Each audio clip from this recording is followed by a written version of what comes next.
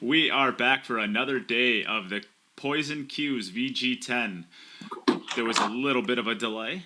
Jayson Shaw is struggling with his iPad mightily, and currently the iPad is winning, but Jayson is very diligent and he's going to crush it. But I'm going to crush something. So probably an iPad he's going to crush. But we are here for our first match of the day. This match is going to be between Danny Olson and Jayson Shaw, as you just heard. And this is going to be a great field. This is going to be a great pool. There's going to be a lot of great pool going on today, and we can get it started right now. So, Danny, would you like to call the flip? Hey, Siri. Flip a coin. It is heads, although she didn't say it. I don't know why she didn't say it, but it is heads. Would you like to go first or second? Doesn't count. I'll go first. You'll go first. All right, so Danny is going to be up first. We are going to work on Jayson Shaw's other camera, but we're going to let it charge for a little while. So for now, Jayson will have one.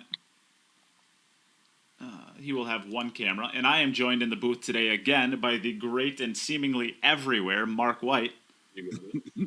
Good morning, good evening from the UK. How are you doing? I'm doing fantastic. I am ready for some great pool. Good. And you have already been commentating pool all day long, so how's your day been thus far? I've done Feder Gorst versus Christoph Renches this morning. Absolutely amazing Feder Gorst. And then I've just done a Lars Kukum against from Germany against the great Al Sarisi from Jordan. What a player he is. But now I'm stepping up another level. Jayson Shaw. Yeah, now you get Jayson Shaw. So, Danny, you can start whenever you're ready.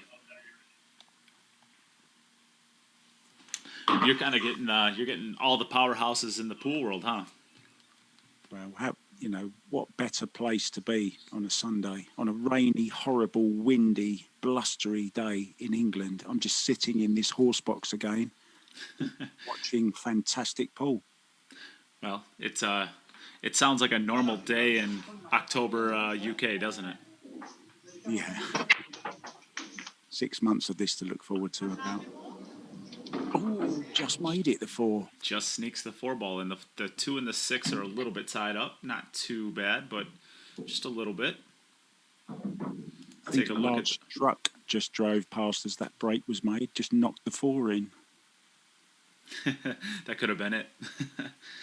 We're seeing the side view. I think the 2 ball goes into the bottom middle on the screen here. The 3 ball does not pass the 5 ball, it looks like. So this is going to be a pretty tricky run out to start out with. This would be one you'd like to have on like the 5th or 6th or 7th rack where your arm's a little bit loose already. Yeah, it looks awkward, doesn't it?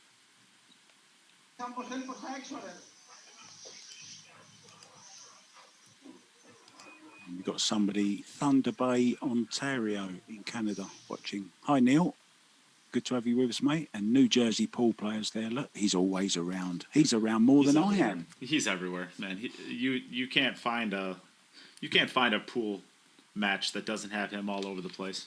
He's great for the game.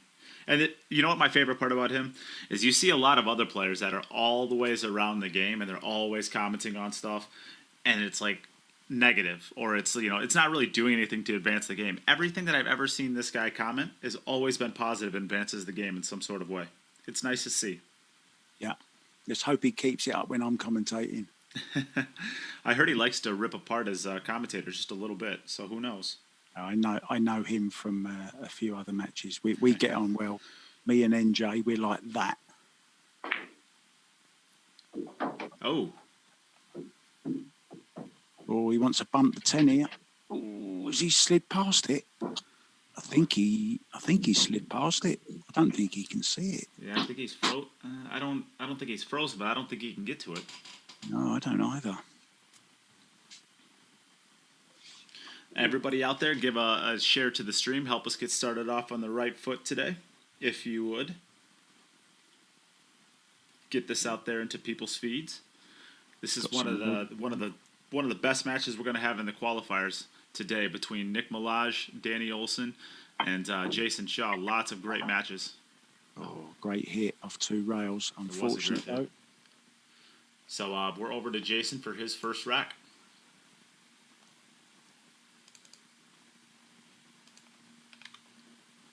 Let's hope he's got all the sticky tape off of his fingers. He's been messing around with lots of sticky tape trying to get this camera set up. All right, so we can see Jason's Ready? first rack. Yep, you're ready to go, Jayson. Hope I make a ball. I can hear it, but I don't know if it's saying He's made the Forward ball. ball down to the side. I think that one ball's going to go too. Oh, and the 7. And the 7. And but the one ball going there is very important because his 2, 6, and 10 are a little tied up there. So if the Ball one, in hand, right? yep, ball Yep. in hand, yep, yes. So if he has that one ball wouldn't have fell, that transition from the 1 to the 2 could have been a little tricky. But no transition needed now. Yeah, I like the balls he's playing with as well. Yeah, the Aramith Blacks, they're beautiful. Beautiful. Lot of discussion about them when they first came out, but I love them. Yeah, you'll always have. With every marketing decision, you're going to have some pros and you're going to have some cons, and just the fact that people are talking about it was probably a good thing, and that's probably what they wanted. That's part of the point of it, isn't it? When they do something like that, Oh yeah, for sure, get people talking about it. for sure.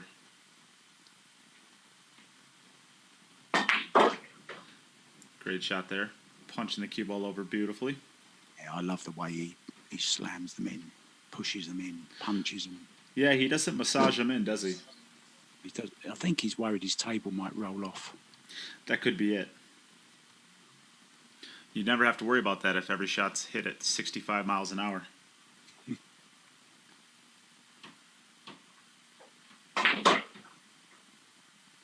Oh, look at this for a shot. Beautiful. That's pretty nicely done. I love the way he plays as well. So confident, so quick around the table.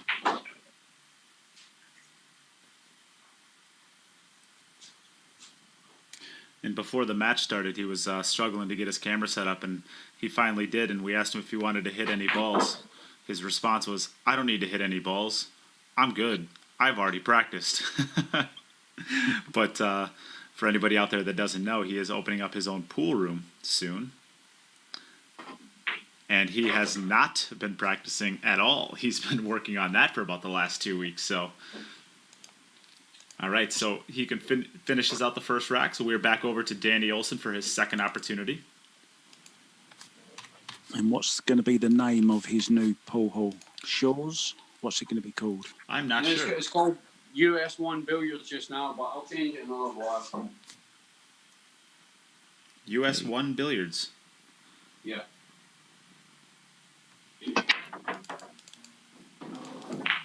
Break as well. It's dry though, is it? I thought I heard a ball fall. 2, 4, 6. Yeah, he's got a ball down. Got to. I didn't see it, but I heard it. Yeah, it's the 5 ball, so it's the wing ball into the side pocket, I have to assume. Yeah, it's the old diamond runway, isn't it, that you hear going around the channels.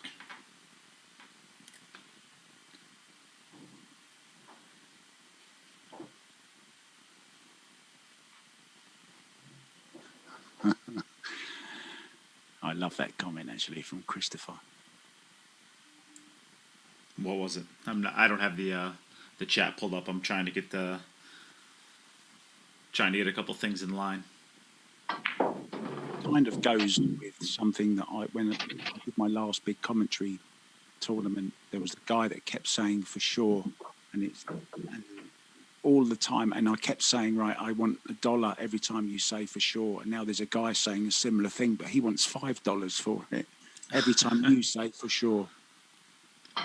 Do I say for sure a lot? For sure. I didn't even know I said that a lot. Yeah, I say the same thing when Carl Boyce does commentary. It's every other word I swear, or every other statement out of his mouth I swear is to be fair. Yeah, that's a huge, big saying now in the UK. Everyone's saying it. Apart from me. I'm not. I'm trying my best not to say it. To be fair, Yeah, it's just everyone's saying it. All the youngsters are saying it.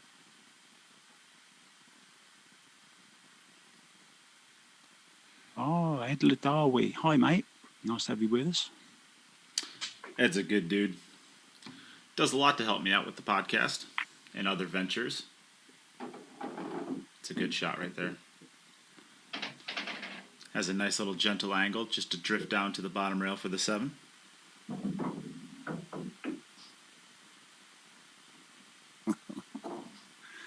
We've had a suggestion for the name for Jason's new pool hall. Well, I'm sure Jayson wants to hear it. Yeah. Oh, no. Yeah. Little Chris says it should be Shaw Rax Redemption. Shaw Rocks.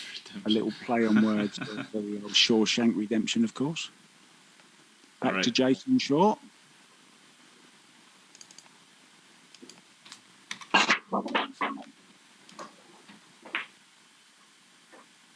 This is dry.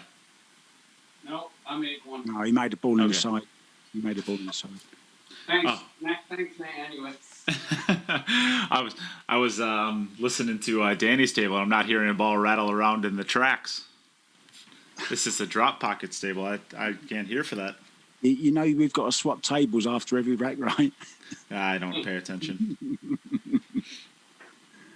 I'm not paid enough to pay attention, I'm telling you.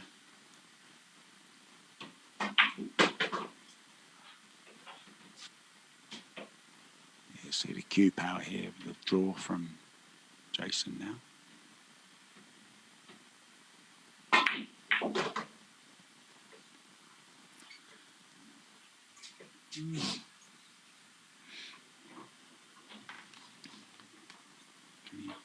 Might have to draw off the 9 here.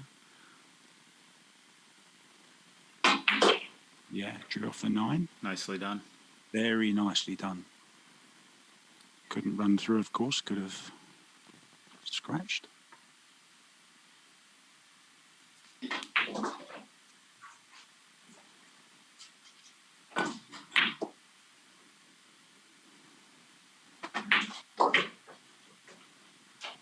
Yet another talented left-hander, of course.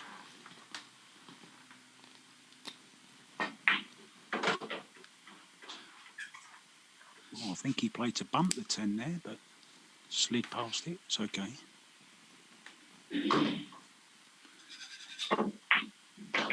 Has a natural angle to drift down towards the 9. Shouldn't be an issue.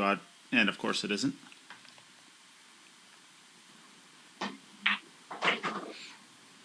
Beautifully done right into line with the 10. Yeah, it's looking good. All right, so back over to Danny.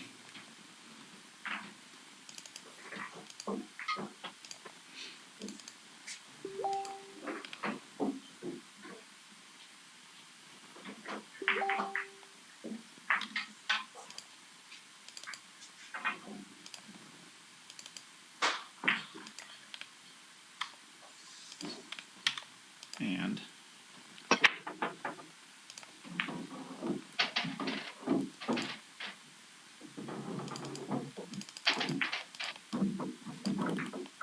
Mohammed Salah says, how can I join? How can you join what? The tournament? I think we're too late for this one, but I'm sure there'll be more, mate.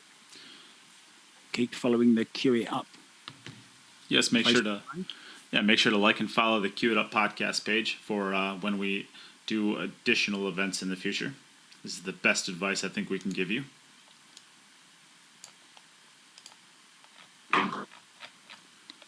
Taking ball in hand, as you're allowed to do, of course, after every single break.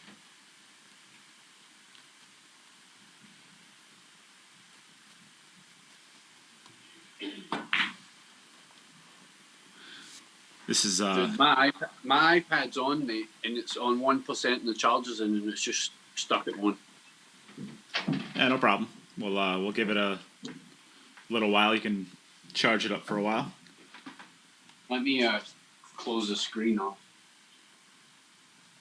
Yeah, put it on flight mode or something. Charge quicker, won't it?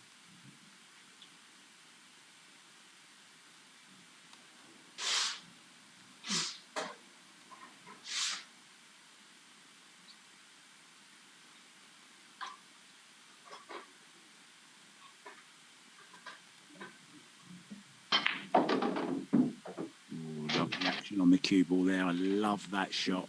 Great shot.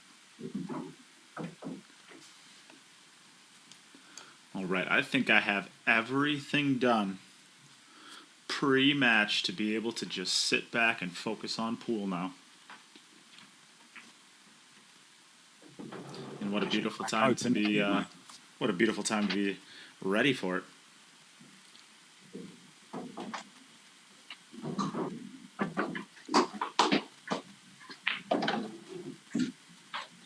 Watching your commentary yesterday with Del Sim and Jim, of course, and then you were joined by Dominic. It was great fun. It was almost a bit of a clown show, wasn't it? It was a lot of fun. Yeah, it was at that point that I thought, wow, I think I can communicate with these guys.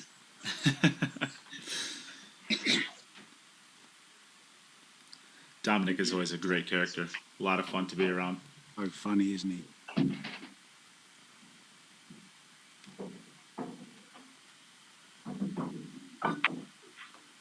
So it's looking good for his first rack on the board.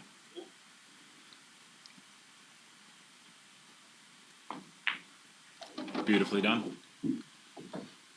Beautifully done. So we're back over to Jayson Shaw for his third rack.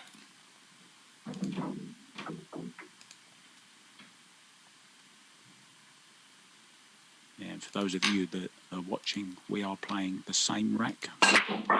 You have to place the balls in exactly the same position. Right. And it's dry. All right, so we could head back over to Danny Olson, who did have the break advantage, meaning he went first this time. So both players have completed 3 racks. Jayson is winning with a score of 2-1 right now.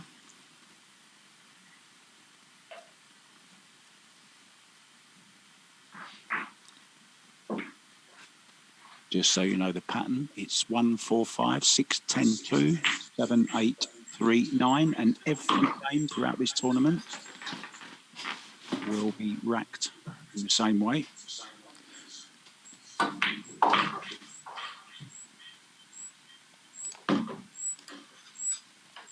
We're getting some feedback. Yeah, don't know where that's coming from. Gonna have to go exploring, I think. Nate is on the case. The Nate Minda My team is on the case. So this is a fun thing. I think I can actually see who shares the. I didn't know this was a thing. Did you know that you could actually see who shares the page every time they make a comment? So I know that Mike Gaines did not share the page or the error on them. Yeah. Yeah, Mike Gaines, who was supposed to be a friend of mine, didn't even share the stream. What the heck is that? I don't know. I always thought we were friends, but I guess we're not. And Ivan Maluto is watching. Great player from the Philippines, playing in Abu Dhabi. Nice to have you with us, Ivan. Meanwhile, but now we see a New Jersey pool player. He's a sharer. He cares about us. Mike Gaines, I don't know if he does though. Oh, and then here comes Chad Cox's friend, and he's not a sharer either, but he's gonna throw his friend under the bus. How good is that?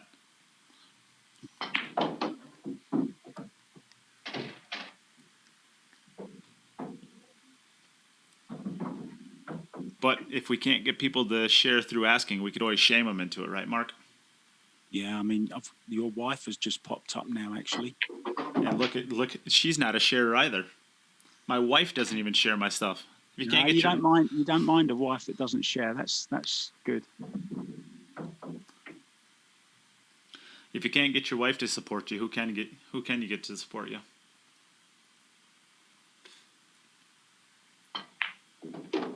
Nicely done there. Yeah, drew that beautifully, didn't he? Held it. Gorgeous stroke. Just this 8 ball to the 9.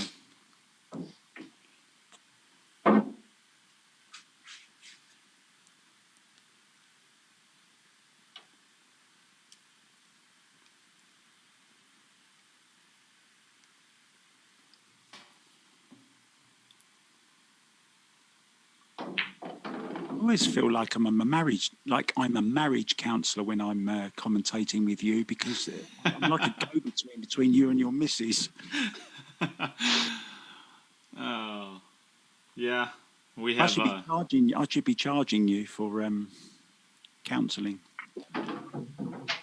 Yeah, if you can't have fun with your wife, what can you have besides a lot of misery? Is he going to get there? I think he gets there.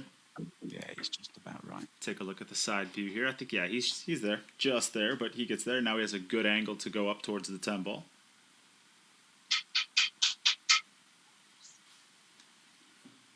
Jason's already at the other end of his table, waiting to break. Chomping at the bit over here to get back to the table. Can't wait, can he?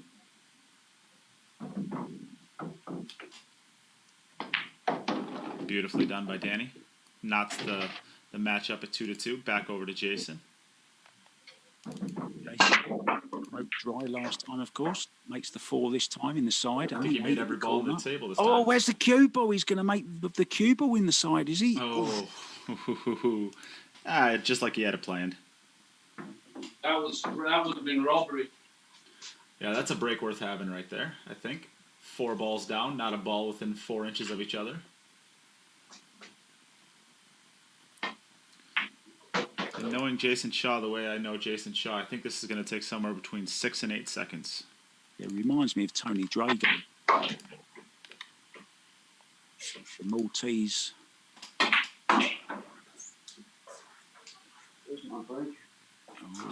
Oh, it's costing him time now.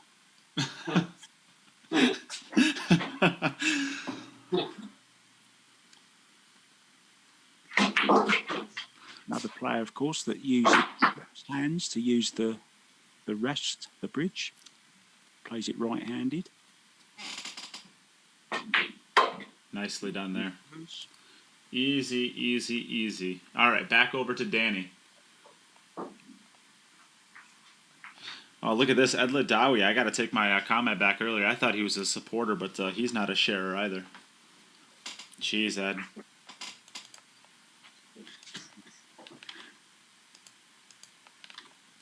I found out about this new little trinket. Now I got to guilt everybody for it.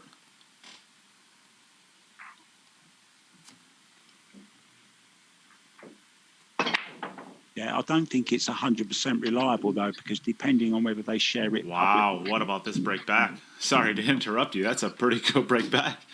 Worth interrupting me for. Balls from Danny.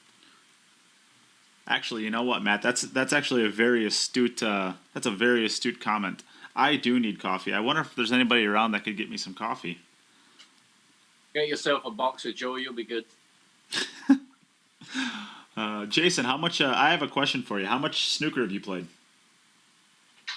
What, in my life? Yeah, like I know you played a lot of English pool back in the day, but did you play much snooker as well?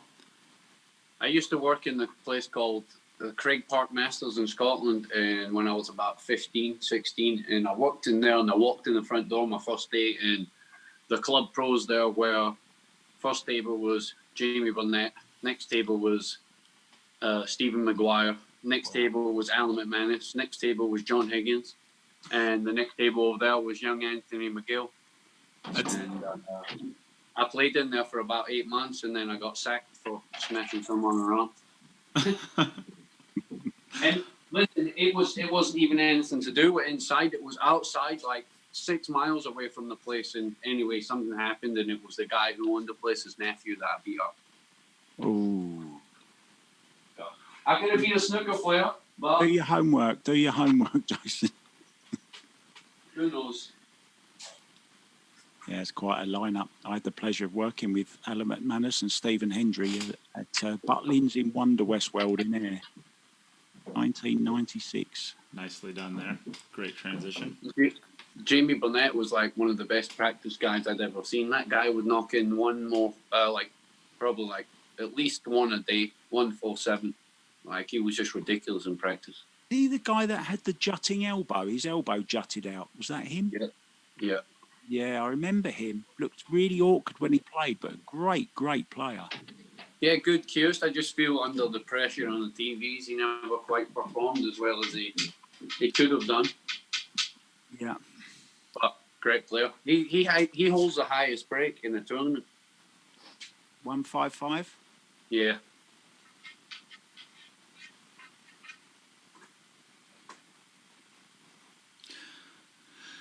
And is it? We've just lost all our American viewers, by the way. Yeah, right. I'm gonna show my American ignorance here. Is John Higgins the guy who's made it to 6 or 7 world championships, but has never He's won won. one? No, that's No, Jimmy he's won White. 4. Oh, that's Jimmy That's White. Jimmy White. Jimmy He's White, won. 6.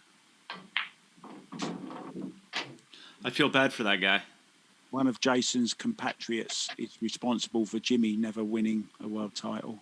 Yeah. Stephen Henry beat him in 5 finals, believe it or not. Wow, that's brutal. All right, so back over to Jayson. Danny's answering nicely. 8 balls down. Yeah. Yeah. Little bit of work to be done here. The 2 ball gets covered up by the 7. And the 3 ball covers up the 1, but it looks like there's plenty of room to get it in there for the shot. So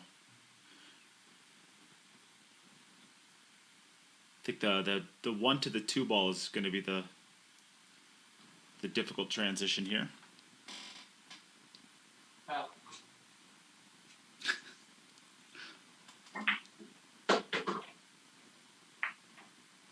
There you go. A little flick to get past the 7.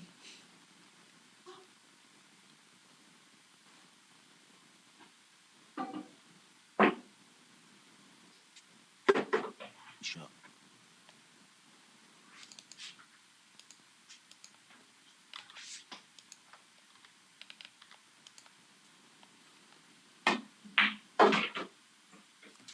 Yeah, I don't think they. I don't think the chat room appreciated our snooker talk. I don't think I've seen a comment in about 15 minutes now. All right.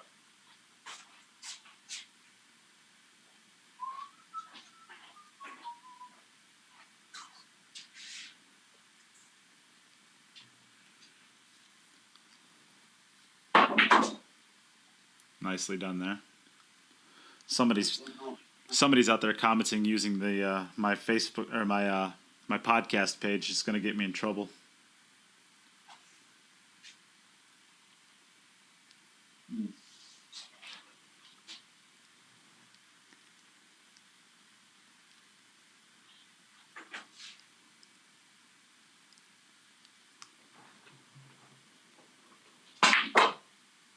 Oh, what a shame. All right, so 6 points for Jayson. Back over to Danny.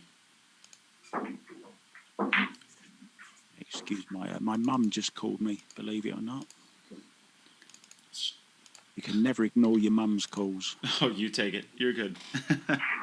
Yeah, if you don't answer and just keep calling.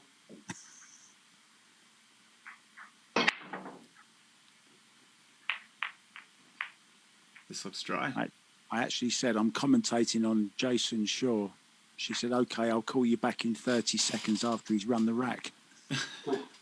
Well, what is she doing with the other 15 seconds before he's... Where's to go, me? Yep, back over to Jayson.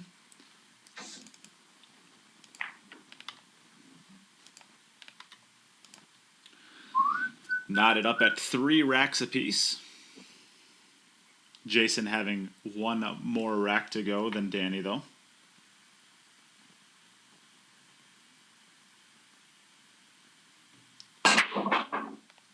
Lance is saying hello to my mum in the chat. Thanks for that, Lance. Oh, there's another dry.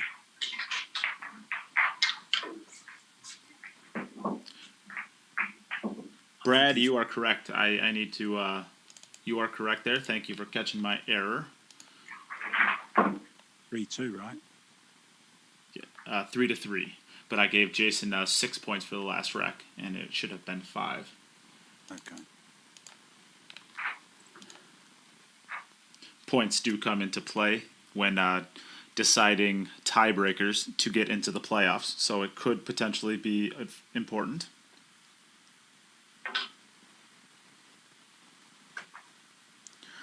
Look at that. Ed Ladawi's got a nice, beautiful sharer above his name now. What a nice guy. Yeah, he's. I'm not sure where he's shared it to though. Whether it's beneficial to us or not. He doesn't think so. It's a good break. Watch out for the cue ball. Okay, I thought it might have flicked off that 4 ball and scratched, but it was okay. It looks like from the side view that the 3 ball will pass the 7 ball. So it's a matter of, I guess, getting probably from the 2 to the 3 is probably the transition here with that 4 ball there. You can't really use that that left rail. So he's going to want to get pretty close to straight in on the 2 ball, so we can probably just draw back.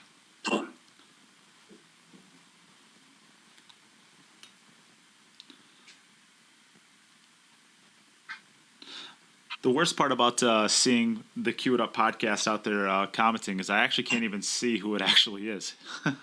I assume it might be Molina Mike, but it could be Rob. Jimmy says, I don't know whether it's to replace me or to replace you. I'm not sure. And that's why I'm saying it's. I got to know who it is.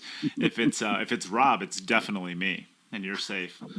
I don't know if it's Mike. He's the wrong side of this. Look. I think he's okay to go to that right rail. He could even draw it straight back and play the 3 into the bottom left, or the top left, I should say. Yeah, it's a pretty small window, though. So I'm going to hit it a little bit dirty, so to speak, like in between needs a little bit of enough draw just to get above the side pocket, but not, too much more than that. Yeah. Yeah, just like that. Beautiful. Nicely done. Arc in the cue ball. Lovely. Beautiful shot. Great cue power. Amazing. Didn't actually think that shot was on. That's what I meant. He had to do a sort of a dirty shot, if that makes sense. Oh.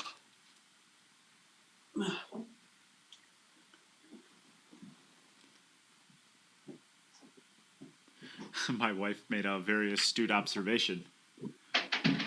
It can't be Rob because they used emojis. For anybody who's been around my podcast, Rob is my co-host and old and doesn't know how to use emojis, so it can't be him. It must be Mike. When are you going to have me on your podcast then, Nate? I don't know. When do you want to be on, Mark? Tomorrow. Tomorrow. Well, we're not after the tournament. Yeah, I think that might be a fun idea. We can get you on to talk about the wrap up of the event. How's that sound? Yeah, sounds great. Yeah, he didn't quite hold that as he wanted to, but it's okay. Man of his watch, he can just draw this or run it across. Can't he run it across 2 rails? Yeah, I think just rolling it in with an outside hit here, come before the side pocket and use that outside to lengthen it out up table. That'll guarantee you get a good angle on the 7 ball to get back down for the 7 as well. So cue ball should hit right about the 3rd diamond. Oh, he ended up going way down table. Well, don't go straight. He's okay. We're going to get a nice chance to see his lovely smooth cue power here. Yeah, I think maybe forward. These are always there's always a million ways of playing positioning on these balls. I think a center ball straight down table is what I would shoot. Yeah. Just like that. Although he overran it. That as well. He's going to have the side pocket, though, I think. Let's take a look at the side view. I just noticed he's tending to jump up just a little bit without finishing the shot. Normally due to a bit of tension, maybe. I don't know. Appreciate that, low, Chris. Nate, when are you playing in this event? I am not playing in this tournament. I'm going to focus on just running it. I played and ran the Cue It Up Cup Part 1, and that just didn't... great shot. That one just didn't go well for me. I think it made the event not quite as good as it could be, as well as I just was not able to perform as well as I feel like I could. Jason's break. Ooh, it's a scratch. It is a scratch. All right, So back over to Danny again, who is, we're going to get to see him messing around with the camera.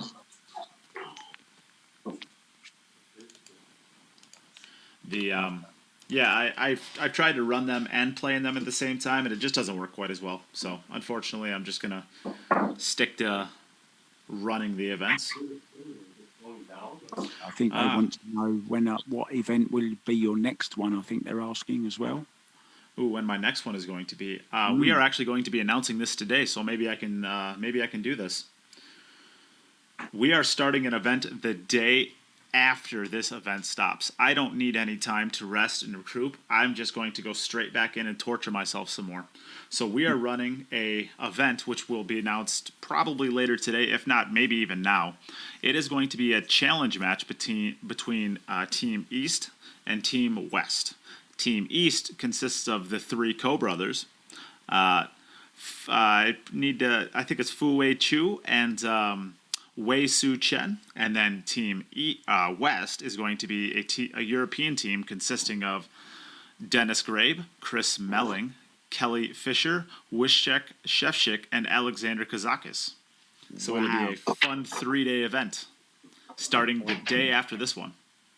Please invite me to that one at some stage. Love watching Kelly. Love watching.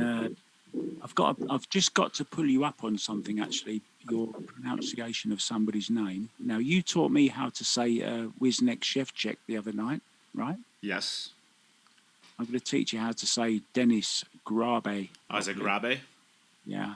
He's from Estonia. I lived in Estonia for 8 years, and the A is like an R, and the E is like an E. So it's Grabe. Grabe. Gotcha. Grabe. You'll impress him. Next time you say his name, you will really impress him. Trust me. Yes. So that will be the next event that we are doing for sure. After that, depending on how well this event goes, we might run more of these in the future. And whether that kind of comes with the player's perspective of the event, whether they like it, whether they want to play in something like this again, and the fans as well. If we're getting enough, player buy-in, or I should say fan buy-in, both with viewership and support, then I don't see a reason why we can't run more of these in the future. Let's hope there's no more and go back to playing normal pool.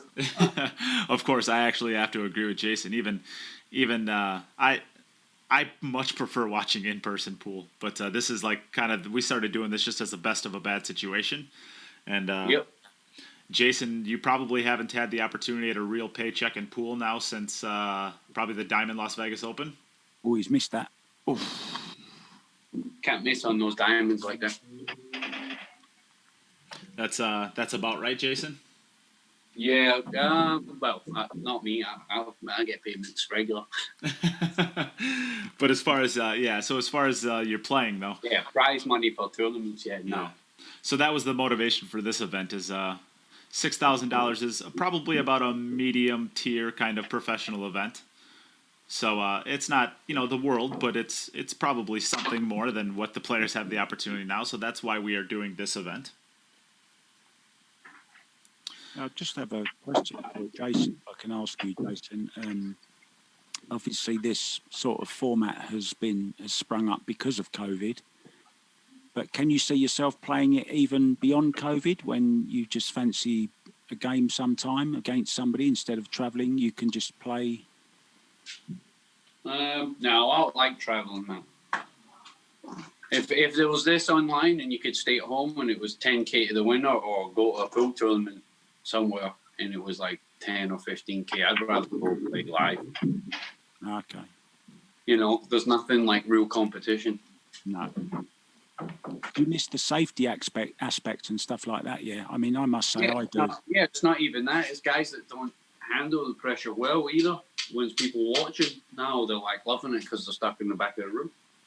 Yeah, they're saying that about football, aren't they? Like the away teams have got so much more chance now because the home team haven't got the supporters there live at the. Yeah, 100%. No matter what sport it is now, could be golf. Look at golf. Some guys are playing better than they've ever done. Maybe because there's no crowd. Yeah, no added pressure. Ooh. Wipes its feet on the way in. So back over to Jayson.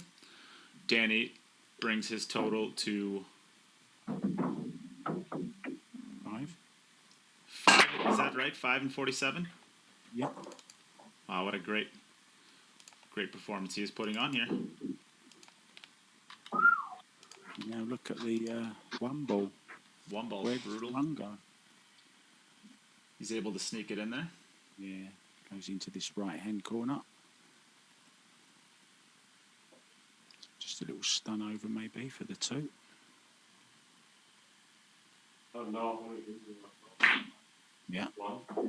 Ooh, nicely done. played it well. Struck that very well. So difficult when they're close together. Yeah, and you need to move the cue ball a lot.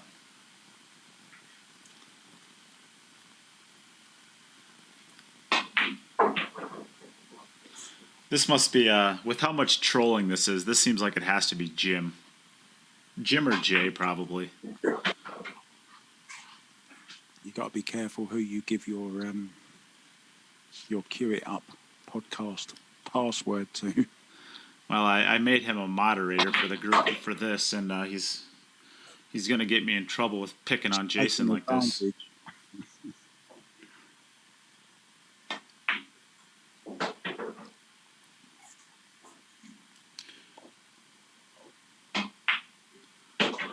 But the Scotland comment makes sense. So it's got to be Jimbo. What did he say? Oh, didn't really get hold of that, did he? It's good enough. Yeah, it's okay,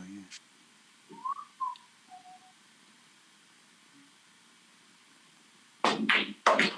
Whistle while you work. Good enough. So Jimbo said this is a good showing out of Scotland's number 2.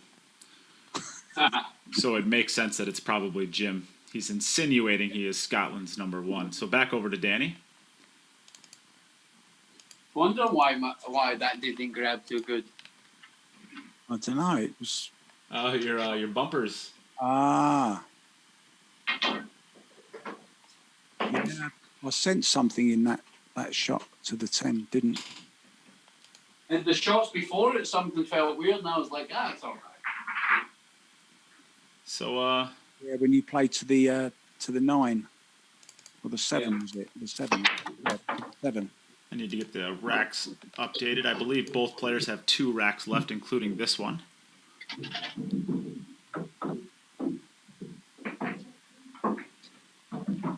Everybody out there, give a share to the stream if you would, if you have not done already. See if we can't get our viewership numbers up. I wanted to ask Jayson another question actually about his rack. I've never seen a rack like that before. It seems. That's the Outsville one, isn't it? Is it? Yeah. Yeah, I think that's the Outsville one, which I don't know a bunch about templates, so maybe Jason's a better person to answer this one. But I think Outsville is one of the better ones out there.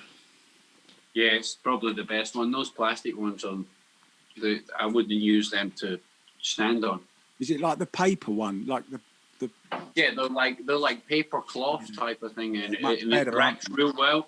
It doesn't matter if you go to a pool room and you got a set of balls and every single ball is different; they'll still wreck. Yeah. I've heard the turtle ones aren't the best. Nah, listen, those turtle ones are plastic, same thing. Yeah. Not that I want to talk bad about any companies on stream. You never know. No, I ain't dissing them. All I'm saying is that's the best one. I got about 30 of them lying around everywhere in here. Would you believe I'm using one for 9-ball right now since 2015, and it still wrecks perfect? Wow, really? Yeah. Phew. Yeah, the Magic racks don't last. They last about a year tops if they're handled nicely.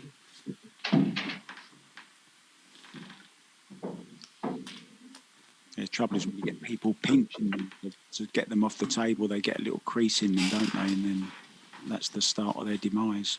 Yeah.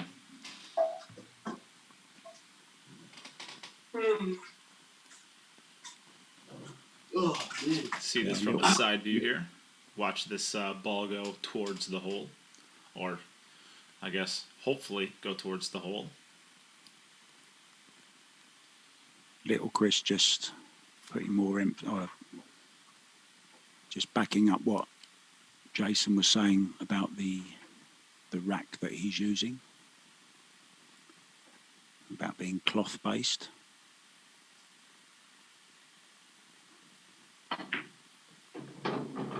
Oh, okay. Gets the flick. He's going to be okay. A lucky bump. Must be a South Dakota thing.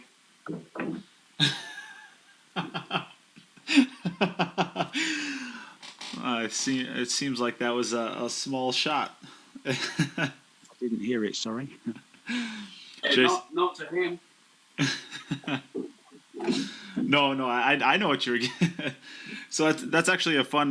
They announced a couple days ago that Dennis and Shane are going to be playing a big 9-ball event. What do you think about that one, Jayson? Well, it's bogus because it was me and Dennis that was supposed to be playing for 50,000, and now I can't go because I already got the poster. I could send it to you and show you it. Already there. Yeah, I knew you guys were. You guys have been negotiating that for a long time too. It's not like that's like been last week. I've heard about that event about a month ago. Yeah, so I was waiting, and now all this stuff I can't get time to practice, so I ain't playing. I'm not practicing. So they're playing now. I really think they'll probably be gambling, but I don't think it'll be for as much. They'll be betting something though.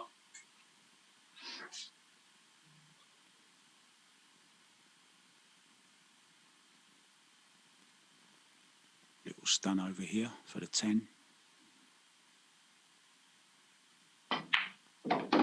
Nicely done. Nicely played. If you don't know who Danny Olson is, I think you're getting a pretty good idea on who he is after this match, after this display. So back over to Jayson. Yeah, he's impressive. Yeah, Danny's a very strong player. Is he from Sweden or Norway? No, he's from the U.S. He's from South Dakota. Okay. Sounded a bit Scandinavian name.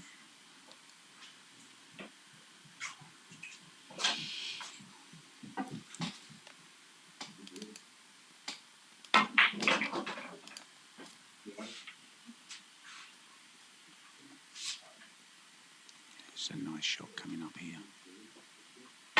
So 2 rails for positioning, but underneath the 8. Lovely. Nicely done. Quality stroke there.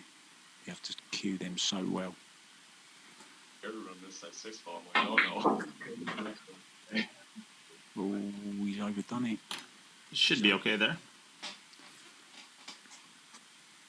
Like, well, there was a lot. I think I'm just gonna go into it down that way. Use the special rack. I still have to let you know my poster. You can hear Danny and Chad chatting there. I'll mute that. Nicely done there. Another power shot coming up here from Jayson. Nice shot that. Love the sound of a ball smacking into the back of a Rasson pocket. There's no other sound like it. I think that shot right there is one of the. I mean, Jayson might be the best. I think he is the best player in the world at those draw kind of just stun off the rail shots. They're not easy to hit that good, but he hits them all that good. It's almost like a draw drag, isn't it? Yeah. It's beautiful. You have to cue them so well, get your cue right through the ball. Beautifully played. Comes from the snooker background. Yeah, absolutely. Great shot from the snooker. The drag shot, playing a shot over long distance, play it with lots of bottom. You can... Just keep talking about snooker all day.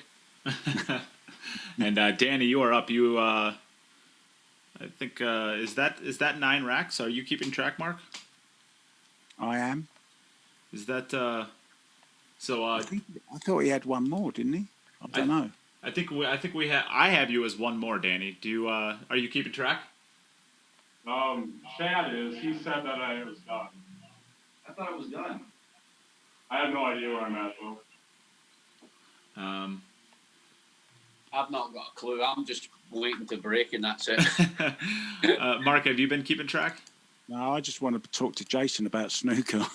I think. I had it as one more, but maybe I'm wrong. I don't know. I think I have it as one more too. Let's play one more then. Come on. We'll play one more. We'll get it verified. One more How each. many, Yeah. Yeah. how many racks? Well, I guess I should say, Danny, is Chad for sure? Just a second. He's gonna double. Nate, I'm almost positive. Okay, well, we'll go with that then. I was a little distracted in the beginning, so it's possible I missed one. Is there anyone in the chat that knows for sure? I guess I can go back and let's verify real quick. Why not?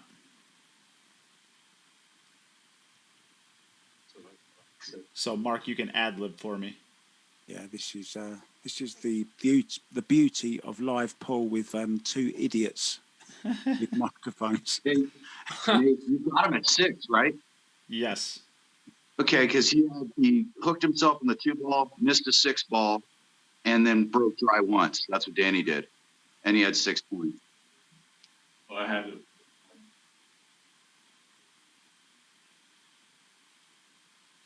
So that's it then. We're good. We're good, pal. All right. So Danny finishes with 6 racks and 7 points, or 67 points, and Jayson finishes with 5 racks and 55 points. So Danny Olson is the winner of the first match. Danny, you have actually never played in one of these events before, and we see the people who have struggled with these things or have not played have struggled to begin with. Why'd you play so good today, you think? Well, I practiced on the table for the last 4 or 5 days a bit, so I was about as ready as I could be. Yeah.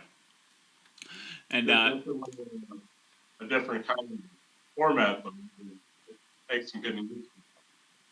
yeah, it's a lot of players have described it as even being tougher to play against than in front of people, just because you're only playing to a camera, but that camera is it's a little daunting sometimes. Yep, exactly. Yeah. So Jayson, you know, is the break? It's you had 3 dry breaks or 2 dry breaks, and you got the cue ball kicked in once. I don't think you missed a ball though. Besides, was it kick shot? I'm not sure, man. I'm just the only reason I'm playing is because I haven't been playing, and I don't want to not continue to not play. So even though I'm busy and I'm running off my feet, I still made a few hours just to hit some balls. Yeah, It's a good way to practice, right? It's a good way to practice. It's better than just practicing on your own. It's a bit of fun. Well, it's better than not hitting any balls at all for a couple of weeks. Yeah. Now, that's the only reason I wanted to play, because they said to me, I know you're busy. Do you want to still play in the tournament? And I'm like, yeah, I'll make time to play. Even if I don't do well, I just want to hit balls. That's all. And you are starting up your pool hall, so why don't you give a quick plug for that and where it's going to be at for anybody in your area that wants to stop by and support it? Yeah, I'm opening up next Friday. Well, I hope so. So yeah, I got like 17 tables. I'm getting get a darts area in there. I've got like a shuffleboard table. Like everything's brand new. Like all the cushions have been redone. New blue Simonis cloth. The full place has been redone. So yeah, if anybody's around this area or New York area, then stop past. I've had a few people from Ohio and stuff like that want to drive down in Indiana. So yeah, if you are around and you just want to stop past, there's US1 Billiards in Connecticut. I'll post some stuff up on Facebook and Instagram soon anyway, so I'll keep you updated. Yep. And follow your Instagram or Facebook pages if they want to keep updated on when you're going to for sure be open. Yeah, my Facebook and Instagram. Yeah, Instagram. We got our own page there, US1 Billiards. So you can have a look there. Okay. All right. Well, we are going to take a small break, get the next match set up. So you can use this as an opportunity to go over and get your donations in for today if you'd like, or to share the stream. The prizes for tomorrow are going to be two $50 gift certificates to fastandloosedesigns.com, as well as a couple of free t-shirts. So there'll be about 4 or 5 prizes for them. We're also going to give away 2 poison jump break cues. And for donations for the stream, if you donate $25, you will get a How a how patch as well as a queue it up patch until we are out of how ones. So those are going to be first come first serve. $50 is going to get you a Predator chalk as well as a how chalk. And for $100 donation, you are going to get a whole bunch of stuff. You're going to get how chalk, a poison glove, a how tip, all of the patches that I talked about before, and probably a tube of Predator chalk as well. You know, we're just going to throw everything at the $100 donations. Those people are awesome, so we want to help them and support them. So take this as an opportunity, and we'll be right back with our next match. Hey, Nate. Yeah. What do I have to do now? 1 second. Donate a magic rack or donate one of your racks.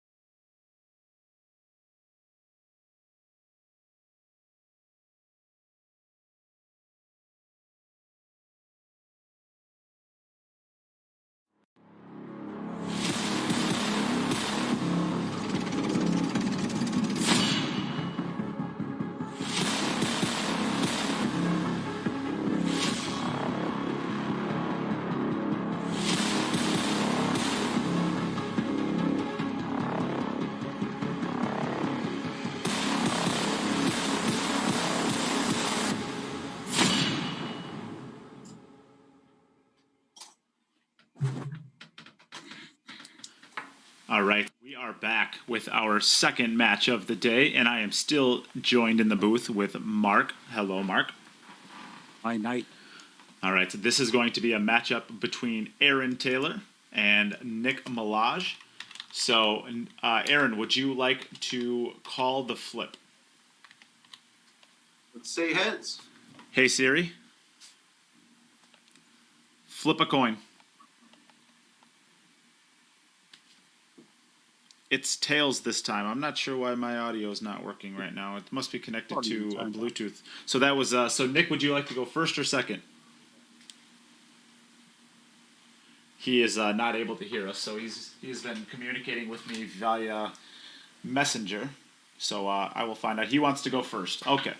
So Nick Malaj will go first. You can take it away whenever you're ready.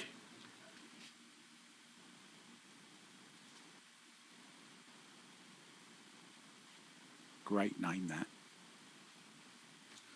All right, and I need to get some names updated in here. We had a bit of a technical difficulty with some of the cameras getting them set up, which is why we always have to go away. So sorry for that, everybody. But we are back and we are ready to go now.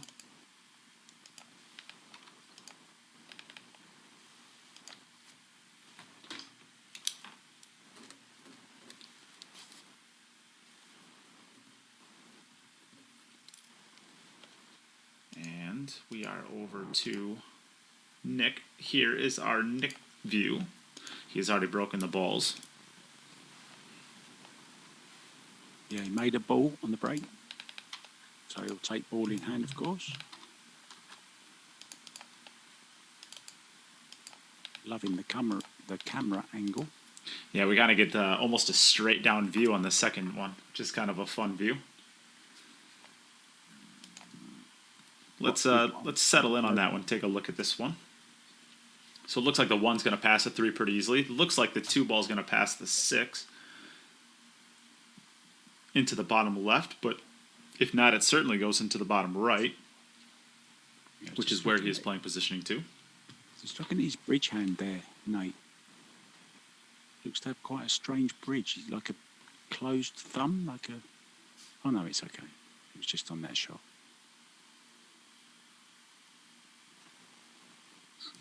We'll give a couple of shout-outs to Norman Klinkosh. Thank you so much for the very generous donation.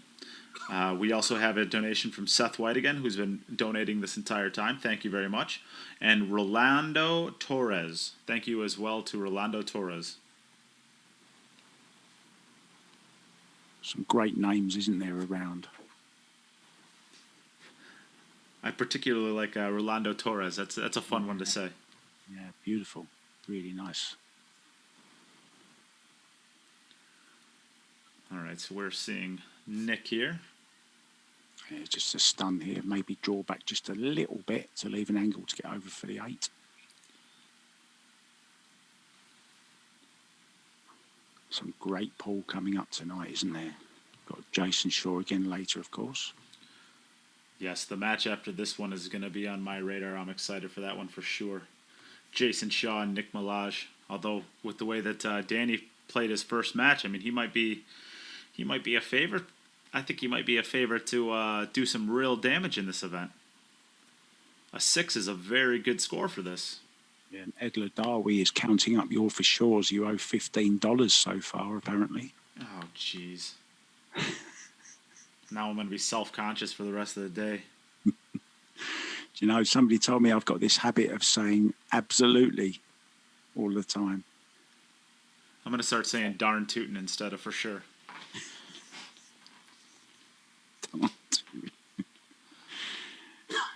Darn tootin'. A little bit of a tester right away in the first rack. Yeah, tricky little one into the side, isn't it? Darn tootin' it is.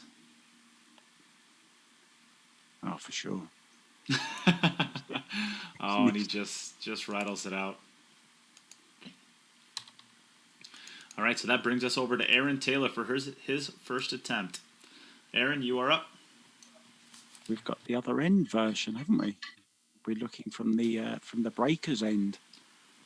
Yes, we're going to. We don't have any requirements. We require that they have 2 cameras. or at least try to, of course.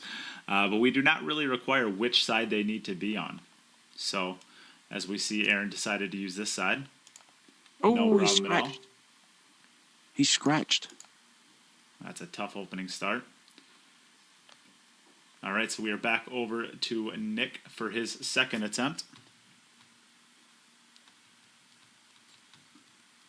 I'm not totally sure how the communication is going to be here. I see his balls are not racked yet. Yeah. Here he comes. And he actually is. His second camera, as we can see, is frozen. The top right view here.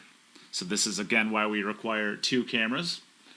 Requiring two cameras allows the ability to still.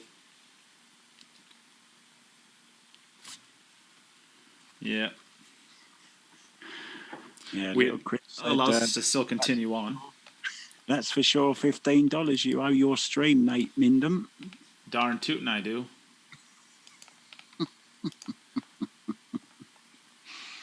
I love you Americans. It was so much fun. Darn tootin' we are. So we're gonna head over to this foot view since the side view doesn't seem to be working.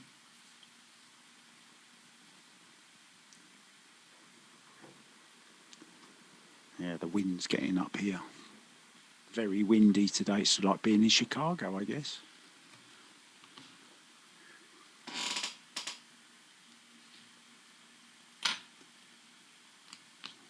These virtual events turn into a nightmare when you only use one camera and that camera goes down.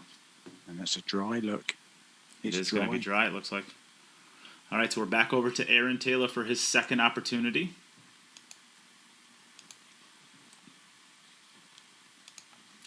As we can hear him chalking his cue up, getting ready for his second attempt.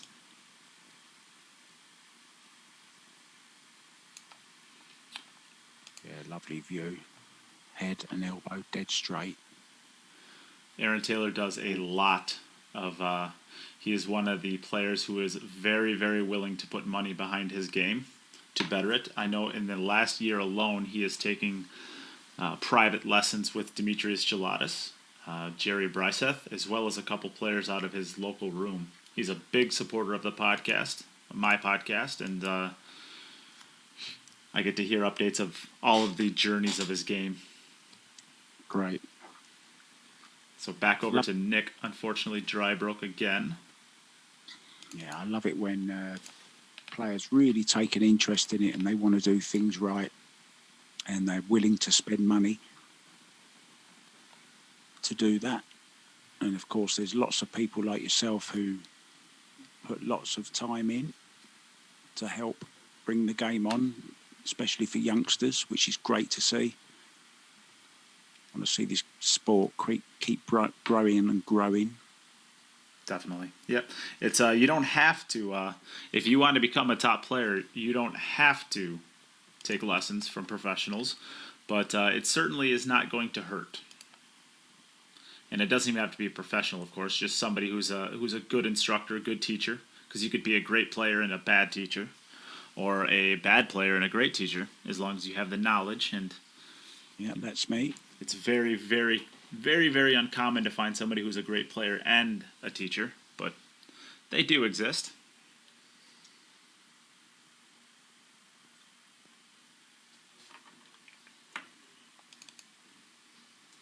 And I do have the balls wrong with the scoreboard, so I will get that updated.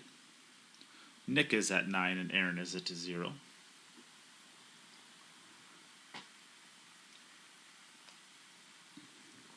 It's a good stroke, this.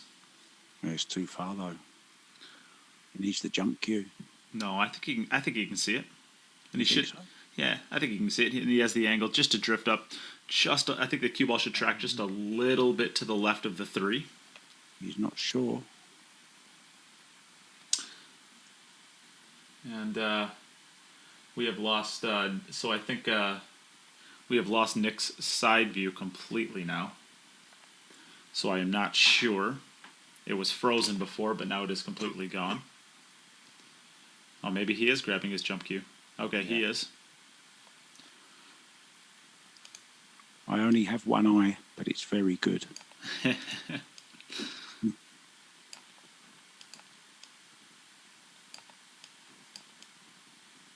Oh, it was close. Oh, has he fluked the 3? He's Oh, he fluked the did. 3. Oh, don't. No. Oh, he does not know. He did not. Oh, it counts. It counts. He needs to know that rule for the next rack. It's not normal 10 ball. He's just getting a message look on his watch. Look. I am sending him that message so that he knows for the future. So we can head back over to Aaron.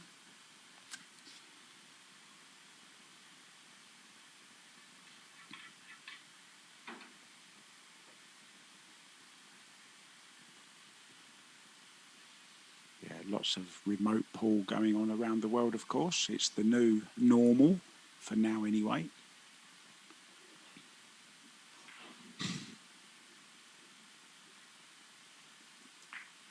Oh, 7 ball, come on. It's dry. Dry break now. Unfortunately, it's dry, so we are back over to...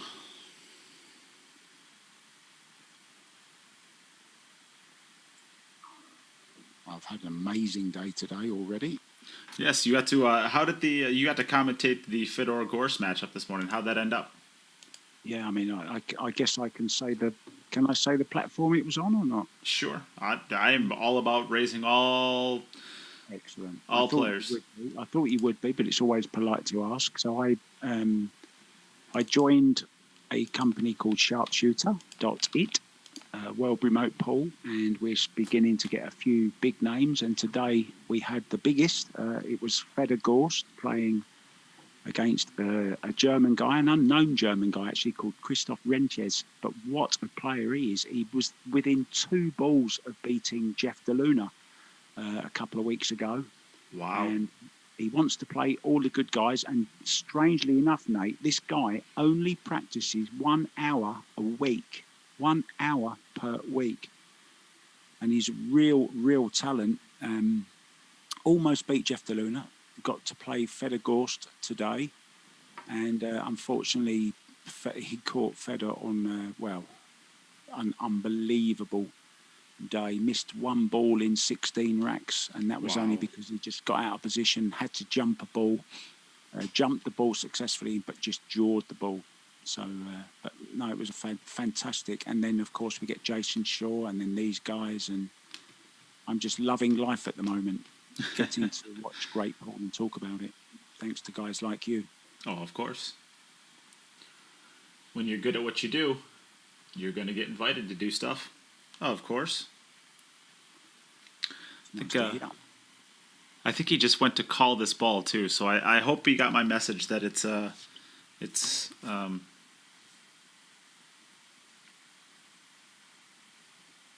he's gonna get.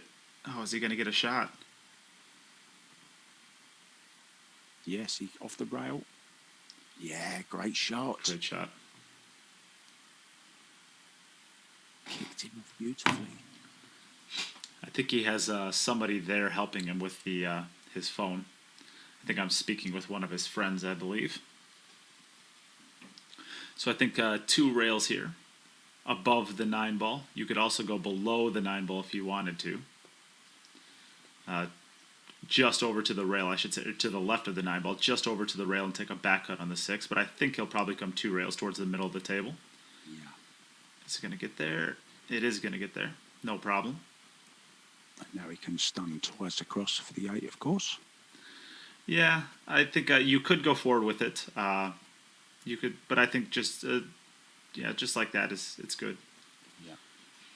You don't have to hit that, so a lot of players will connect that right rail as well and go 2 rails at it, but you really don't need to because you want to have this angle about anyways. Yeah, I would have done and ended up getting dead straight on the 8 ball probably. And then you got to really put a good stroke on getting it back down. Yeah. So nicely done here. Getting Nick onto the board. Yeah, good to see. All right, so back over to Aaron for his next attempt.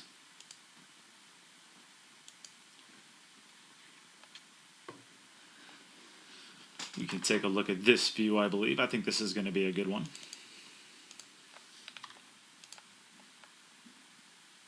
You actually like being over the player's shoulder for the break, actually. It's quite a nice angle for the break. I like it as well. Yeah. Oh, 10 ball. 10 ball almost went. Oh, man. Aaron is just getting... these breaks are not being nice to him right now. It's tough at the top, right? So,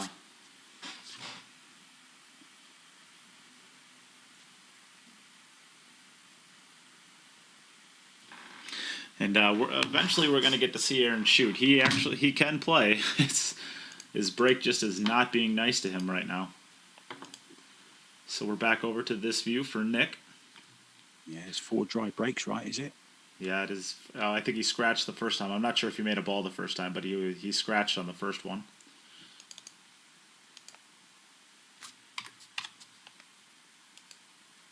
So let's get this scoreboard updated. 4 ball down, that's a wing ball. So that's the one you're trying to make, or one of the balls you're trying to make. Look at the one, does it go? I think it goes to the top left, but the Yeah. transition to the 2 ball is just going to be torture. How do you even get there? I think maybe it might even be a decent idea to try to carom this 5 ball in to try to open it up, but you just can't control the 1 ball, so it's really a tough shot. Yeah, you're going to lose the 1 behind the 8, aren't you, if you play that shot? It's I think so. I'm not sure what to do here, to be honest. no, I don't often say this, but I'm speechless. I think you got to go to the left cushion and then the right cushion 2 rails and try to get this 2 into this. I think he's going to have to play the combo on the 6. I think so as well. Well, luckily he opened up the 3 ball to a good spot now, so he should have the opportunity to. He should be able to get on to the 2 ball or the 3 ball pretty easily if he's able to get a shot on the 2. Just looking at this, the 2 ball's going to be over the side pocket unless it gets snagged behind the 9 here. He'll be trying to carom into the 7 as well, maybe. Or is he playing it forward? It's hard to say, but I think that 2 ball goes into the 9. Yeah, it does. Yeah. So can he bank it even? Can he carom the 9? He can't carom the 9. The 9 ball's not far enough down table. He'd have to draw it over a little bit, and I think with where the cue ball's at, he's tight to the rail, isn't he? So that takes that shot out of the equation. This is tough. He's going to go for the cut, is he, or the bank into the right-hand corner? I don't know. The bank in the right-hand corner. There it is. Oh, what a great effort! Long. And look what happens if he makes it. He pushes the 9 ball right in front of the 3. That's tough. So that's 3 more points. We're back over to Aaron. Yeah. We're going to go with the side view this time. I think that that head view is making him break try. We're going to try a side view and see if that helps. Yeah, let's mix it up a little bit.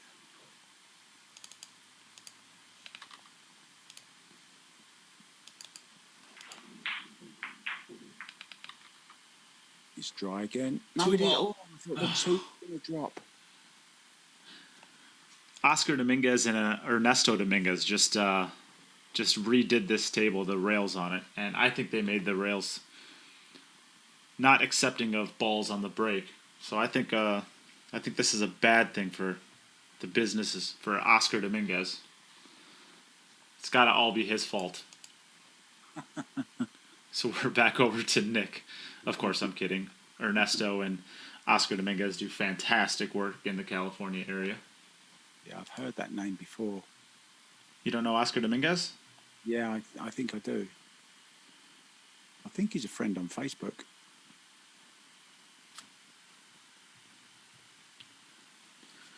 Oh, so we have, I think we have the view back for the side view for Nick. I'm going to try and get that worked back into the system. I'm being tested this match on my readiness. I'm glad all I have to do is talk. Actually, I'm going to let you into a little secret in a minute, Nate. What's that? Well, you are bringing together a plan that I've had for the last 3 years. And about 3 years ago was my first commentary. I think we've had this conversation before.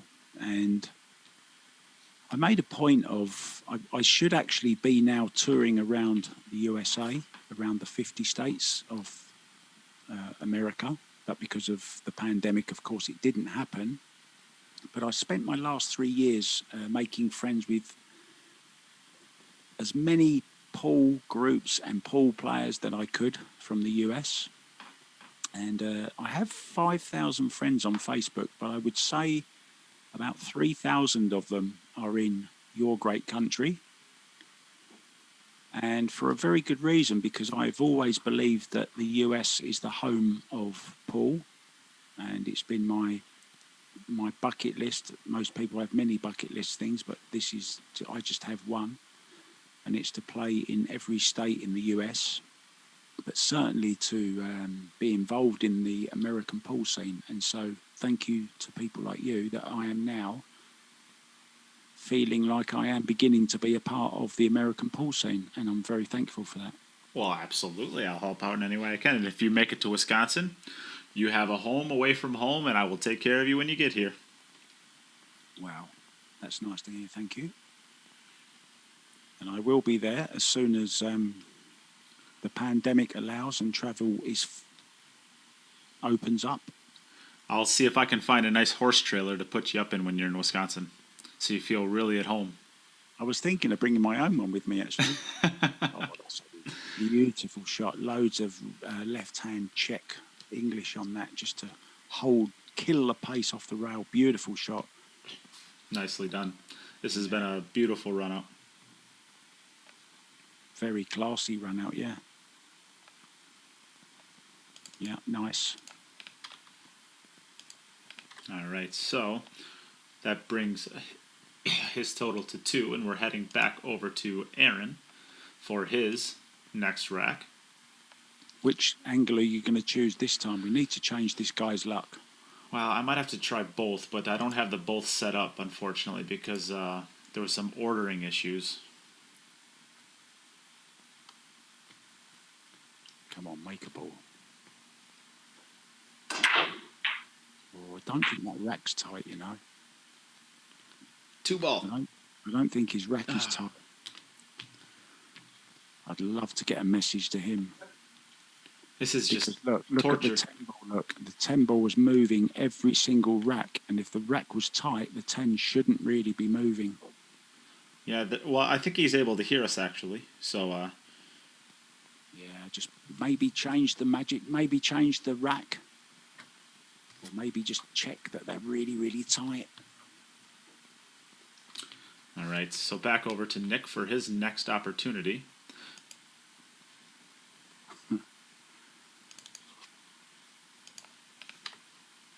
Yeah, Chad Shoulders having a little go at me, I think. I'll take it. He thinks it's just my accent that people like. Chad's a great guy. That's the guy that played night before last, right? Yep. Yeah. Chad's okay. Average at best. That's how I would describe him.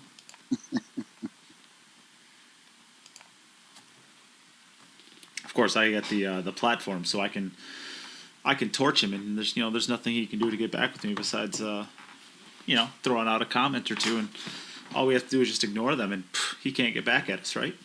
Never have a go at the guy with the mic. Yes. So if they have got a mic, just turn them off. I got a question from Sam Nesthus. We did do the drawing this morning. Jump queue alert. I think so. We did do the drawing this morning. Kelly Kavanaugh won the queue, and I'm blanking on who won the second one, the other queue. Luckily, I could pull it up right now and find out. Here we are. Matt Kitzman won the other one. Of course Matt won it. He's a friend. There. Those are the winners. of course, at the Cue It Up podcast, all of the donations that you make, they get added into a actual spreadsheet, and then we make that spreadsheet public when we do the drawings, so you know exactly whether or not we got your donations. What a And great jump shot he just that played. was Sorry fantastic. to interrupt you, mate. What a great That jump. was fantastic. And so we do it that way so that everybody knows exactly that their donations are getting entered into the drawings. Because I've always wondered that in the past, how do people actually do this? There's never been a system really that's been set up well that I know that when I donate to a stream for something in a raffle, that it actually gets there. So this is why I decided to do it this way. And I've just spotted Dominic Dunn in the room, the legendary Dominic Dunn. Hello, Dominic. We haven't met, but I hope I'm commentating on one of your games one day, or commentating with you.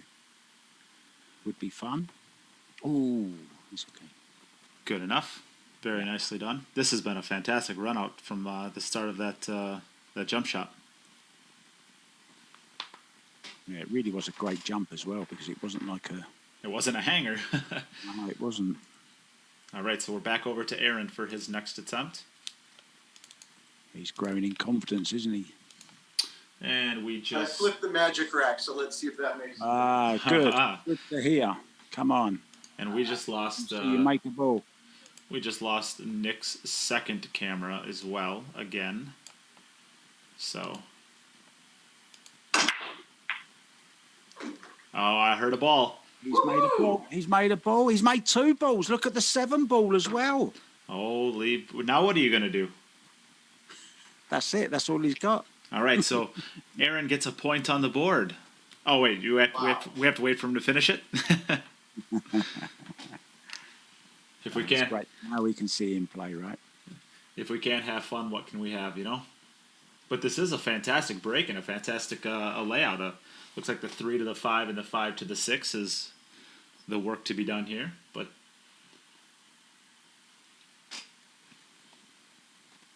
Are they the Predator balls he's using?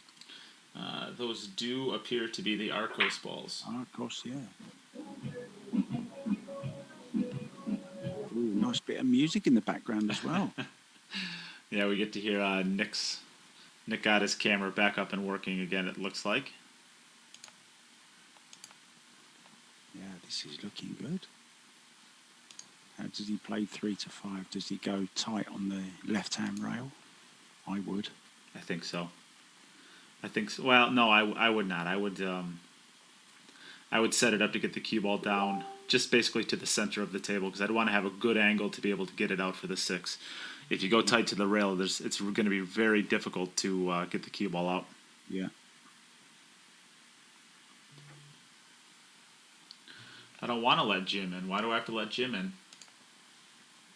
He's a pushy guy, you know? Yeah, get him on. We love a bit of Jim. Oh, don't scratch. Don't scratch. Oh, no. Oh, that's a shame. All right, so back over to Nick. 3 points for the 3 balls, sorry. Perfect break. What a shame. I thought he just found his rhythm there. I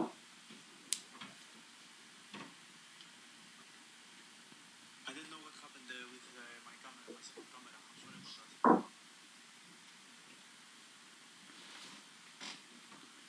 Can you hear me?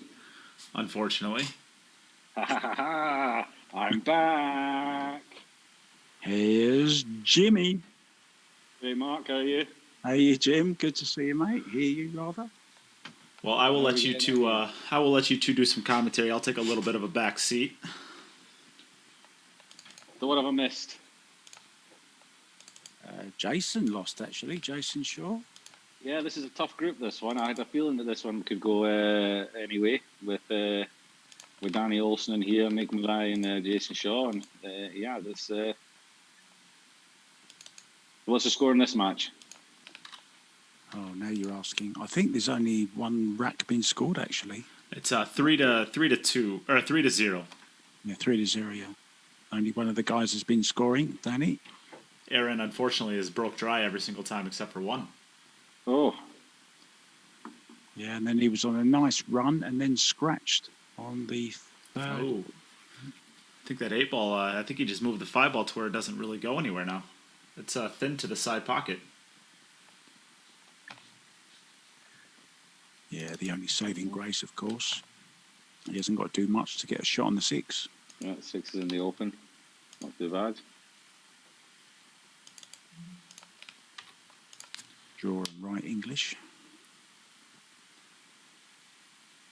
Good shot. And This. when are you playing again, Jim? That all depends on how the playoffs turn out. I'm still sitting as the number 1 from the second placers, so I'm guaranteed my spot. But we have to wait and see how it all develops. I guess. Was very impressed with your game the other night, actually. Yeah, I watched back a little bit and heard your commentary on it. I was you were very generous to me, shall we say. I was impressed with you, I must say. I was a little bit surprised myself. No, I was happy with the way I played. Just unfortunate in the match against Wojtek that I had 4 dry breaks, or I might have been able to take the first spot in the group. But overall, I'm pretty happy with the way it went. Yeah. All right, so back over to Aaron Taylor. You did it when you had to, right? Yeah. So, Aaron, this is my first time seeing Aaron play. So, I'm see how he goes. Has he got off to a good start by putting his camera at the wrong end of the table? Yeah.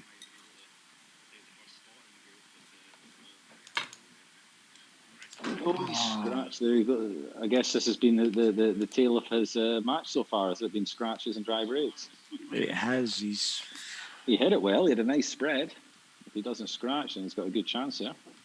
He actually changed his the rack he was using because he wasn't getting any spread really, and then made a ball when he changed it, and then unfortunately had a scratch on the 3rd ball. So yeah, haven't really got to see much of him, to be honest, Jim. it's unfortunate. Well, we haven't seen him. We haven't seen him miss a ball yet. Just a scratch and dry breaks. So who broke first in this match? Nick did. So this is his last. This is his so last. they both got 1 each left. This looks like a nice spread again for Nick. And what was the score in the first match between Jayson and Danny Olson? It was Danny Olson. 6-5, Danny. Oh, so a high scoring match. Yes. So they both, even if one of them was to get second place in the group, they've got a nice score there to go forward with. Correct. It's a good start for them. Yeah, Jason's up next, if I'm not wrong. Is that correct, Nate? Yes. That could be fun. Nick and Jayson. Are you going to stay with us, Jim? I'll stay with you. I've got to give Jayson some tips. Excellent. Did he break his cue in the first match? I just was watching just a tiny little bit while just as I got in the house because I've been away playing league competition today. Okay. And he was saying some of his rubber fell off his cue, or yeah, as he was playing the last couple of shots he played, the cue sounded funny. It was almost like a miscue, and he never got the reaction. But it come undone, the end of it. Okay. He managed to stick it back, to get it back on again, did he? Yeah, it's not that his cue's broken. He realised on the second shot that he played a weird positional shot, and then he realised that it was the fault with the cue. Yeah, that's a pretty easy rack here for Nick. We'll bring him up to 5 as well. So on rack scores, this is going to be a very close group by the looks of things. We just have to see if one of the 3 can take a 3-0 record to. We might have our first tied groups here with these 3 playing. Very good, Nick. Well played. And actually, he missed a 10-ball in his very first rack too. Okay, so he should have been on 6 really then. Yeah, he could have easily been on 6. Yeah, it was a tough shot, but he just hit the point on it. All right, come on, Aaron. Let's see you play. Yeah, that was into the side pocket, wasn't it? The 10-ball that he missed.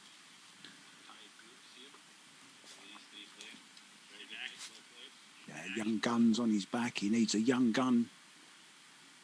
Just needs to keep the white above water here. Yeah. A lot of movement. Okay, the white looks like it's going to stay. Is he going to make the 7? The 7, he's made the 7. Get in there. Yes. All right, Aaron, let's see you play pool. Well, I think you got the commentary rooting for you, Aaron. Love it. To be fair, Yeah, it's not a bad table, really. 1, 2, 3, 4. Get on the right side of the 4 to come down to the 5. The 5 to the 6 doesn't look too bad. It's going to be the 8 to the 9, really. Yeah.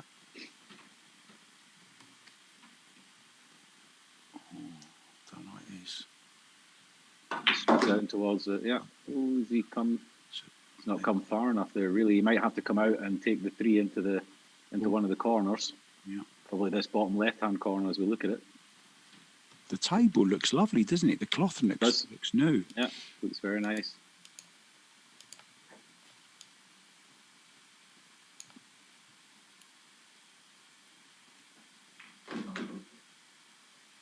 Yeah, that's not too bad. Just make sure you come back far enough so that you've got an angle in the 4 to come up for the 5. Yeah, there's too much traffic down that end, isn't there? Yeah, you don't want to have to be coming around 3 cushions, 3 rails to get back up here again. So if anything, play it to be too far on the 4. You know. Yeah. You'd rather have it too thin than not have enough angle. Over by the 6 would be nice. Oh, and he's taking his eye off it. Can you believe it? So he scores 3 for that rack. Whoever's taking the score there. That's unfortunate. So that's the end of that match then. It's the end of it. I think Nick will not be able to jump in. I think because he's in a really very loud pool room. So, Aaron, your first opportunity here. How did it go? It's a little nerve-wracking, you think? It's a little nerve-wracking. There's nowhere to go but up from here, and I have a lot of work to do on the brake rack for sure. If nothing else, it's good to know what you need to work on. Sure. Yeah.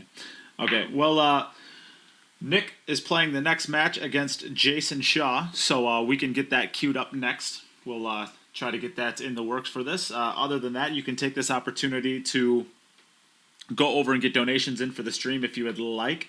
There's been a couple since last time. I will announce those once we're back and thank everybody for those donations. But $25 gets you a free How patch and Queue It Up patch while supplies last on those.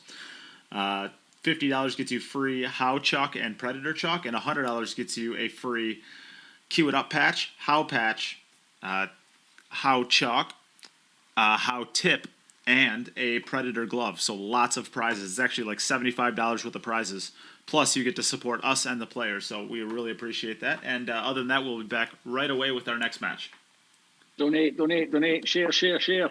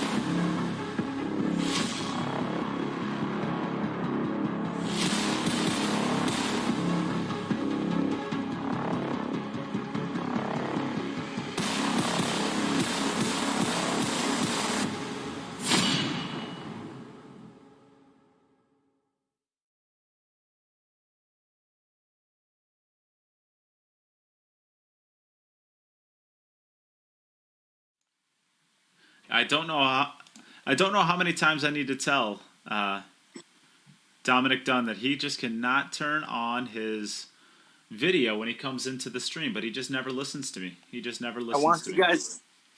I want you to see my beautiful face. Nobody wants to see it. Obviously, That's we are reality, back right, for Don? our next match. We have here Jayson Shaw coming in. He is getting Emptying his his filter. yeah. Trying to dry my table up. So we are going to be back for our third match of the day, which will be between Jayson Shaw and Nick Malaj. So we are going to give Jason the coin flip. Would you like to call heads or tails, Jason? Heads. Hey Siri. Flip a coin. It's heads. Heads it is. Would you like to go first or second? I'll go first. First he'll go. All right, so Good luck, pal. Okay, here we go. This is a massive match. This one, Jason lost his first match, so he's got to win this one, really, if he wants to go out and if he wants to get through this group, playing against Nick Malaj, who won his first match. So massive match, this one in this group. Yes, it is. All right. Oh, straight away he's making 3 balls and he's got them wide open. This won't take long. So I've got Marcus still with me, and we've been joined by Mr. Reality, Dominic Dunn. How you doing, Dominic?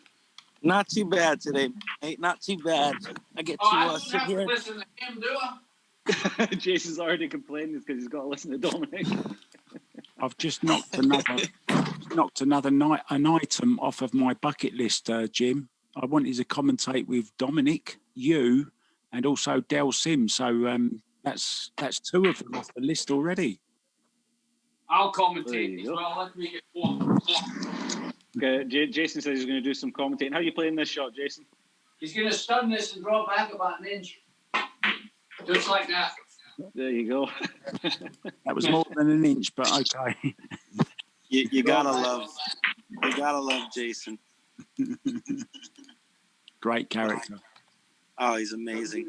I'm glad I can take something off of your bucket list. You know, I'm just here to make everyone happy. You're certainly doing that, mate. It helped Jason. Jason's just got himself out there in the first rack, takes a 1-0 lead. Yeah. I go over to Nick in Greece. Nick's been hitting good so far. This could be a cracking match, this one. Yeah, I think we're gonna see a tight match here, for sure. Yeah. Well, the commentary is going to be fun at least. Hey, is 8-ball on the end of the 7? 7-8-3-9. 70, okay. great break here by Nick. 7 and the 9 tie up just a little bit at the end, but shouldn't be too much of an issue. You tend to see a lot of clusters with the pattern that was that Jim chose here randomly. You tend to see the 6 and the 2 ball near the 10 ball normally, unless you break them like Fedor and Shaw does.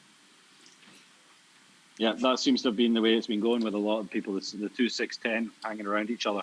And if you get unlucky, like Nick has a little bit here, then the 7 and the 9 can get in the way as well a little bit. So it's I'm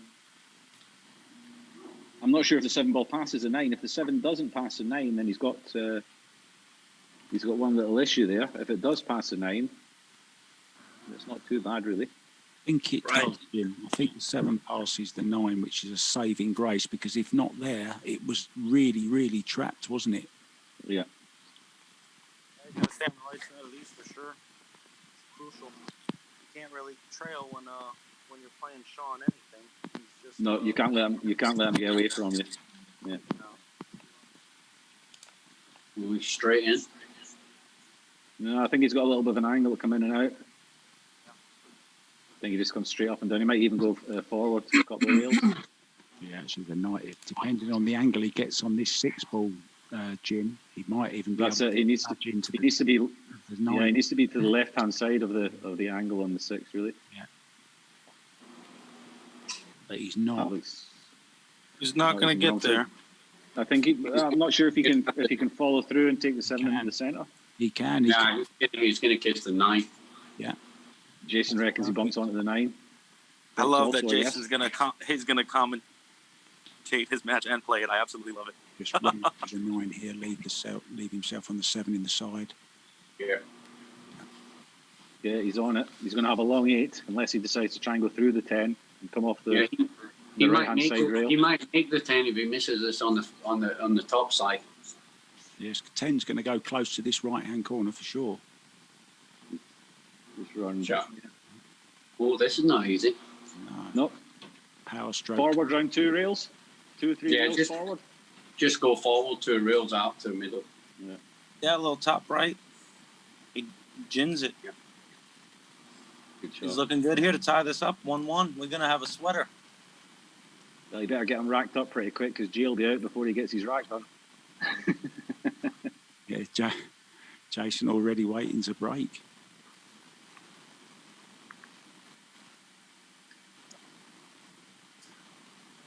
Jason's got a very nice setup at his house. Nice. Okay. 1-1. Off the flyer here, that's 1-1. Back over to Jason. I bet table hire never cost a lot when Jason was learning. No, luckily when he was doing it, you didn't pay by rack, you paid for the light. So Yeah. Right. he made the 4 ball nicely in the side. He's not wasting any time. He's seen his pattern very quick. Yeah, he never does. For those who don't know, I mean, Jason's my favorite player. He knows it. Many people know it. It's his fearlessness and his the way he gets down on the ball and can just pot any ball fearlessly is just something we don't see. You really don't. Yeah. And He makes quick work of everything. He doesn't sit there and slow play anyone. And he likes to get through the white as well. He likes to give it a good hit. You don't see him rolling many balls if he doesn't have to, you know. No, he's certainly not allow any ball to roll off, is he? He's if you're looking to attract new viewers to pool. No, don't watch me. Don't watch me. I was about commentators curse. I was about to say Jason's the kind of player you want them to be watching to get interested in the game. Yeah, he's a bit like the Jimmy White, isn't he? Of Jimmy White, great snooker, drew a lot of players, of course, to snooker, and Jason's the same sort of player for pool. Yeah, he's a big ambassador for the sport and gets a lot of people to watch the game. Where you don't see it, unfortunately, with many pro players that are ambassadors for the game that try to promote the future of the game. It's unfortunate, but we are lucky and very fortunate to have somebody such as himself who understands that the future of our sport lies within the pro players, ambassadors, if you will. Exactly, they have to. They you know, the game's been good to them. They need to be good to the game as well, and it's a two-way thing. You know, if you want to reap the benefits of the sport you're playing, you need to invest in it as well yourself. Absolutely. Eight's on the corner, right? Is it 7, 8, 9? The 8's top corner. Yeah. Yeah. Okay, I got it.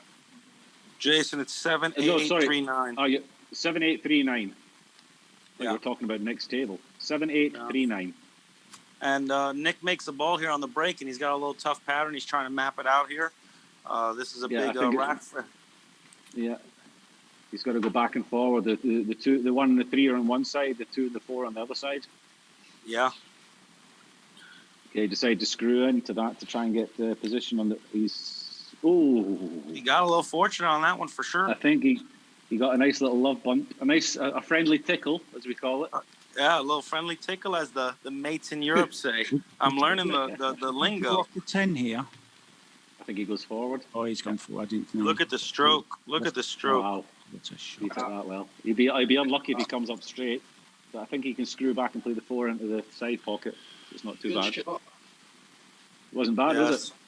It's displaying his stroke right there. That's a hell of a shot. Yeah. Let's see how he gets down on this one. Oh, yeah. It's going to be pretty good. It's going to bounce out. It's going to be pretty good. Bounce out nicely. Safest way to do it, right? It died on that rail. If he's straight on it, then he's got a little bit of an issue, but I think he can just go forward. Yeah. Okay, hold on, everybody. I got to give a couple thanks to people who have made some donations. So thank you. I'm going to pronounce this wrong. Sorry, Dina Copeland and Chris Alexander. Thank you guys for making your donations. Just wanted to get those in there. Thank you to everybody. Feel free to donate some more, win some prizes, support the players. That's what we're doing it for. Yeah, and I'll even match it. Every rack that Jayson runs, I'll donate $20. Every rack. Well, you know what? You won't even have to donate anything time I'm done. Tell you what, if he was brave, he would do it for every rack that Nick runs, but he's chosen Jayson instead. Yeah, my investment is safe. You know what? I'll match it. Every rack that Jayson runs, I'll put 20 in as well. Then. Wow. There we go. All right, Nick takes the lead 2-1 against Shaw with his break now. We turn to Shaw and get to see what Jason's going to do here. I've got a question for Nate, if I may ask it, from New Jersey. Paul, would you consider changing the pattern of the rack for the later rounds of the competition? He asked.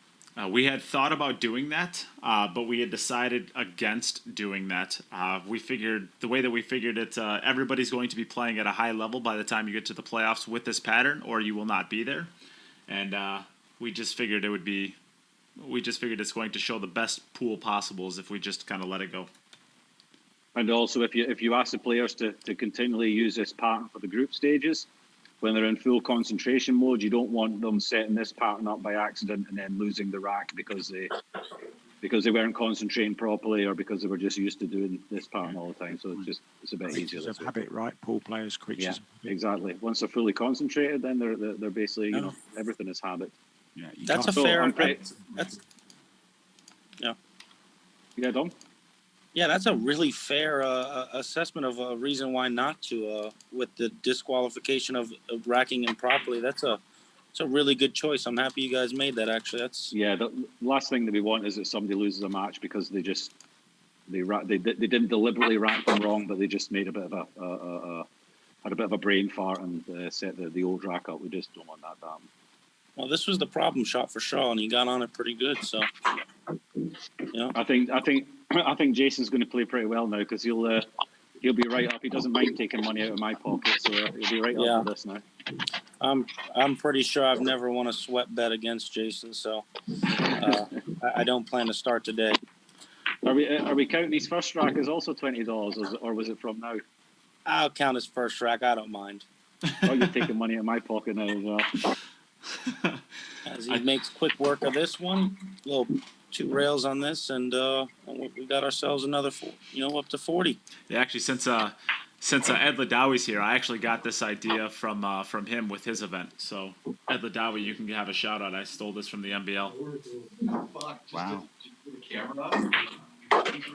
Good out there by Jayson, and now we turn to Nick. Take him long. Who's got the telephone buzzing? Not me. It didn't take Jayson long to take $20 out of my pocket. Never does. Yeah. Now it goes 2-2. This is good. I think we're going to get some good big donations. What you guys should have done, you guys should have tried to find people in the chat that would match them as well for a couple bucks or something. That would have been so smart. Yeah, come on, guys. Myself and Dominic, we've got our money in on Jason's racks. Why don't some of you in the chat get some money in on how many Nick's going to run? Yeah, I think it's important. I mean, a lot of people. The money is going to the players as well, so I should say exactly. that. It goes to them anyway. Yeah. And you will get your tickets in the draw, so you might even win something out of it. And if you get stuck, paying $100, you're going to get $70 worth of gear at least as well. Yeah, you're going to need to start buying extra large shirts for all your patches. Yeah, well, we got to remember, guys, just for the viewers. I mean, there's countless hours of nearly 400 hours of man work up until just this point, all done for free. Nate, Jim, and anybody else who has a hand in this to make it what it is not taking $1. And they really wanted to provide a platform for the pro players that don't have income right now due to the pandemic that we experience in our country to have a tournament that actually earns decent amount. $5,000, $5,500 isn't no chump change. And it'll go a long way with any pro player right now when they're used to competing for tens of thousands and they can't. And also, Yeah. a good point also is to make that everyone coming into the game now and watching the game and wanting to play the game, watching players like this. And if it wasn't for streams like this, there would be no pool for them to watch. So it's very, very important to keep the momentum going for youngsters and everyone else watching this game, giving them the opportunity to watch it. Let's see. Nick screws this back real well. And sorry, guys, that we may not be commentating every shot by shot, but I think we all feel it's important to maybe educate one another on what we're trying to achieve here as a team, and really just show some appreciation to the people who do donate and help make this what it is. So maybe there could be more, but I mean, right now this match alone is just really top notch with two top tier players. Nick's running out real well here, and we're getting to see some really good pool today, guys. Yeah, this is a top group. This was when the draw came out. This was one of the pools where I thought, oh, tasty, very tasty pool. But yeah, so Nick just has a 9 and the 10 here, and he's going to take his third rack and keep the pressure on Jayson. Yeah. Boom, there we go. Nick Malaj goes up 3-2. Now we go back. moment. We go back to Shaw to break at Connecticut. All right, look at making. It's a broke dry. Dry break. That's the wrong time for that. Well, as Jayson breaks dry, Nick goes up. Was it 3-2? Back over. Nick is 3-2. He's got one rack in hand as well, so he's got an opportunity to get himself make a bit of distance with Jayson here. Yeah, and I think Nick has us muted, which is probably a smart thing for sure. It's always definitely hard to concentrate while you're listening to the commentating in the background, but he seems to have everybody muted and just put his head to the pavement. Nick is in a very, very loud pool room right now, so he actually he actually has to mute his stuff, so he wouldn't be able to hear us even if he had the volume on.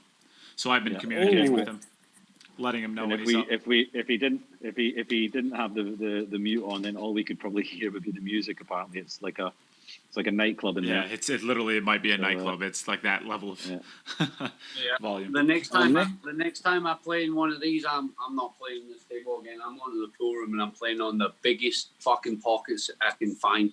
I'm telling you, I'm playing on 4-inch pockets and I'm watching everybody playing and balls are just falling in like fucking someone cut the pocket out.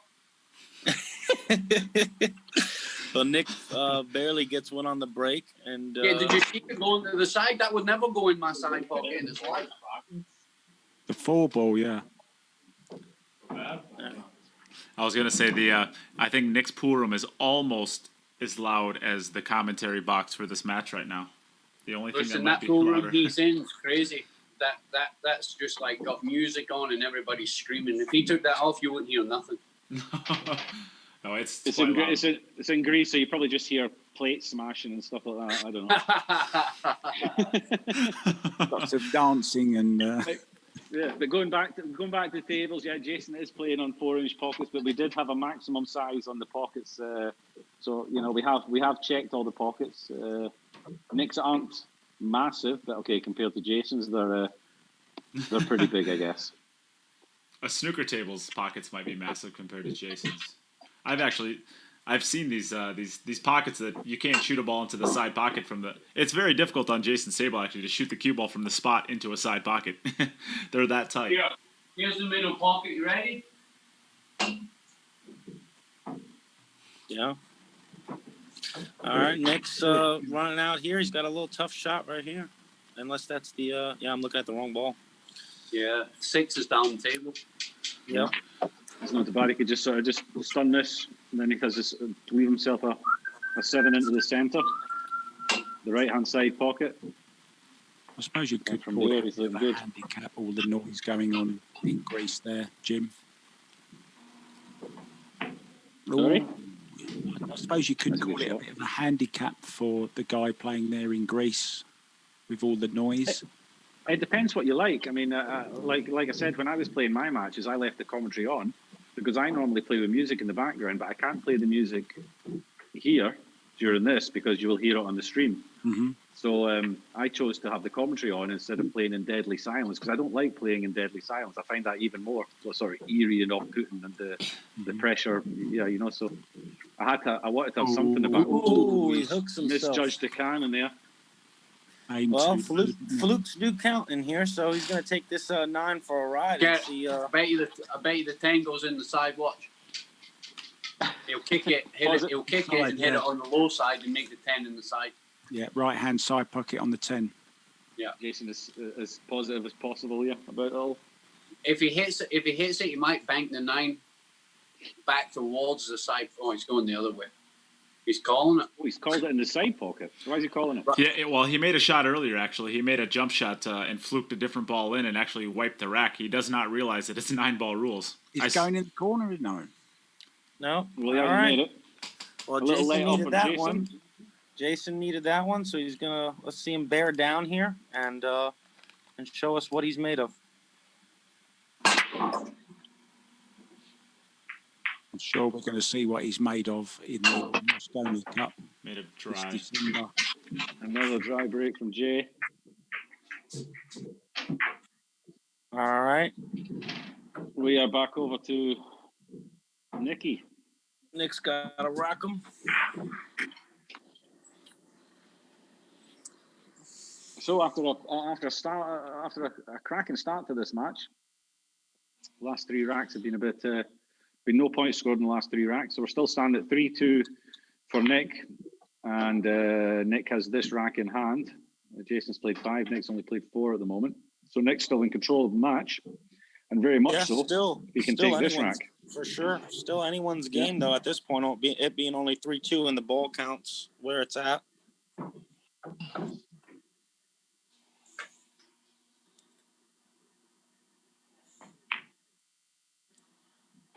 All right, let's see how Nick breaks him up this time. He's been breaking well. That 2-6-10. The 2-6-10 has been okay. The 2's come a little bit further up table this time, so that's not an issue. Oh well, I say that. The 4 ball is going to be a little trouble. Yeah, does it? 3 okay with the 3 up there.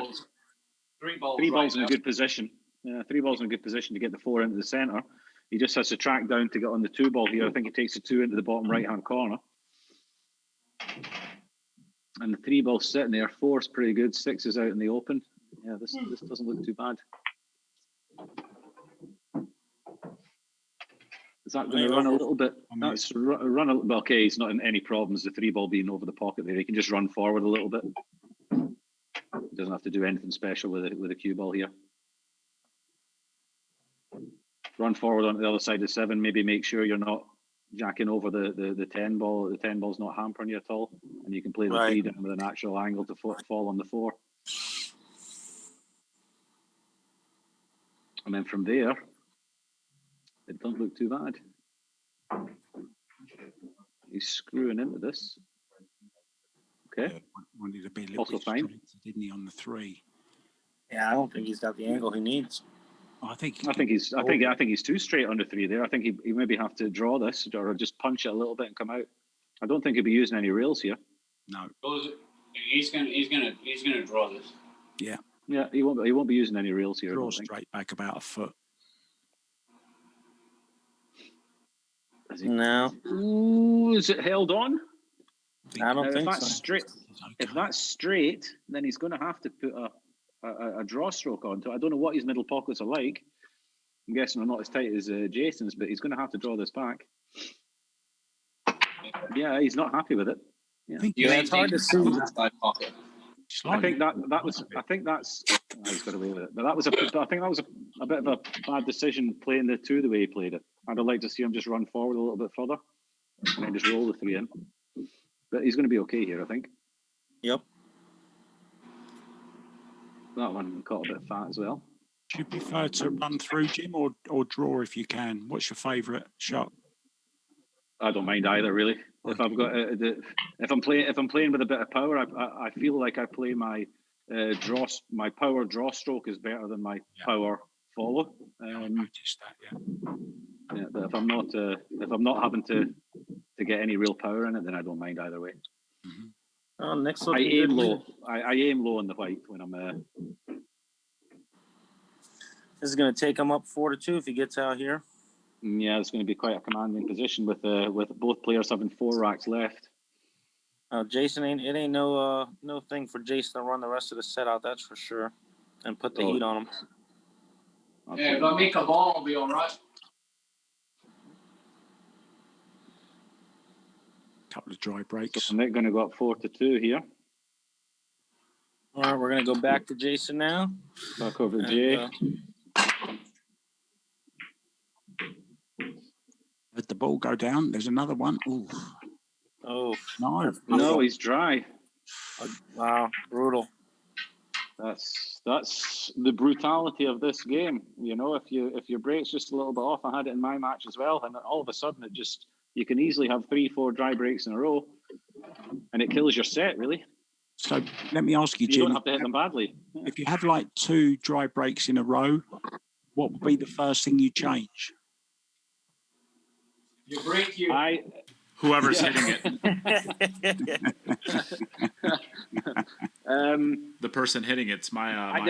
It kind of depends. If I've hit them well, if I've hit the breaks well and I'm going dry, and I can see whether or not my 2 balls to the middle, if they're going high or if they're going low, and I know I've hit it well, then I'll change the speed. Every time I broke dry, I hit them shit. So my fault. So if you're hitting them well, then you can judge what you're doing wrong. Maybe you're hitting them too hard, too soft, and you can change the speed.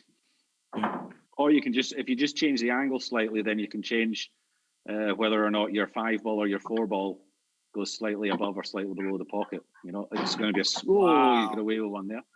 Yeah, he definitely got away with one. And that 4 ball's not sitting great by the looks of things. The 2 to the 4 is going to be a tough position. The 3's up top. Actually, no, it's a 3 to the 4. Yeah, it's not too bad. Shoot the 2 to the 3 to get. Shoot the 1 in where the 8 is, come down, draw up, pot the 3 where he's got the cue ball now in that pocket, and then just play it with spin and come over to the side rail next to the side pocket. He can make it. Yeah. There you go. And if nothing left for us to say. Yeah, we got some guest commentating in the booth from none other than Shaw himself. No, I mean, we're lucky, aren't we, to have people like this commentating. So I'd love Jayson just to talk us through this rack, basically. Yeah, he's just going to pot this and draw straight back up where the 8 is. And then he's going to cut the 3 in to the right-hand corner and drift the white over to the side pocket. Now he's got a shot on. There you go. I was going to say, do you aim to land on the rail with the white? Yeah. Well, he could follow through now and go through the gap or use the 7, but I would just go to the rail because he's got a shot. Just draw it slightly, stun out over to the rail. Just stun it past the 7. Yeah. Oh, he's winning. Oh, he's touched the 7. Oh, he's got away with it. Yeah, he's definitely stood on something this morning. And I'm sure it didn't smell too good. Well, it's smelling like fucking roses now.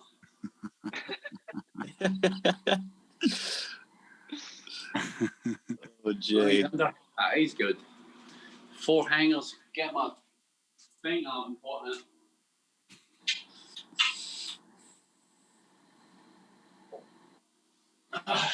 Well, I guess we need another Scott to finish the commentary then, Jim.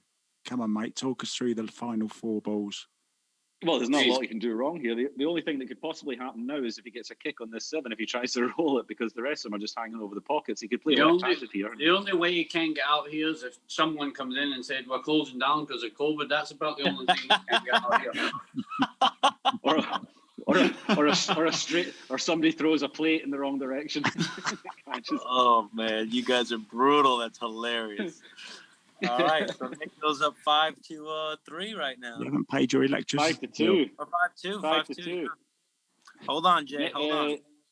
Jayson has to run his 3 and hope that Nick doesn't run his 3, or this tournament is going to be finished. Well, not necessarily finished. Oh, look at this. All right. And the 7. No. Okay, so he's made balls this time. Come on then, Jay. He's cost Jim and Dunn some money. See if you can run it quicker than you can commentate on it. So he plays 2, he runs 4 forward No. for the 3, he'll come down middle Shut table up, for Jim. the 6. This is real money after all. Yeah, let him play his pace. It's a big game. All right. All right, there goes the Shaw stroke we all know and love. That's for sure.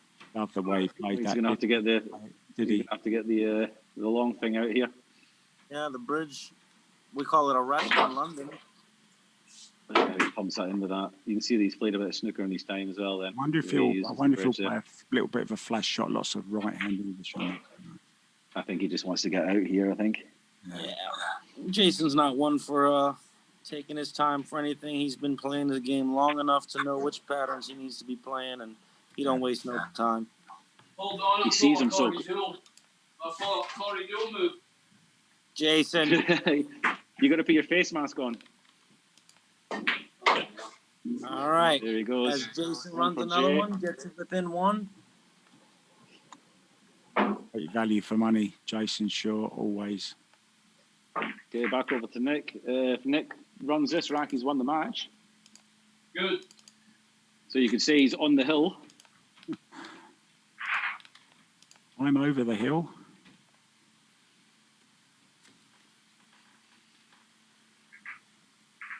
But it's not all over for dry. Jason. He hit it pretty because square though, It's dry. but he came up dry. Even though He's dry. broke him, This looked match is good. not finished yet. Yeah. Come on, Jayson Jason. Shaw. Come on, We are Jayson. back to you. You got another chance. You're still in this, Jay. All right. And Shaw breaks the Definitely parry. still in I'm in the screen. That's about it. You're still in this, Jay. Come on.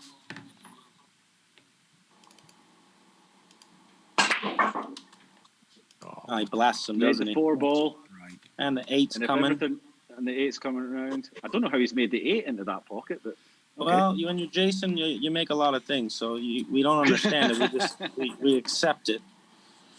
So the 1 to the 2 looks all right to get back to the 3. Then he's on the 5, 6, 7. The 10 is That's gone. six. Oh no, the 10 is that's not the 8 ball. The 10 is in the rack still. Yeah. Yep. So the 6 ball looks to be from 5 Yep. to 6. Well, he's already done his pattern, so he knows where he's going. Let's let's take a look at this. This one. It doesn't take him long to figure out his route. No, Once he's It's figured it out. something- He's quicker than I mean- Google Maps, this guy.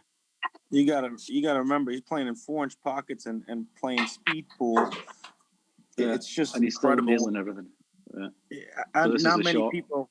I don't know how many people in the chat has ever had the opportunity to play on 4-inch pockets, but it's tough. This. Well, he's the eagle eye, so I still expect him to. Maybe play it in the side. I think he has to take. I think That's he what may happens. be a little bit close. That's what happens when you switch shit on in your room and your cushions start bouncing. That's what happens there. Yeah. Yeah, he's turned his dehumidifier on, I think. It's fucking off now.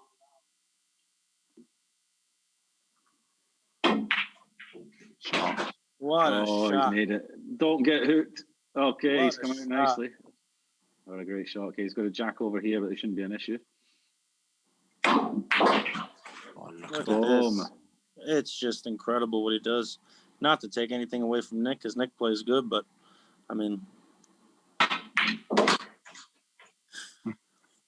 well, we got ourselves a game here. Yeah. You know? Quality Look again. at this.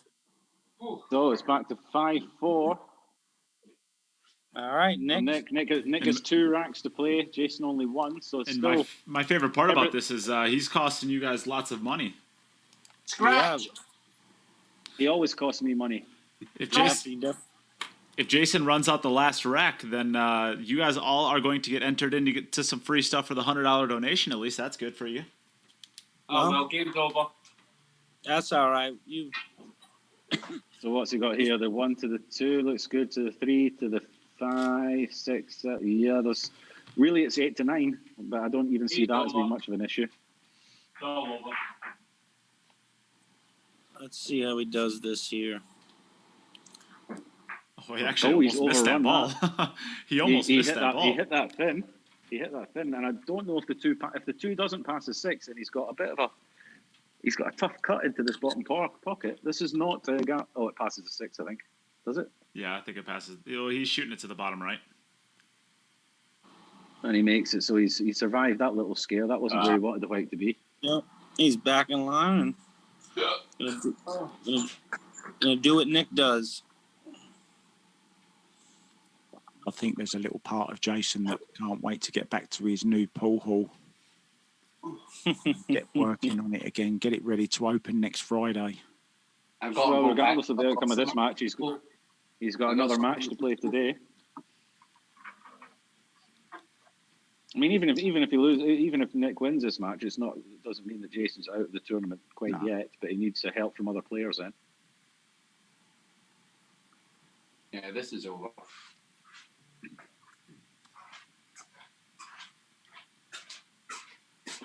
So just put a nice screw on this. Make sure you doesn't want to leave himself on the rail. It shouldn't really matter. There you go. That's not bad. So the 8 to the 9. It looked in the beginning of the rack to be the shot. You can either pot it and go come down. Yeah, pot the 9 in the left corner. Yeah, and zigzag back across down. Yeah, it's easy.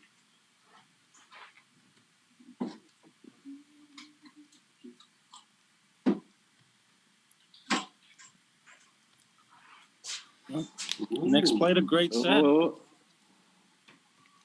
If he's straight, is he straight? No, I think he can punch it around. Yeah, Nick's played a great set here. Yeah, now it's a great Jason's got set. one more break left, right? Jayson's got one more break left. Yeah. Yep. All right. Jayson, run one for the donations. Let's go. You're still in it. I'm gonna smash these and absolutely fucking annihilate this. Okay, this white might bounce off the one ball, come straight to the camera, so everybody duck. That would actually work for me, and I wouldn't have to play again. All right, Jayson takes his last break here. He's going for this. Oh yeah. Gonna hit these hard. Might be pieces of wood flying everywhere. Wow. Right. And that is for everybody a lesson in hitting it hard does not mean you're going to hit it better or guarantee the ball. Jayson gets some frustration out before his next match. You guys can't see Jayson, but Go and have another lay down. Okay, last rack for Nick here. He's currently on a score of 6. What did Nick score in his first match? He had a 5 and a 62. yeah, he's already beat that record, and here he goes for 7. Ooh.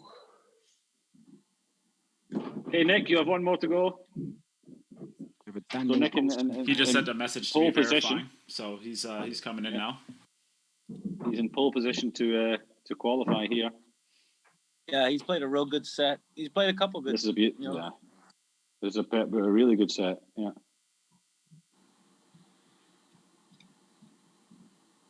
He's made a ball again. One ball's couldn't hang. That's okay. He comes out for the 2, 2 to 3.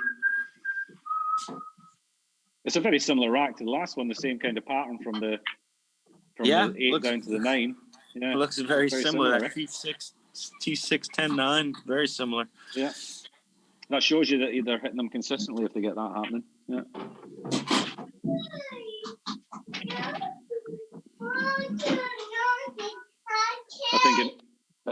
I think we've got. Is that Liana or one of Jayson's kids? Jayson's kid's gonna commentate. Who's that?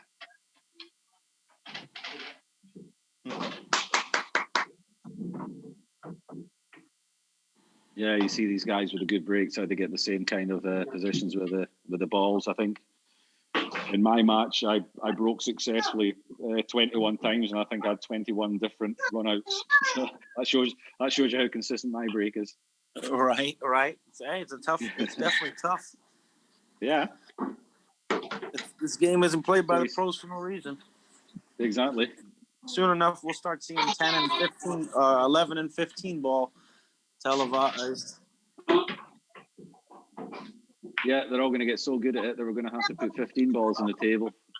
For sure. Make it challenging for them. Yep. Absolutely. Okay, so He's going to have to screw this one. Tough on the 6. I'm not sure if he can follow down forward. Luckily, the 7, you don't need to do anything with the 7 to get on the 8, so he'll screw this back. Hits it with some authority. Real nice. Wow. Got into that, didn't he? Whoa.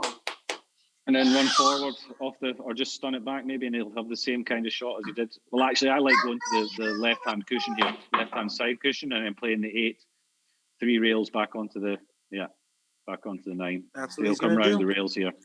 Yeah. Hit that. Oh, he might be soft Right, here. came short. I think he's still catching off of it, but it's not where he Definitely was made it planning on. harder. I think he wanted to be more Yeah, he played that middle with bottom diamond kind of thing. Yeah, he played it with bottom instead of just straight side and stroked through it. Yeah. A little mental error, no big deal. It's not going to cost him. It's going to be a set of 7. It's pretty good. Yeah, that's a strong number. I mean, yeah, real strong number. Combined with was it a 6 in the first one? He's already now on 13 then. Yeah. No, I don't think we can't interview. No, Nick, unfortunately not. No. Yeah. Unfortunately not. After such a great set, that was really good. Well done, Nick. Great play. Well played. We'll see you again later. Jayson. Wow. What's going on, pal? Not much, pal. Haven't. Hey, get back here. Not much, mate. Just got this little toe rag. Say hi. Look up there. Hi, buddy. How are you? Like Jason's probably just happy being at home and getting some time with the kids instead of lying under a table pulling staples out. Yeah, playing it, Jayson. Playing it. I'm on the last match. Yes, you're on the last match of the day. Yes, you're the last match. Yeah. How long? 2 hours. 2 hours. Yes. Yeah, Jayson, let me ask you a question. How do you like the Ghost format? It's all right, but it's fine. There's nothing wrong with it, mate. It just gets boring after a while. Right. It'd be nice to sprinkle it in, but not like Jim says. I've got music on full blast when I'm in here practicing. When it's quiet, it's totally different, man. Yeah. It's a different feeling, you know. You're like running out, and you're like, oh, all right, whatever. You know, you don't really have that. I don't know. You don't really feel anything, you know. Yeah. It's like How do you feel about the set pattern? Do you think that's something that could be done in pro tournaments in the future? Just to set the pattern beforehand and say, okay, every rack this pattern, instead of letting people rack their own and have discussions and arguments and. I like putting the 2 and the 3 where they were. On the corners. Yeah, but I would swap it about. I would be like, if the 3 was here next to the 9, I would then swap it around you know. Yeah. Put the 3 where the 8 is, and then the next one, you know, kind of like you could do that every match. But listen, it's fine the way it is. That way, there's no trouble, and there's no big pattern racking. It's just the same rack for everybody. But could you see that happening in a standard tournament someday, that they turn around and say, okay, this is a set pattern? Do you think the pros would go for that? Yeah, they would, but that wouldn't. I don't think that'll happen, mate. There's too many. There's a lot of people that would go for it, but there's a lot of people that wouldn't go for it because they're so good at, you know, racking or knowing where the balls are going. And now practicing all that for years, they'd be like, oh, why are you changing it? There'd be a lot of people moaning, but I think it'd be good for the game. Yeah. Now, Jayson, you questioned the rack a few times as far as where the ball placements go, so that only leads me to assume that you really didn't practice that pattern that often. You kind of you just depended on your ability as being Jayson Shaw and the talent that you have. That did you play much? Did you practice much with that pattern? No, I haven't played, mate, for about 2 weeks. Yeah. I haven't genuinely. I hit a couple of balls, like a couple of sessions with the Stoney Cup team, but nothing like crazy, like half-hour practice session, 40 minutes. But that was like in and out. But when I came here today, I just was up at 6, went straight to the pool room, came back here at 12, laid down for like half an hour, and then I was good. Or 11:30, and laid down, and then came downstairs, and I couldn't get my camera set up. And they were asking me, "You want to practice?" I'm like, "No." Yeah, I think everybody's had their camera issues, but you do have 2 hours till your next match. So if you wanted to open up those pockets just a tad bit, you got about a half inch to meet regulations. No, I'm gonna go to the pool room. But if I can get on my diamond in there, then that's got big sloppy pockets on it. Jayson, I was just going to ask actually, what tables are you? You said you got 17 tables in your new club. What mixture are they? They're all 15 Brunswick, 1 3-cushion table and a diamond. Beautiful. So yeah, I just got my son absolutely destroying my table right now. I was going to say, Rassen will be delighted when they get the phone call saying, "Can you send me another cloth?" Yeah. Listen, All right, guys. Tell Nick, well played. If he can hear me or whatever, well played, and I'll see you in a couple hours. See you later. Take it easy. See ya. See you later, guys. All right, so in the studio, I guess. yeah, we can take a small break here. We will. How long till the next match goes live? We're going to be about 5 minutes. We are going to take a small break here to get the rest of the camera set up. Use this opportunity to get your donations in if you would like. The prizes for tomorrow are going to be 2 $50 gift certificates to Fast and Loose plus 3 T-shirts on top of that. We are also giving away 2 Poison Jump Break cues. $25 will get you a free How patch and a Cue It Up patch, as long as those we have stock of those, of course. $50 will also get you a Predator chalk and a How chalk, and $100 will get you a Poison glove, a How tip, a How thing of chalk, a How patch, and a Cue It Up patch. So lots of things, about $75 worth of stuff. Just for your donation, and that is a thank you for donating, and they were given by the sponsors, so we're passing them along. So use this opportunity to share the stream and to get donations in if you would like to, and other than that, we'll be back in just a couple of minutes. Yeah, please share the stream, guys. Your support.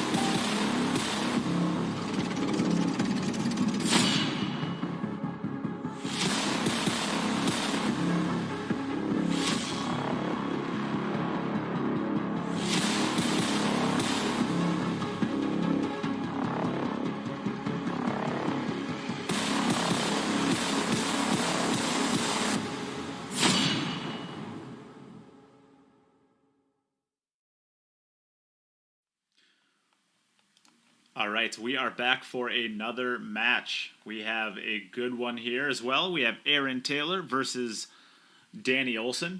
Danny Olson comes in with a 1-0 record, beating Jayson Shaw in the first match, and Aaron Taylor comes in to the second match 0-1. But his break is going to be working this time, we hope, and he's going to put out a great performance for us. So, Aaron, would you like to call the coin flip? Let's go with tails, Nate. Hey Siri, flip a coin. It's tails this time. Tails it is. Would you like to go first or second? I'll lead us off. All right, Aaron is going to go first. All right, so we have Aaron up here. We are ready whenever you are, Aaron. All right, so another interesting match, this one. Aaron against Danny. Aaron needs to sort out his break from the first match. He got a bit unlucky there. Let's see how he gets on these first hit. Beautiful camera. Yeah, he's got one of the better setups of the event. Yeah. And he's made a 3-ball here, so we're going to see him play some pool now. Good stuff. So, 1 to the 2. Don't look too bad. 4, 5 over the centre pocket with the 6 in the area there. 7 does. This is a good chance. This is a very good chance. We got on the board. Interesting match there. Here, Danny's got a 1 and 0 at the moment. Arrow 0 and 1. Aaron is 0 and 1. So a lot hanging on this match. Also Mark a lot hanging on this match for the. Yeah, Mark took a step away from the commentary. I don't think Dominic. Are you still here? Okay, so it might just be Jim Boy and I, so that'll be fine. Give me Yeah. Okay, so that's we went from having about 7 commentators in the booth to 2 for now. So that might be a better balance, anyways, for now. If you're out there listening, please give the stream a share if you have not done so yet. Let's try to get this out to as many people as possible. And if you have any questions for Jim or I, please get them in. Absolutely. We're happy to answer them or find somebody who can answer them for you, or if all else fails, we'll just lie and make something up. Yeah, right. that's generally what I do. Is I just lie and make things up. If you say it with enough confidence, usually you can get away with it. Exactly. Yeah. People consider you to be quite an intelligent guy, so they believe you when you tell them stuff. I know you're not referring to me specifically. I think you're referring to somebody else. Oh, that needs to. Does he get a little nudge, a little love bump there? I think he got a little love bump. A little friendly tickle. A little friendly tickle. Just like he had planned. So why don't we give a shout out to the people who have gotten donations in since the last time. I can give a shout out to George Herbert. Unfortunate. All right, so 4. So his middle pocket's obviously a little bit tighter than what it looked like on our screen there. He just couldn't quite. Yep. So back over to Danny for his first opportunity. This is an important match, not just for these 2 players, but also for the other 2 players in the group. Of course, yeah. Oh, I think Reyes. I think he had I think he was on the other side of you guys. I think he was donating for every rack that Nick ran, and he just Rhoda Reyes. He's got to donate $140. Well, no, I think he said $10. So he just donated $70. So that is incredibly generous. We are going. What a guy! Yeah, because you did that, we are going to round that up to 100. So you're going to get all the benefits from the $100 donation. Just because that's a pretty cool thing that you did. We appreciate that. So we're gonna. So if you're still listening, why don't you send over your address to either myself personally, Nate Mindham, or you can send it over to the podcast, and we'll get you some stuff shipped out. And I guess, how many did Jayson get? He got 4 in the end. So I've got to do $80 in, do I? Yeah, but we're not rounding up for you because we don't like you that much. I was going to round. Well, just before you said that, I was going to round up and say, you know what, I'll just make it 100 anyway. But I'm not going to now since you said that. Well, well, Jim, I just sent the 100 PayPal and I rounded up. But Jim, if you don't want to, that's okay. Okay, go. You got to understand, I'm half Scottish, half Dutch. That is probably the tightest meanest combination you can have. But you know what? I'll let me find a PayPal here that I can send it to. Can I just send it to your PayPal, Nate? Well, certainly, of course. Or do I have to do it to the queue it up? Well, that is mine. I don't have another one. Queue it up. Queue it up podcast at gmail.com. That's a beautiful shot there by Danny.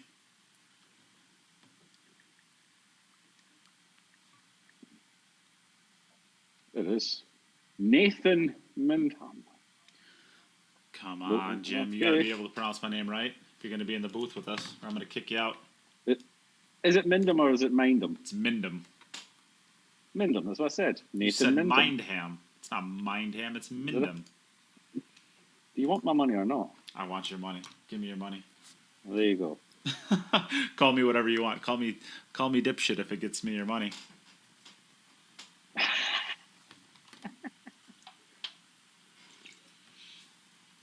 Send.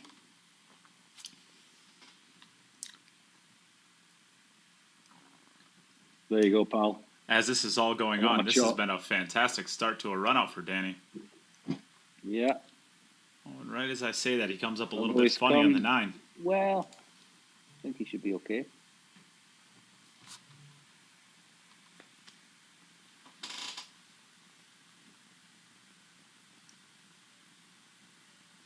I haven't seen much of Danny Olson playing.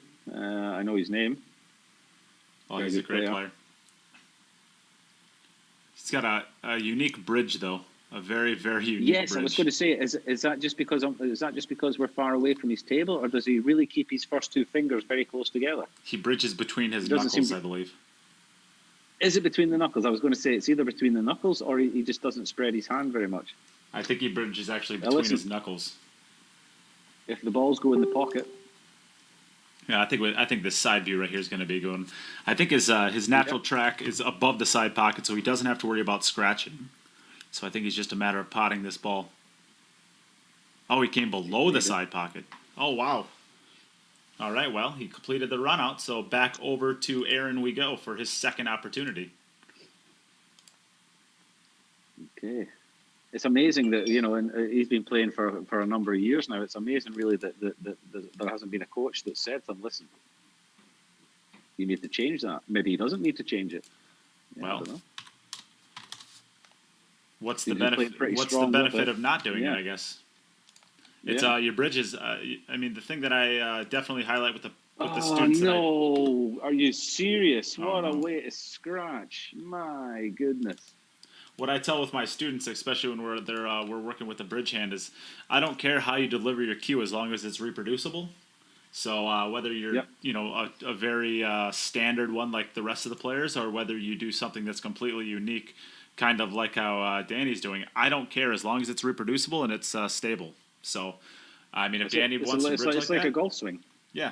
Well, yeah. It's like a golf swing. There's so many unique different golf swings, but as long as you're catching it, as long as you're timing the ball well, and you're hitting it where you're looking. Yeah. Why would you change anything? Even breaks like this as well, which is unusual. Yeah. This I can imagine that this cue can only go one direction, straight in the air once he's hit the cue ball. Surely. Yeah, there it goes. Yeah. But look how good he hits it. Straight. He hit it good. Look how good. I know, yeah. Why would you change it? Who am I to tell him to change the way he holds the cue if he's going to hit him like that? Yeah, if you want to tell him how to hold the cue, I would say let's set up a challenge match. No, I'm just playing. But no, I mean Danny plays really good. He's not on that top tier of U.S. players like the Shanes or Skies or Justin Bergmans or stuff like that. But he is not far behind those players. He might not be anywhere close to as well known as those players, but he really is.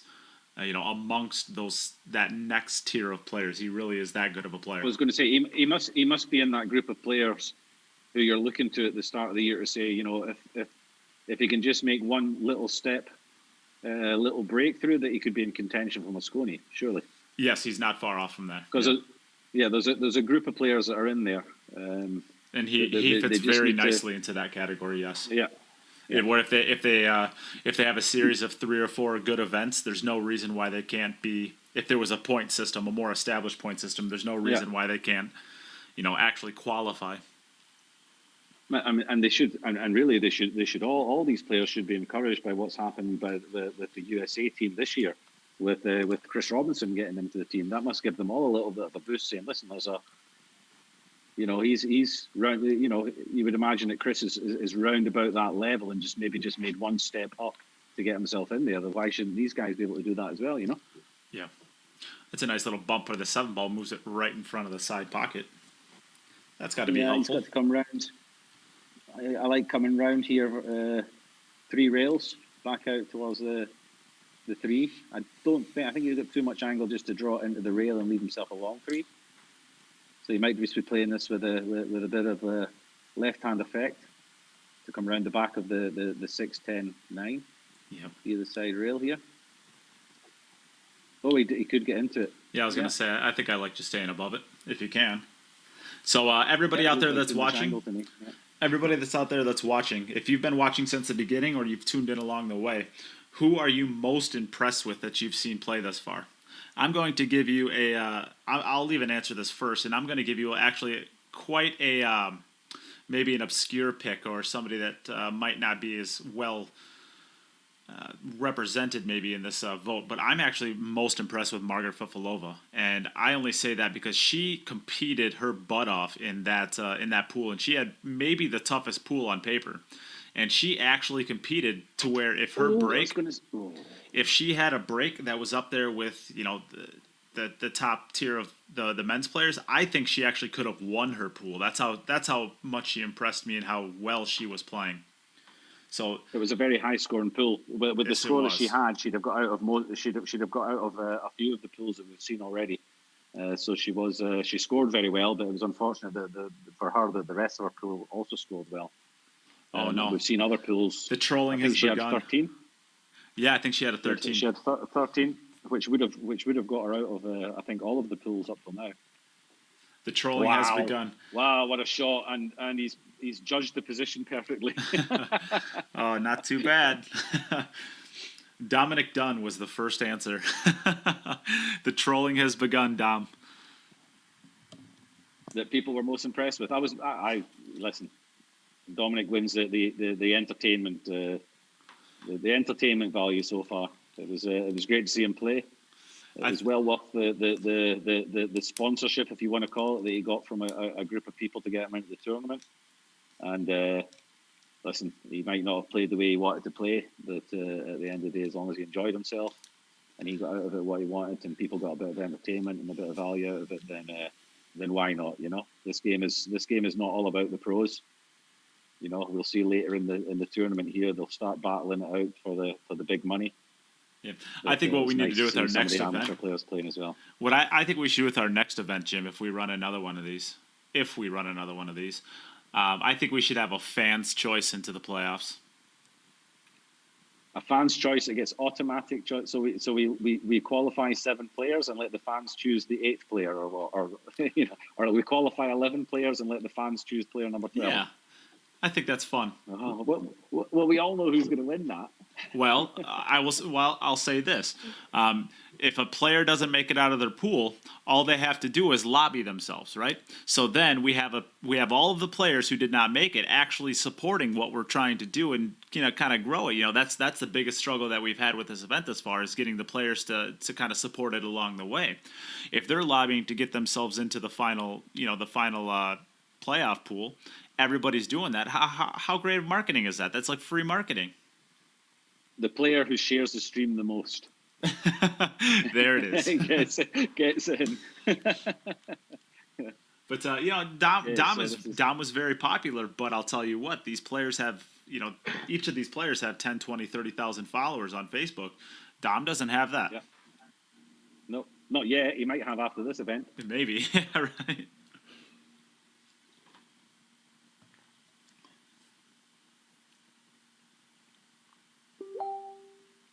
Okay, so what is this? I asked that beautiful question and I got one response out of that, Jim.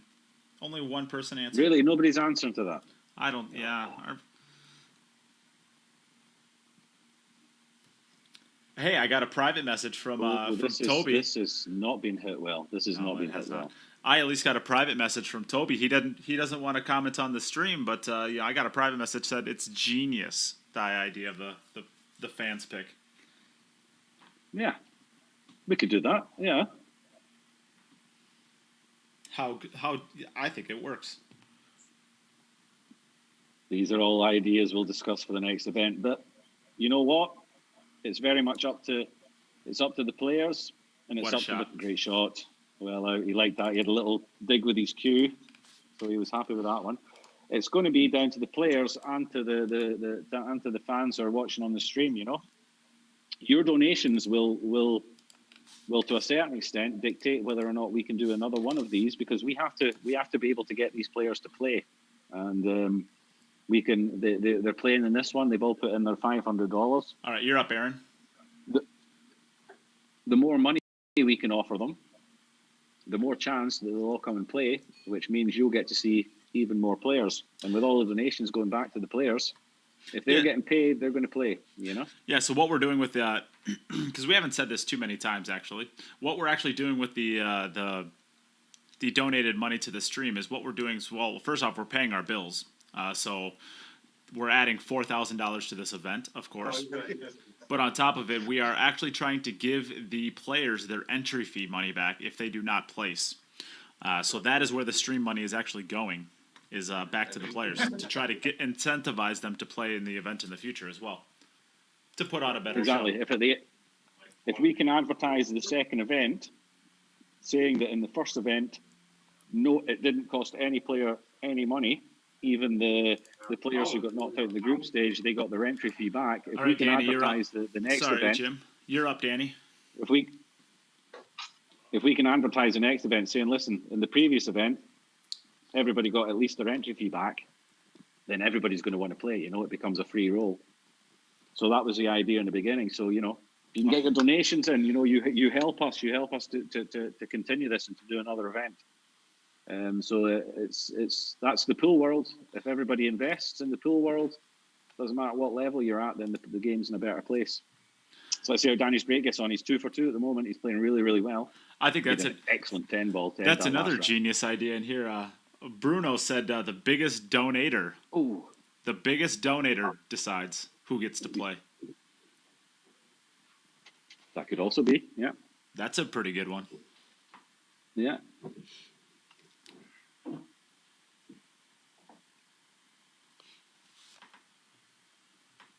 Okay, so the 4-ball's sitting a little bit funny. The 7-ball as well, but if he gets as far as the 7, the 4 will be out of the way, so that's not so bad, especially with the 6 down there by the 10. It's all going to be about 3, 4, 5, 2 to 3 to 4 to 5, and then he's sitting good. Yep. And of course, it's going back to our previous conversation. All these things work circularly. So if we can get the big players, and the big players want to play in this, we're then able to go, of course, well, that, of course, leads to viewers. Viewers leads to sponsorship dollars, and then we're able to put even bigger events on as well. So that's what we're hoping to do over here. Yep. We're not keeping... Yeah, we'd love to be able to put... We'd love to be able to put on a second event with a first prize of $10,000. You know, you know, then you're talking about real money for these guys, but the money has to be there. The sponsorship, the viewers... You know, but I've got to say, for a first go, I'm delighted with the players that we've got here, and I think the pool's been great. I think the stream's great. You've done a great job, Nate, putting this all together. Let's not forget Jay Lataputi, who's done the graphics for us as well. All the graphics you see on Facebook. Jay's very good at that. If you want a graphic made for yourself, just get in contact with him, and he'll do that. Anything you need. Yeah, Jay is. Nate. Jay is like the real engine as to how this all happened. All I did, I mean, I actually just said, Jay, I need this done. And, you know, it's done like 2 hours later. And without him working so hard, this wouldn't have happened. He really is the engine that's going behind the scenes. So thank you, Jay. Yeah. So he just needs to roll this in with the correct amount of speed here to come nicely onto the 4. It's pretty good speed right tougher there. shot than it looks at, rolling it with a bit of left-hand side. It's tougher than it looks.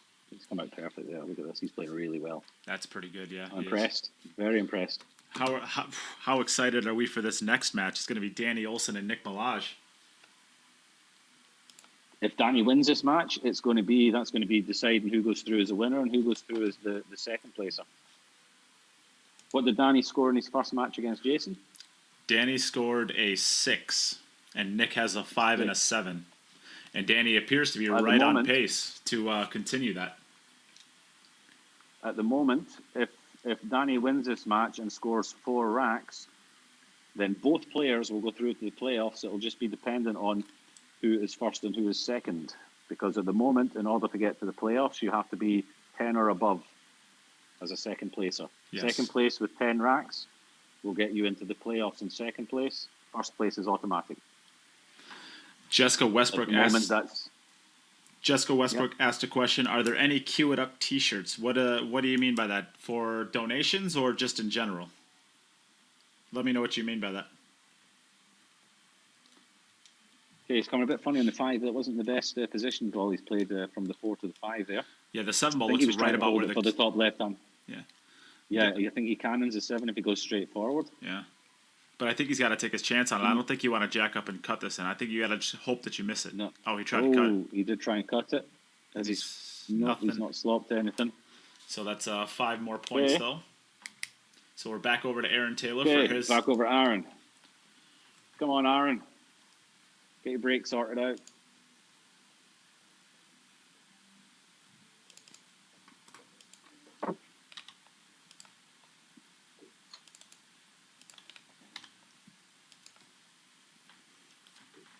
In general to buy, yes, we do have Cue It Up T-shirts available. They are on the website, although if you just reach out to me privately, we'll get you hooked up. You've been a huge contributor of the streams that we've done in the past, so we'll take care of you. Aaron is getting absolutely no love from the break here. This is very unfortunate. He didn't hit that one badly. Another drive right now. He's not making any balls. It's brutal when it happens, but I know from personal experience that how brutal it is.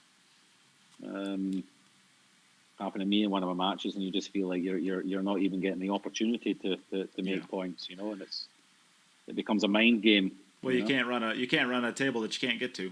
So. Nope. And he's only been able to get to, I think, 2 tables in both matches thus far because he just keeps breaking dry. And it's not like he's hitting them bad. It's just the balls just aren't falling.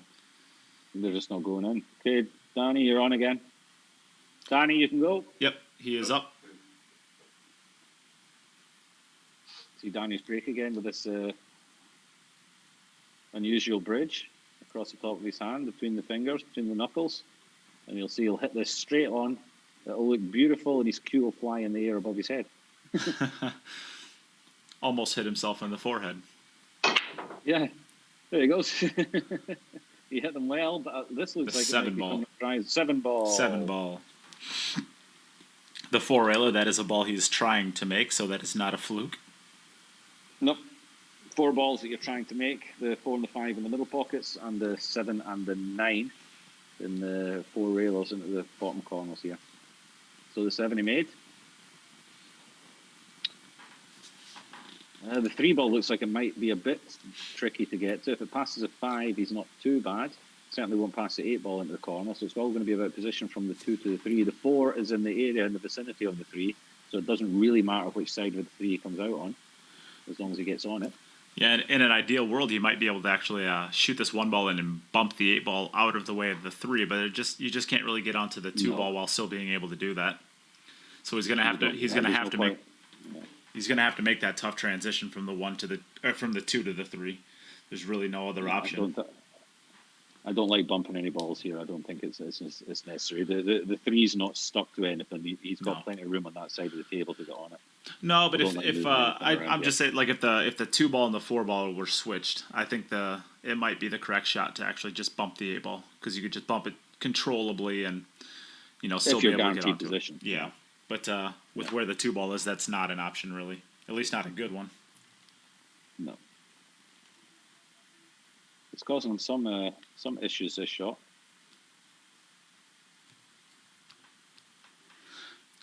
That's I an mean, if he important chooses shot. to bump a ball, he might. You might If just he bump the chooses to three bump ball. a ball, it might be the three. Yeah. It might be the three he chooses. If it doesn't pass the 5, it might be the 3 that he decides to bump. I'd be surprised if it goes past the 5. I'd be surprised if he touches it. Now it But definitely goes past by the 5. now. And he's So got that a might good have been the angle. reason. Maybe it didn't pass. Yeah. And he's got a good angle to get over to it. Yeah. So it's a good shot.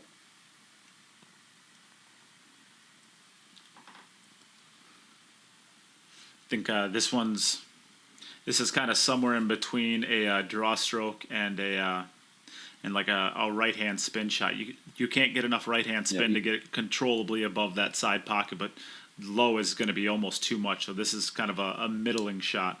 And he uses a lot of draw. So he decided to play it into the side pocket. Actually, too well. Yeah. I think he was trying to play it to the side pocket. I think is because if you play it to the side pocket, you can put that low spin on it like you want it to, and you don't have to start guessing in between a center ball or a stop shot hit and the low. The chances that you quit on the stroke as well, is less. They would rather give it a little bit more than try and be a bit correct, funky with it and keep it short, But this still shouldn't be too bad. No, that's not going in. I was gonna say he shouldn't have to worry about positioning, but and he didn't have to. He got good onto the shot. So we're back over to Aaron for his next attempt. Yeah, it'll be interesting to see if Aaron chooses to move the white a little bit here, or if he's going to stick it in the same spot again. So often a mistake the players make, if it's not working, they just continue doing the same thing, and they expect it to be different. It looks like he's in the same spot again, so this, I would maybe advise him just to move it a little bit. Let's see how he gets on. And he's made the 8 ball, and he's made the 1 ball, and he's made the 2 ball. So he spends all day getting nothing, and then when he does make a ball, he makes 4 of them. Yeah, that's always the way. Right, okay. That's how this game is. It's a silly game. This is. Let's everybody just fingers crossed. Let's see him get a rack out here. He's had a lot of bad luck with the breaks. Well, he hasn't played bad. He just hasn't gotten to any tables. Well, we haven't seen him play yet. We don't know. I mean, he hasn't really had many opportunities. But this is a perfect rack. This is what you want to see. This is I think every player in the field would pay good money to have this layout every time. So keep your head down. Don't take anything for granted. And run these 6 balls and get yourself on the board. I think he's going to draw this. I like going off the end cushion. I don't like... No, you come off the... That's fine. I like going off the end. I like going off the end cushion, but it's basically the same shot. But when you go off to the right cushion, your cue ball is not tracking in line with the positioning. It's kind of coming into the positioning. Where if you go off the end rail, it's good the entire time. So if you hit the one off the side cushion a little soft, you're going to be in trouble. But if you hit the one off the end rail a little soft, you still have just about the same exact shot. But it's okay. Nothing wrong with it still. He's just a little bit off straight here. A little below center, just to get back out to the center. Yeah. I don't know how each table plays. On my table, I would just be drawing this straight back. I know you're going to be tracking a little bit more towards the 6, but I'm happy with that. He may choose to punch this, give it a little bit of a big stroke, and try and punch back out into the table. That's what he tried to do, and unfortunately missed the 5. Maybe just a little bit of nerves on that one. So 6 It's points. tough. Back over to Danny. You're up. The longer it goes without making one, the more pressure you have when you get the chance. Yeah, you just don't have any opportunity to really get comfortable. That's it. I mean, he's not really played himself in. He must still be. His arm's still a bit cold. All he's done is break, really. Yeah, and that's only once every 5 so minutes. Back over to Danny. Yeah.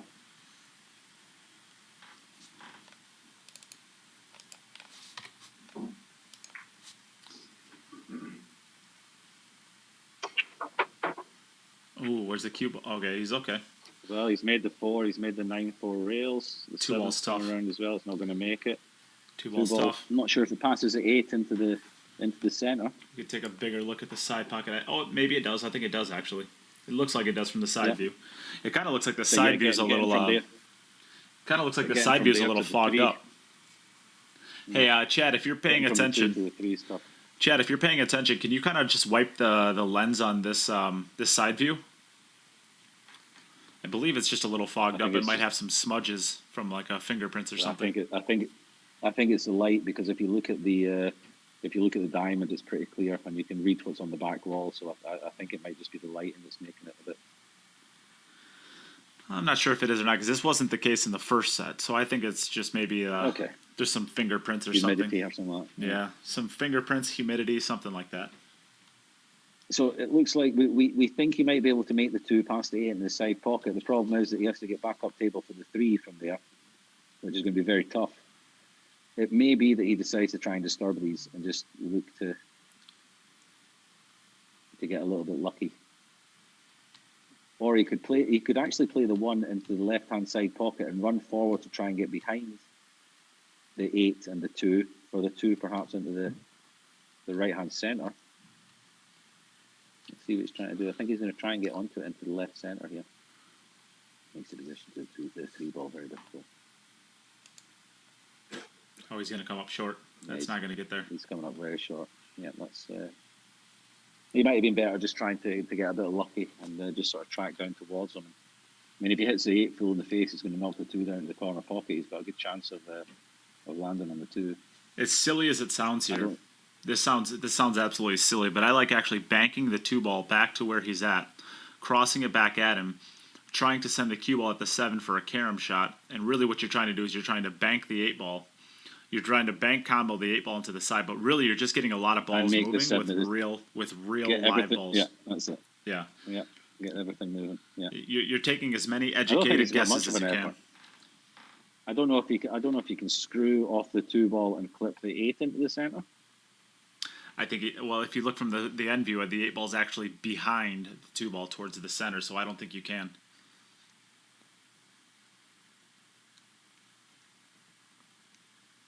I think he may look for the cut into the. You'd have to put a whole load of left hand side on the white to avoid the 6 and get back round table. Yeah, and I think you can't really micromanage this much, but I think the cue ball actually goes off 3 or 4 rails at the 5 ball then, and he did. He shot my shot. I think he played your shot. He shot to get the balls moving. He would have. Ooh. And you saw what he actually had a decent chance at that the 7 ball and the 8 ball. The 8 ball almost went. Yeah. So back over to Aaron. Back Not over out of this match yet. It's 2-0 to Danny. Danny got off to a great start with his first 2 racks, but since then he's had 0. So Aaron finds himself 2-0 behind only, and he still has 4 racks.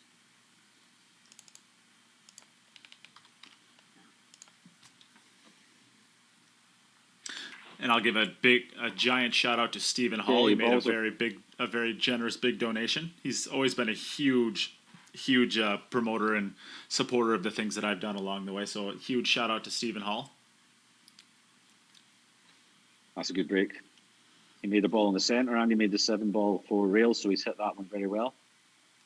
Yeah, he's figuring out his break pretty well here. I think the 2 ball passes the 4 pretty easily. Yeah, comfortably. It's all going to be about his 2, 3, 4. I think the 6 to the 8. 2, 3, 4. The 6 to the 8 ball is going to be the tough one because you really got to make sure that you're good on that 8 ball to be able to get back up for the 9. Mm-hmm. This is another one of those shots that's kind of similar to the last one, where if you play it off the end cushion, you're coming into line the whole time, and if you go to the side, you're still okay because this is a shot that it's really tough to get bad on, but. It's just more or less kind of that envisioning the coming into the line of the shot. Screwed up after it got easy. Yeah, it's hard to fade it when they're all up like that. This match. We're hearing a little bit of background noise from Danny talking about, I think his breaks is what he's talking about, so I'm going to mute that. Nice shot, nice shot. Great shot. Okay. So he wants to have a good angle on this 4 ball. He doesn't want to be straight in, although straight in is not the worst case, but you'd like to have a kind of the cue ball right on the line where it's at right now, I think.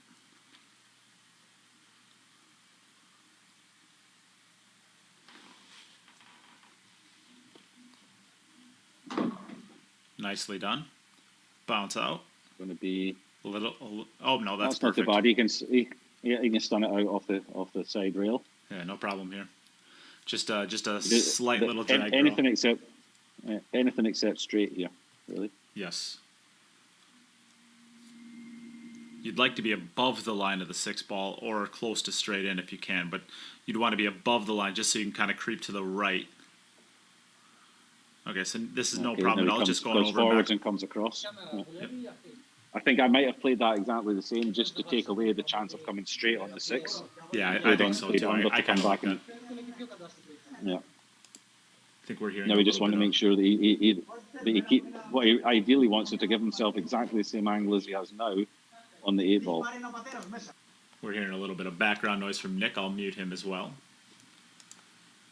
They're on plates again, are they, over there in Greece? Look at the side view here. Oh, This side view is the one we want right here. Oh, we that's missed the 6 ball. unfortunate. Oh no. Yeah. All right, so 6 more points. We're back over to Danny for your opportunity, Danny.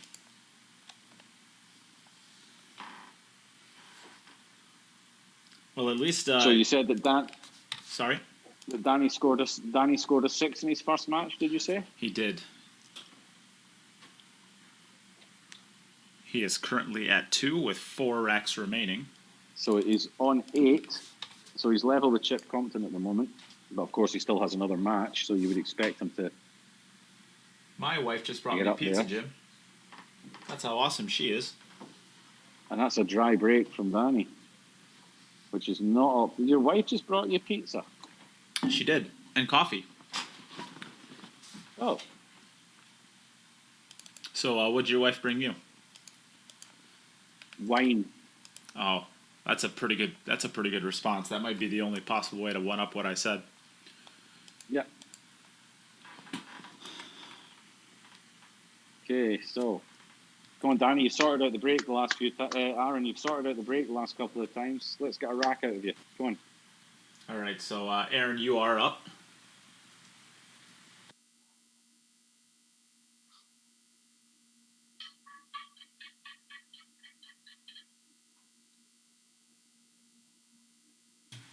And we can ask anybody out there who has not shared the stream, please give the stream a share if you would. Help us get it out there to as many people as possible. Share. Donate. What are the top prizes for today? Have we got more cues, do we? We have 2 poison jump break cues. This is the fast and that's a great break right there. This is the Fast and Loose Designs pool. So my buddy Chris Santana runs that store, and of course he is going to be giving away 2 $50 gift certificates to the entire store, so you can get whatever you want, as well as several T-shirts to individual winners as well, 3 or 4 I think. So those are going to be the prizes, as well as that jump break. And then of course we still have some leftover How product that we need to get rid of, and we want to give away to the people who are donating a lot and really helping to support what we are doing here. So we have some How tips that are left over and some How chalk from yesterday's raffles. So if you want to donate a larger amount and really help us with the support, you are going to get, for a $100 donation, you are going to get a How tip, a set of How chalk, so 2 cubes of How chalk. You're going to get a poison glove. You're going to get a Cue It Up patch. You're going to get a How patch. So lots of prizes. Actually about $70 to $75 worth of product there for your donation. And that is basically, we're giving all this stuff as prizes. So this is how we're going to help to give back to the people who support us. So the $100 that I just donated for the racks that Jayson won, that gets me all that stuff, does it? Well, it would if I liked you more. Well, you know what I'll do. The next person who donates $50 gets my package. Gets what I was supposed to get. Yeah. So for the next person that donates $50, they get all the stuff that I was supposed to get for my donation. Wow. So for you get the $100 worth of donation you get for $50. You get $70 worth of product for $50. All right, Danny, you are up. For $50. That's pretty good. That's not bad. So that's it. Next person that donates $50 gets all the stuff you would get for a $100 donation. Plus, because you donated $50, you also get a Predator chalk as well. Yeah. Plus, you get the $50 stuff anyway, so you can't lose. Yeah, you'll actually be getting about $100 worth of prizes at that point in time. About 85 to 100. And you'll get 20 tickets in the lottery for the queue and the rest of the stuff. And our undying gratitude. And you'll make Nate smile, which is difficult to do nowadays. I'm a very grumpy gopher. But I have pizza and coffee now, so I'm kind of happy. There you go. Yeah. Well, I'm going to go on the chat and see if I've got any. Let's have a look and see if anybody has got any questions.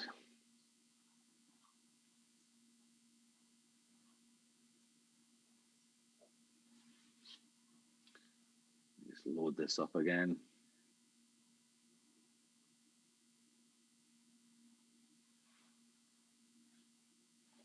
So, back over to Danny. He's made a ball on the break this time.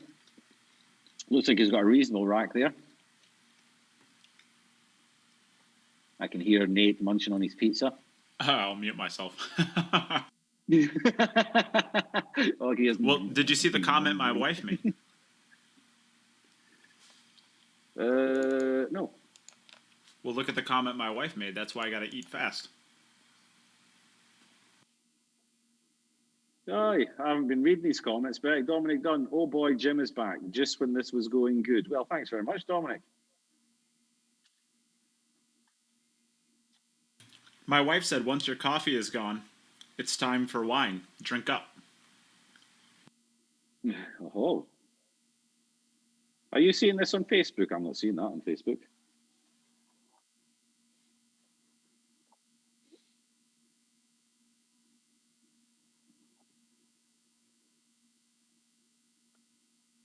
So just this 4-ball here, just sort of punch the white or just draw it up slightly. Yeah, it gets nicely on the 5.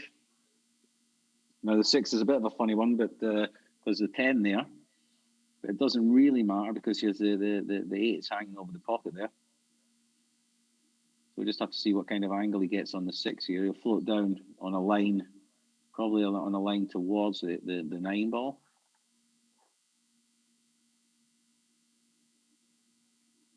There he goes. He's come up okay. He's probably just going to have to. I think he might be able to screw this in and come across the front of the 10 ball. I don't think he needs to touch so as the well. 10. And I think you could even depends put, what he likes to do. You could put a little bit of just a little bit of inside on it if you wanted to as well, to kind of fling it around 3 rails towards the center of the table if you wanted to. Yeah, he's gonna draw this into the rail.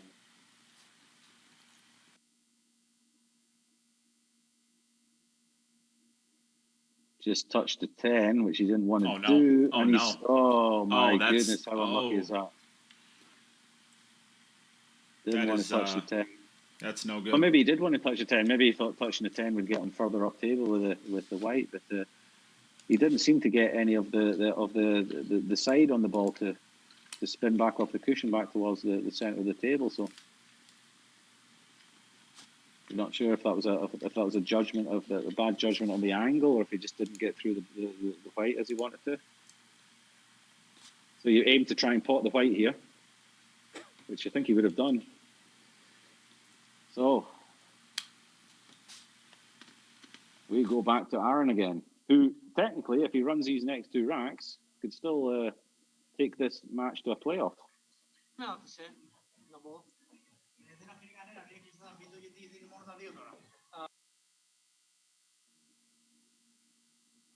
Troy saying that what they call dog piling, adding extra for a cause.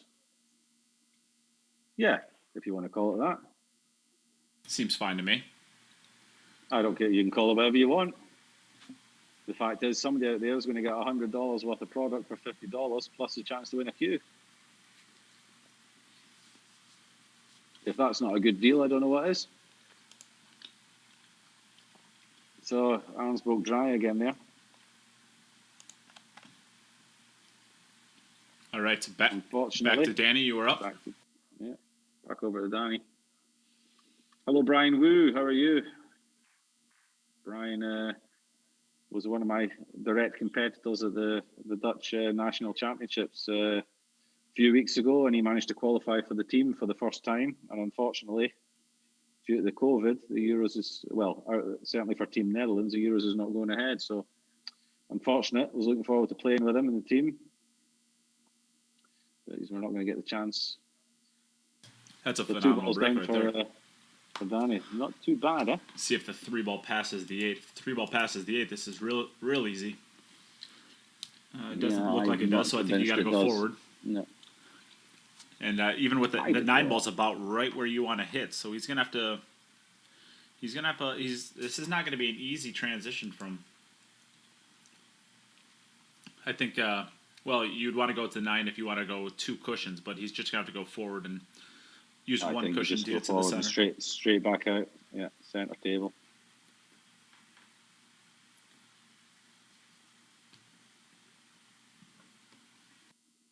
Don't think you put any sort of effect on this at all. You just drill it straight forward like that. Yep. Nicely done. And then screw in off the rail behind the 5 and back. Oh no, he's got the 2 ball first for the 3. Yeah, he just wants to come straight back, and then from 3 to 5 is just draw off the cushion and play the 3 and 5 into the same corner pocket. I honestly thought that was the 4 ball the whole time. Yeah, I thought he was I thought he was playing the 3 next. Yeah. This is okay. Just draw off the cushion, back out underneath the 5. Danny's won this match already. He's 2-0 ahead. Aaron only has 1 frame left. So it will be Danny against Nick for the group win.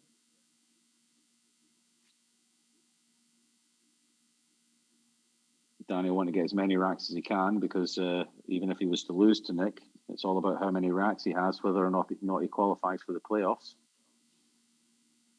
At the moment, he's on a total of 8, and his target would be 10 to guarantee himself a place.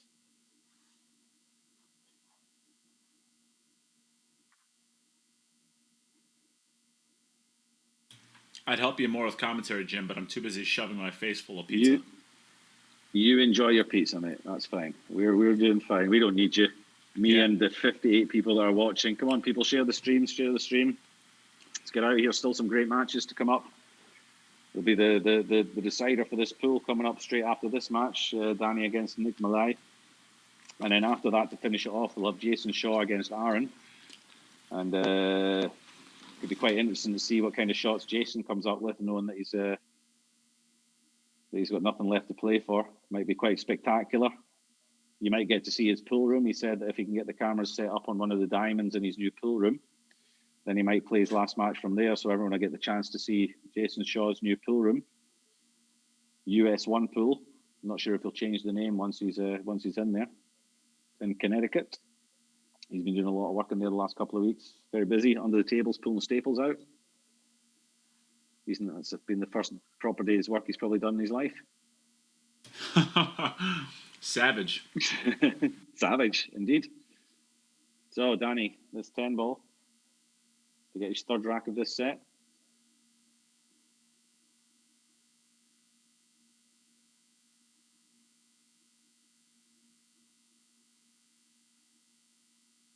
And there he is. It's a good run out from Danny there. All right, We'll Aaron, go back you're over up. to Aaron for Aaron's final rack of this set. See what we can do. He's just been brutalised by his break. It's been tough to watch because he's not been hitting them badly. It's not like his white's been flying around or scratching directly into the centre pockets like you see a lot of the time. He's been hitting them pretty square, just not making balls. That one he didn't hit particularly well. And look at that's the way it goes. And now But he made up a bunch of balls. But look at that cluster. Ooh. Look at that cluster. That is. But okay, he has a 2 ball there that he can try and solve it with. And with the 10 ball over the pocket, there is a possibility to cut the 4 along the rail and make the 10. So I'd be looking to get in amongst these balls here. If the 2-6, I think the 2-6-5 combination is on. Yeah, I think that's my shot. That might solve it. Yeah, you play it to make the 2-6-5 combo. You roll the white forward, so you have the 2 in the top left corner pocket as we look, which is the bottom right for him. And then you see where you go from there. I think that's the shot I start with, though, for sure. If the combination is dead set, then yes, that's the shot you should play. The only problem, the only problem is you're gonna have to cannon this at some point in time. So if you play from the 2 to the 4, that's fine, and you can use that to cannon. But if your 4 ball falls, you probably aren't gonna have a chance of getting a shot onto the 5 without just completely fluking one. Well, the other option is to play the 2 into the top left corner pocket as we look, and float across with the white to nudge the 6 5, and then as long as you land on the 6, you can cut the 4 ball along the rail because the 10 is hanging over the pocket there. That's not such a tough shot. But I think if the combination is set, I think you play the combination and go for positioning 2. Yeah, I definitely don't. Like he's trying to. I definitely don't like this though, because it's just the chance of you getting onto the 4 ball is just so low. Unless he's just drifting down table. If he. Yeah, I mean, See, that's just. Oh, he's just hit it. He's just hit it a little bit too hard. That was all. I mean, obviously the combination wasn't set, or he would have made the 5 ball there. Yeah. That's probably why he didn't make play the combination then. There's still a chance here.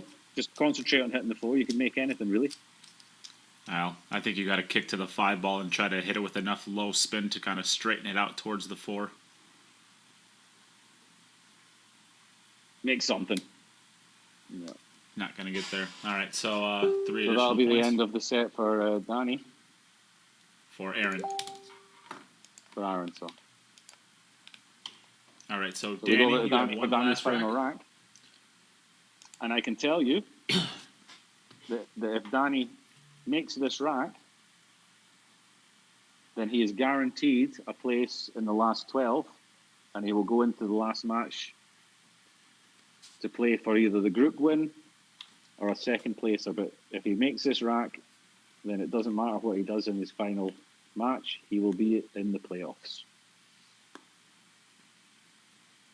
What a break! I gotta watch myself. I almost just. Oh my god! I almost just like swore on live television. Oh well, you wouldn't be the first one. I think Jayson did it about 10 times, didn't he? Oh yeah. But that's part of his charm. But that's it for us. For us Scottish people, it's not considered as swearing. They're adjectives. Yeah, they're right. not swear words. They're used as complimentary terms. Exactly. We don't swear. We just use a lot of adjectives. And they usually start with the word F. Yeah. And end in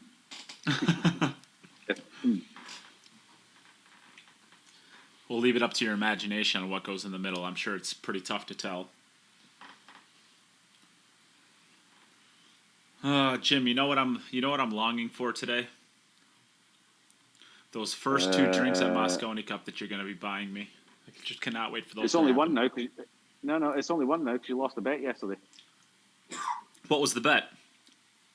I can't remember, but I'm pretty sure you lost. Well, until you give me evidence, it's still 2. Oh, you're one of them, are you? Well, I have no idea what you're talking about. I remember saying something about it, but I don't remember ever even making a bet. I think we called on how somebody would play a shot, and I got it right. Oh no, yeah, I remember that. It was like right. We were both wrong, but it was like right in between them. But it was closer to mine than it was to yours, if I remember right. If we can guarantee that Moscone's going ahead, I'll buy you 10 drinks. I don't care. I just want to be at Moscone. The problem is that you won't be able to drink 10 drinks without falling over or falling asleep or being sick all over yourself. Or I don't think you realize my level of alcoholism, Jim. I don't think you realize what you're getting into if you come and sit with us. Well, I'm going to handle it a heck of a lot better than Clanty did. Yeah, he made the mistake of playing with the big boys. Yeah. We'll leave that discussion there. Yeah, I think everybody's seen the pictures. Yeah, that's a good shot. So Danny's got these 3 balls to guarantee himself a playoff place, and he still has 1 match to play, which will decide whether it's a playoff place as one of the winners or a playoff place as one of the 5 best losers. Troy says you need a beep button every time Jason's in the box. We would just leave it on continually. It'd just be like, me. Yeah. It would be. It would just be a solid beep. But I don't think anything would ever get done. I wonder if anybody on the stream would be willing to donate $5 for every time that Jayson swore. Oh, that might cost you a few. That might cost you a few dollars. I don't think anybody has that kind of money. I think Here's Danny's 10 ball. I think that clean out Jeff Bezos in about 12 minutes. This is to guarantee Danny a spot in the playoffs. It's pretty strong. There it is. Without even having to play his last match, he is guaranteed into the playoffs. Congratulations to Danny. But of course, we still have a huge match coming up between Danny and Nick Malaj, which is going to be next. So that is definitely not one that you want to miss. That will be for this pool. So the winner of this will be the number 1 seed. The loser of it will be the number 2 seed. And so, Danny, you will be playing again right away for that. Congratulations, though. You have made it through to the playoffs. Well done, Danny. Great performance. We can, if you wanted to talk or anything, you'll have to unmute yourself. You hear me now? Yep, you're good. Yeah. Congratulations, Danny. Great performance. We'll let you know Thank you. before you play your last match. You're in the playoffs, and it will be all about whether you go through as a winner seed or whether you go through as a second place. But you're guaranteed one of the 5 spots, even if you lose in second places. So congratulations. Well played. Thank you. How did you find it? What do you think of the Ghost format? Oh, I like it. I love playing the Ghost anyway, It's about time we had some Ghost tournaments. Yeah. Okay, And, great. Well, you've been playing well. Yeah. yeah, and we're hoping that it's going to be a good paycheck as well. Yep. So, all right. Go We ahead. play right away, me and Nick. Yes, you will be right away. You We play need to right get the away. camera set up, but you can expect to play in about the next 2 to 3 minutes. So hit a couple balls, hit a couple racks, relax, whatever you need to do. Sweet. All right, and Aaron, We'll I get don't right know. back at it. Aaron, I'm not sure if you're able to hear us. Can you hear us? Yeah, I can hear you. Well, you started to get your break working a little bit there towards the end. Yeah, I had 4 scratches or 4 no balls made in that set. It was a little bit better than the first set. I'm feeling more comfortable. Long way to go, but I'm enjoying it, so it's all good. Yeah, and maybe a couple misses that are a little uncharacteristic, maybe a little nerves still. So, Definitely nerves. Yeah, you're right. That's true. I'm working on it. yeah, of course. And of course, this is the first time you've gotten in the box with a lot of these players, I'm assuming. So there's a little bit of the unknown there that's a little tough to probably balance. There is, but it's a great format, and I'm having fun with it. I really am. Good. And we're still going to And see you're you la- play one more time against actually your favorite player, Jayson Shaw, if I'm not Exactly. mistaken. I'm really looking forward That's to that. Yeah, that I'm should sure be he that is should be too. that should be nice. Yeah, no, that should be a nice match. Look, you're both going into it. The group's kind of been decided as far as 1 and 2 go, so you can just relax, enjoy it, enjoy the fact that you're playing head to head against Jayson, who's also going to be relaxed. He's also can't qualify anymore, so just relax, get your head down, and give it a go. Why not? You got nothing to lose now. Looking forward to it. Thanks. Great. All right, so we're going to take a little bit of a break. We're going to get these streams set up. So if you're interested in getting a donation, you still have a little bit of time. And, of course, all of the donation goes back to the players, and you can win yourself some really nice prizes if you do. We're giving away 2 $50 gift certificates to fastandloosedesigns.com, as well as 3 or 4 T-shirts. I need to find out the exact number, but there'll be a couple T-shirts. And we're also giving away some Poison jump break cues. And then you'll also get money, or you'll also get prizes just for making the donation if you make it in a $25, $50, or $100 increment. $25 gets you a How patch and a Cue It Up patch. $50 gets you a set of How chalk and a set of Predator chalk. And $100 gets you a Poison glove, a How tip, a How patch, a Cue It Up patch, as well as How chalk. So lots of prizes just for donating that. So the next match that we're going to see between Nick Malaj and Danny Olson is going to be for the pool. So please get a share out there so that we can get as many viewers as we can for this first place and second place match. And other than that, we'll be back in just a couple seconds. Don't go anywhere. Yep. Share while the adverts are on.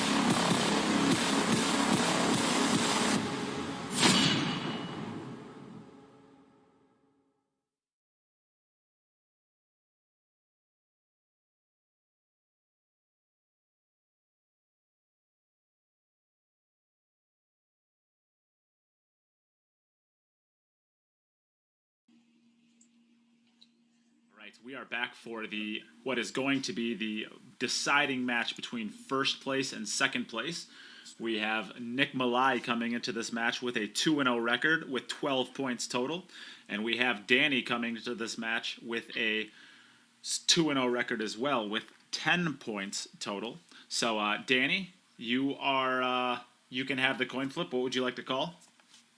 Heads. Hey Siri, flip a coin.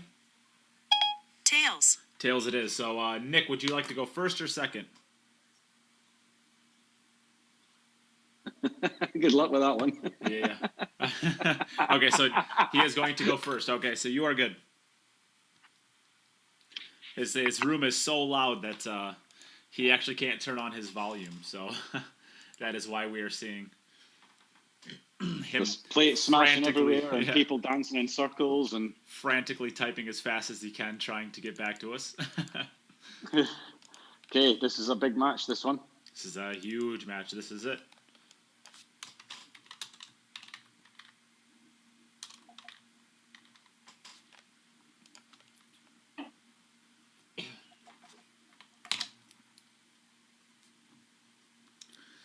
All right, and we will get the scores reset.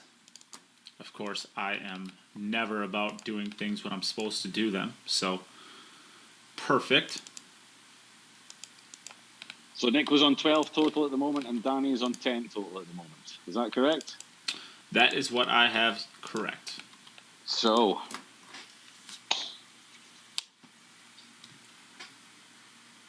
let's see what these guys can do. Both been playing very well. Nick's been playing really good. 12 in 2 sets is good scoring. And Jim, I'm not sure if you saw this, but Jay did send us a message. Maybe you can do that while having this on. And Aaron, are you still hanging around with us?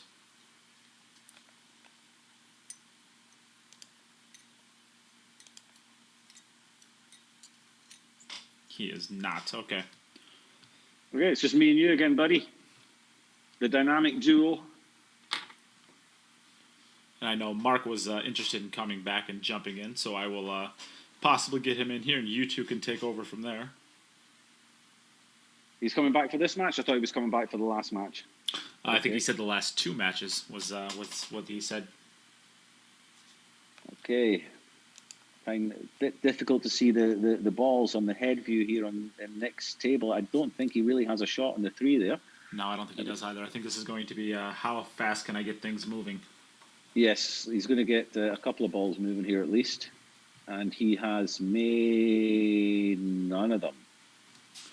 All right, so that is going to open the door up for Danny, giving him an opportunity right away. So, Danny, you are up.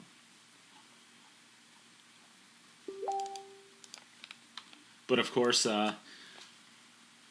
every ball that is being made is important because it is what we are going to use for tiebreakers if you are tied with your overall ball score. So that's why we're keeping track of the balls. It is and can be very important, or it might mean nothing. Who knows?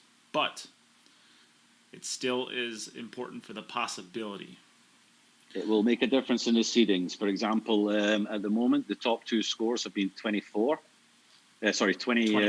21, right? Yep. Scored by Fedor and by Albin, but Albin scored 11 balls more totally in the match. So Albin is at the moment our number 1 seed for the tournament for the qualified players, and Fedor is the number 2 seed, and that was based on the balls made total. At the moment, that is the only tied score that we have from the players that have qualified.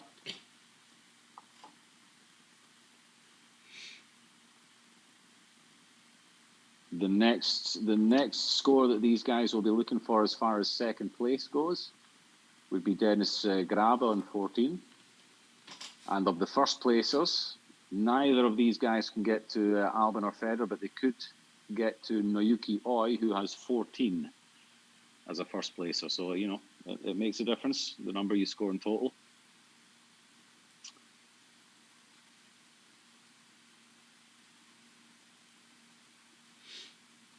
Okay, so it looks like there'll be a combination coming up. at the 5-8 after this 3-ball. I believe so as well.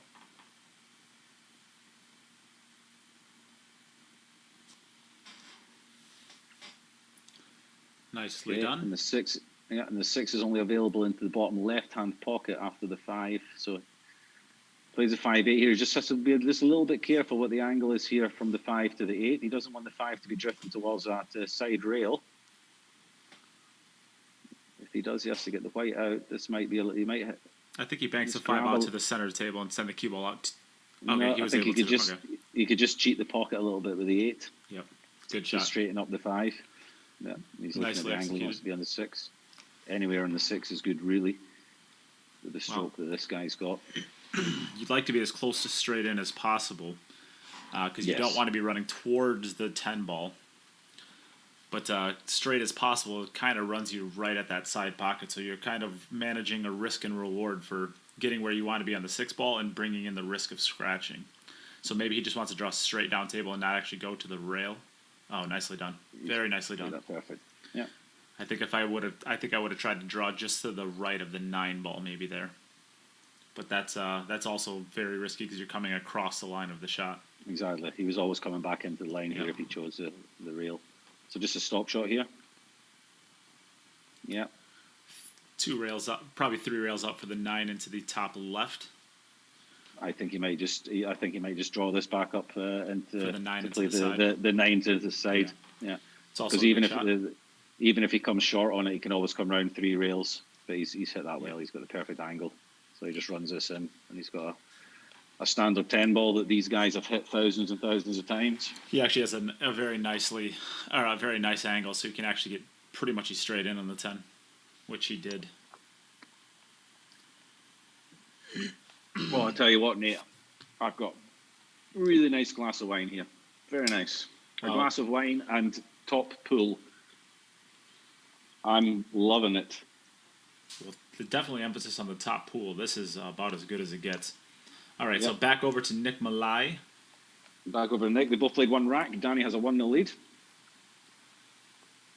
In this match to decide who goes into the winner's side and who goes into the second place playoff side. And this may be dry. It is and dry. It is. So even Open the though door. back over to Danny. Danny's still setting his balls up. Yep. But this is there's not a huge difference, I don't think, between this as far as so the way that we have it set up is there are going to be 12 players that make the playoffs, and the top 4 number 1 seeds actually get a bye into the second round. So right now the only player who has booked that is Albin Ocean. Albin Ocean has guaranteed himself a bye into the quarterfinals. But, if I can just interrupt you for a second. Based on the scores what we have just now, Fedor Gorst is also going to be one of our top 4 seeds. Yes, and that's what I was going to be getting at. Yeah. Okay. Neither of these players can get to one of they could theoretically get into a bye, but from what it looks like right now, I don't think that they are going to. I don't think either of these scores is going to be enough to get them in. Just speculation. I do not think it'll be enough to get them into it. So they will both be playing, I believe, in the opening round. Well, you don't know. I mean, Nick still has 7 racks. He's standing on 12. He still has 7 racks. I suppose that could get him to 19. I'm assuming he's not going to run, all 7 of them. If he does, that's going to put him in a great position. I think you need to be around the 17 or more. I think you need to be looking at. That's kind of what I'm thinking. We only have 2 more groups after this. So, but yeah, congratulations to Fedor Gorst. You will be one of our top 4 seeds, and you have an automatic place now in the quarterfinals. So congratulations to you. Yeah, I suppose. I suppose actually, Nick Malaj actually does have a great chance still. Even if he only gets 5 from here, I guess that actually might get him it. It's tough to know, of course. It's all speculation. I think it's just about trying to win this match. I think for both of these guys at the moment. Then you have a look at your score later and see where you are. Danny came in 2 racks trailing Nick as far as the overall, but if he can if he's able to run out of this table here, that actually ties him up overall with Nick, and they are knotted up with the not only in this match, or I guess overall, but Danny has a 2 cushion in this match. Yep, that's the most important thing. He'll be a 2-rack cushion if he can get out here. Very important. Yeah, it doesn't matter. It doesn't look too difficult. Yeah. The overall score is what really matters in these pools. So actually, we saw a situation where Jim, where you actually beat Wischek by, I believe, 4 overall racks. Is that right? 5 racks. I had racks. 17. I had 17. He had 12, but he won his match against me. So I'm in the pot of number 2s, and he is in the winner's pot. Yep. So that's the way it goes. It's about your win ratio and your 3 matches, and then we look at the number of racks for seeding you in the next round. So I guess I'll be seeded quite high in the as the second place players, but Wojciech will be seeded above me because he beat me in his match and he won the pool. Yeah. He overran this one. He's had this shot a lot, hasn't he? He's has had this shot a lot, having to screw across the front of the 10 ball from there. The 7 ball's in a lot tougher of a position from here, though. I think he actually has to go forward 3 rails around. So probably do like a stun with inside shot to where he kind of straightens it out to get to that right long rail, and then the inside will catch and it'll track down table 3 rails away from the 7, but he'll come out to the center of the table. I don't think he wants to trying to hit the. He tried to hit the 10 again to give himself the. I just don't to like get that. himself up table a little bit. It's been a bit unlucky again though here because I mean really this is not a difficult shot. Without the 10 ball line where it is for these guys, this is not for a guy of his standard, it's not a difficult shot. But just having the 10 there to queue over just makes it a little bit bit uncomfortable queuing. I wouldn't say it's a difficult shot, but it's a shot that you could easily see a player even of his caliber missing. You wouldn't expect it, but it's a shot that could be missed. Okay, everybody's missed them, but you wouldn't bet against him. He's a favourite to make it.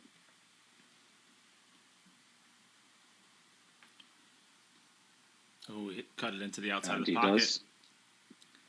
And he's going to land done. pretty good on the 10 there. He'll be happy with that. So, Danny will take a 2-rack lead here. And Danny, I'm telling you what, from what I'm seeing out of him, I mean, I know we're seeing players like Fedor and we're seeing players like Albin Ocean who are, staples in this industry that have been doing it for a lot of years. And we've seen them kind of overpower this format quite a bit. But I'm telling you what, Danny is not going to be a huge underdog to anybody he plays if he continues playing like this. I could see him upsetting a top player very easily. Well, I mean, I've said it before, I'll say it again. When you're playing the Ghost format, it narrows the distance between players. It narrows the distance, because it is just about break. You go break and run out the table. It sounds very easy. It's all attacking. You don't have a plan B. If you're not sharp, you can't just fall back on your plan B and say, I'll take a safety and I'll wait for a better opportunity. You've got to go for your shots. And if you're not feeling great, then you're going to miss a couple of balls. And if a player like Danny Olson is feeling good, he's going to make all these racks. He's going to run them. And that puts the pressure on everybody that he's playing against, So it's the difference. If you want to look at it like Fargo, the difference of 20 Fargo points, it's less of a difference in this format than it is in a real match. When you get up to the 770s and 780s or whatever, everybody should be running racks if you're making your break, So it's interesting. There's no reason. There's no reason why it has to be one of the, like you call, the top elite players that wins this. No reason at all.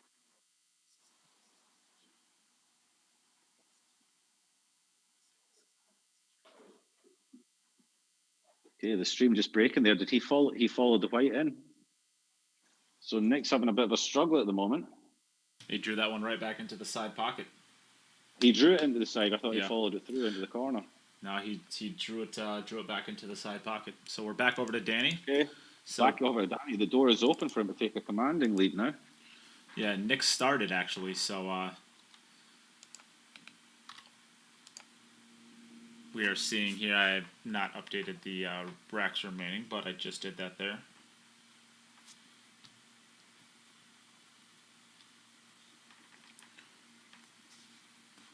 Okay, another good. Oh, that's unfortunate. The white gets kicked in.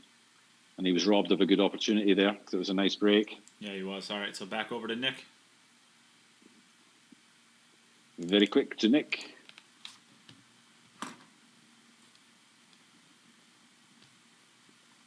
So,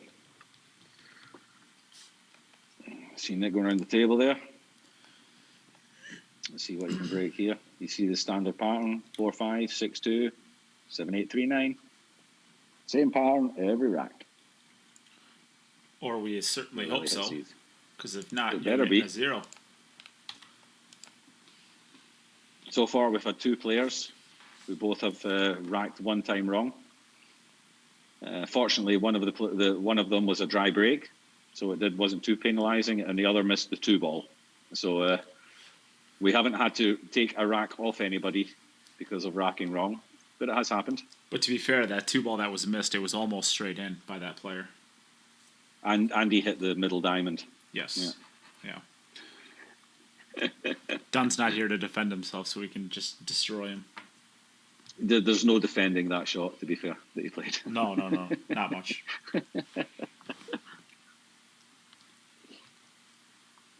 To be fair though, he was robbing. He was robbed. He was stealing. Yeah. Yeah, that's as he liked Okay, to so say. Nick has chosen. Oh, Nick's chosen that path, and he's played it really nicely. That's a great shot. It's tough. It's a good transition. That was a tough hole to find there. There was a lot could have gone wrong there, but he's played it nicely. Just runs forward. Oh, I back thought off that the rail. It hit the jaw. It looked like it was catching the point. Yeah.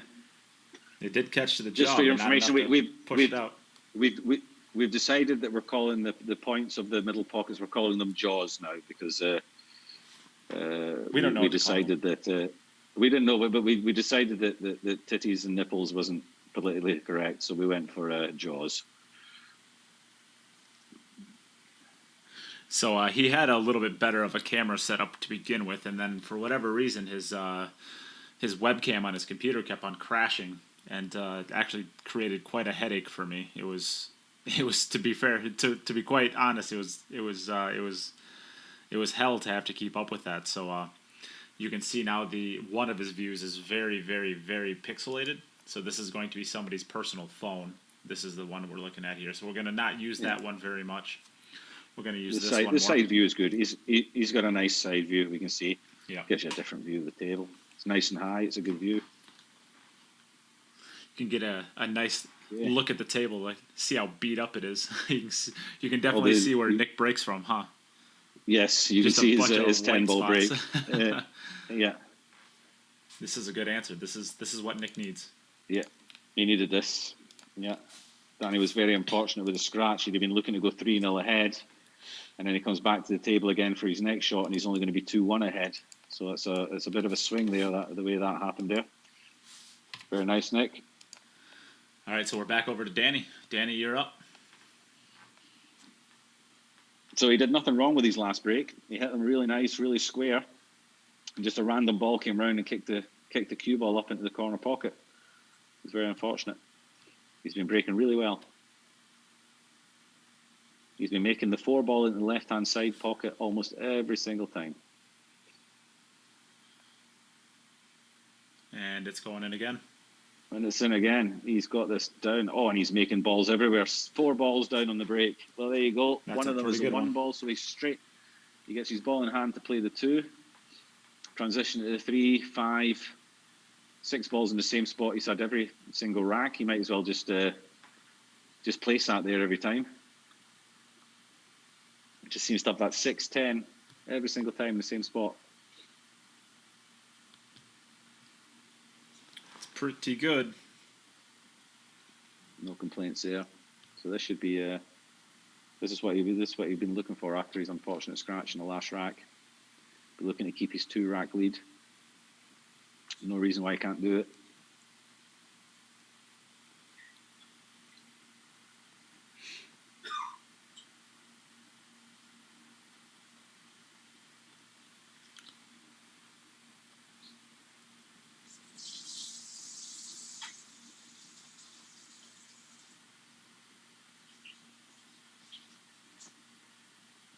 Follows through a little bit of right hand side to come around Nicely done Now there. that's yeah. I don't know. I mean, that looks to be the wrong side of the 5 he's chosen there. Yeah, He has to come yeah. down for the 6 here. I'm surprised he didn't come. Yeah, I on the think other side. Yeah, I think he can get deep enough into that top left corner to come around 2 rails without bumping the 8. I think he should be okay there. Yeah, he's just got to watch the 8 here. He might come underneath. Yeah, he's coming around. Yeah. Oh, Again, he's on exactly the same problem. He just seems to get funny on that 6 almost every rack. this one isn't too bad though. I think just by potting it, I think his cue ball actually flicks naturally off the left side of the 10 and actually directs the cue ball back towards the 8 ball. So I think he's going to be quite okay here. He's had to do this a few times, and Yeah. one time he ended up hooking himself behind the ball doing it. You know, the 10 came back out, and I think he hooked himself behind it. Yeah, I think the cue ball goes pretty speedily back towards the 8 this time. I think the angle's pretty good. Oh, but he missed the shot. Is he going to flip It's more it? difficult than it needs No. to be. Yeah. All right, so back over to Nick Malaj. He's really giving Nick an opportunity to get back into this match. Really, yeah, really. One with the rack 3 was unfortunate with the scratch. Rack 4, I think he kind of butchered it a little bit. The position from the 4 to the 5 was for me was the wrong choice. And then Jim, are you keeping track of the points here? Because I think I missed. I am. What is Danny? What do you need to know? Danny should be at 27. Yeah. Yeah. And then Nick should be at 16. 17. Is that counting the ball that he made and scratched? I counted the balls left on the table, so correct. Yes. So it So is rack 16. 3, he only scored 3. Yeah. Yeah. 16. You're right. Feels nice. Can you say that one more time a little louder for the fans at home? You are right, and you are awesome. Ah. There you go. Are you happy with that? Yeah, that was good We enough. all love Nate. Yeah, that was good enough. I Yeah, we all appreciate love that. Nate. Yeah, you didn't recognize any sarcasm there? Oh, well, No, okay, then. no. I heard I heard exactly what I wanted to hear. So, anybody got any comments? Jayson Shaw's been on. He's got a little laughy, giggly face he's put on, obviously about some of the comments about the swearing, maybe. That's a possibility. John Childers, nice commentary, guys. Learning a lot. Okay, that's very, very generous of you, Sato. Thank you very much, John. We're doing our best. So Nick just slides this one across, which is nice, and he's on the 5. 5 to the 6 is a natural angle now. 7 is down there. So really, they're all kind of, it's a little bit join the dots here. Shouldn't be much of an issue.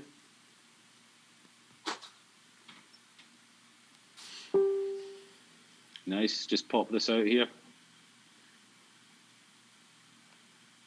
Don't think he's got much of an angle there. No, I think Might he's just got, want to screw back. Yeah, I think he's got just enough to get out, and you want to be above the line of the 7 ball so that you can. I think he's send your going to cue screw ball. back there. Yeah, I think you want. Well, you want to Screw send back, your. I think. Oh, I don't like this. It's No, okay. he screws this one in. He leaves himself good. Yeah. I mean, it's okay. I don't think he had any angle whatsoever. Yeah. He's just going to jack up and just get it out to the center of the table. Oh, yeah. Yeah. And then you want to even just give this a little bit of a screw, leave yourself kind of on the rail with the 1 ball, with a cue ball, and then you're around 2 rails. So you want to get this position on the 10. Yeah, you want to get this as deep into that corner pocket as possible without scratching, so that you can come at a nice angle towards the 10 and not down table. So nicely Slightly done. overrun it, but again, this is one of these balls that these guys have hit thousands of times playing 10 ball. So it shouldn't be an issue. And Nicely it's not. done. Well done, Nick. So we're back at 2-2. All right, so back over to Danny Danny. has played 1 rack. Yeah, Danny's played 1 rack less, so he's still in command. Danny, you can go. Can you hear us? Danny, you are up. Yep, there he is coming in. He was sitting nice and comfortably in his diamond chair back there. So in rack 3, he had an unfortunate scratch. Rack 4, he had an amazing break where he made 4 balls and had them all, but didn't manage to get out. So see what happens here.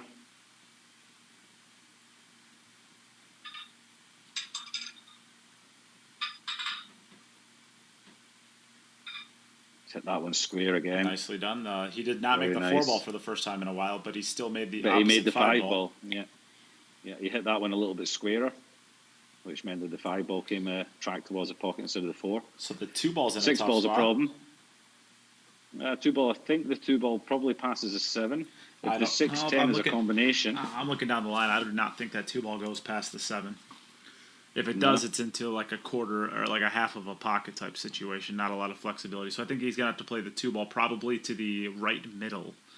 Would be my guess, unless it does go a little bit easier than what I think. But I think he's probably gonna play the 2 ball to the right middle. Oh, okay. It must go by the 7. Okay. So the 6-10 is if that's a straight combination. If the 6-10 is a straight combination, then he's actually sitting pretty tidy here. I think even if it is a straight combination, I think you'd rather play the 4 ball to the side and play the 6 ball maybe to the opposite side. Just because the 10 ball's gonna have to get spotted, and I don't see how the 6 ball's really gonna get cleared from there since how close they are. Well, if the rack has stayed in the place where it's supposed to, then the 10 ball gets spotted. Shouldn't really matter. It goes above the 6. Yeah, that's true. The 10 ball should go up a little bit, but kind of depends on how you shoot it. Because the 10 ball doesn't go back to the place it was in the rack. It goes back onto the spot, which is where the 1 ball was. Now he's not got his position on the 4 ball here. I think he might have to slice this down the rail if he's got enough. If he can contact the rail and not scratch, then he definitely cannot do it. You have to slice it. He can't do it without. I think he can cut it into the side pocket. I think he can cut it into the corner. I think he has enough rail there. I think he's got enough rail, but I think he hits the jaw and kind of gets sent back up table if he does. No. Okay, so nicely done. Stick with me, Nate. He had just enough. Well, to be fair, if you've got any questions, Nate, then just ask me. To be fair, I am using the smaller view because I have to maintain the stream, so I'm looking at the stream view. You're looking at the giant view on Zoom.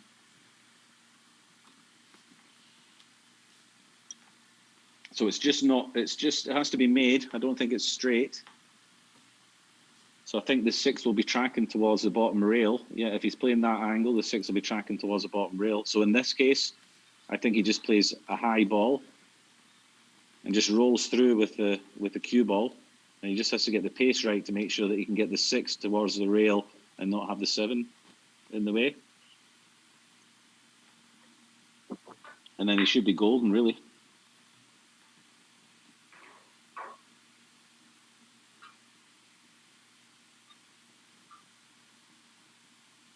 Yeah, he's just not 100% sure of the angle that the 6 ball is going to take, I think.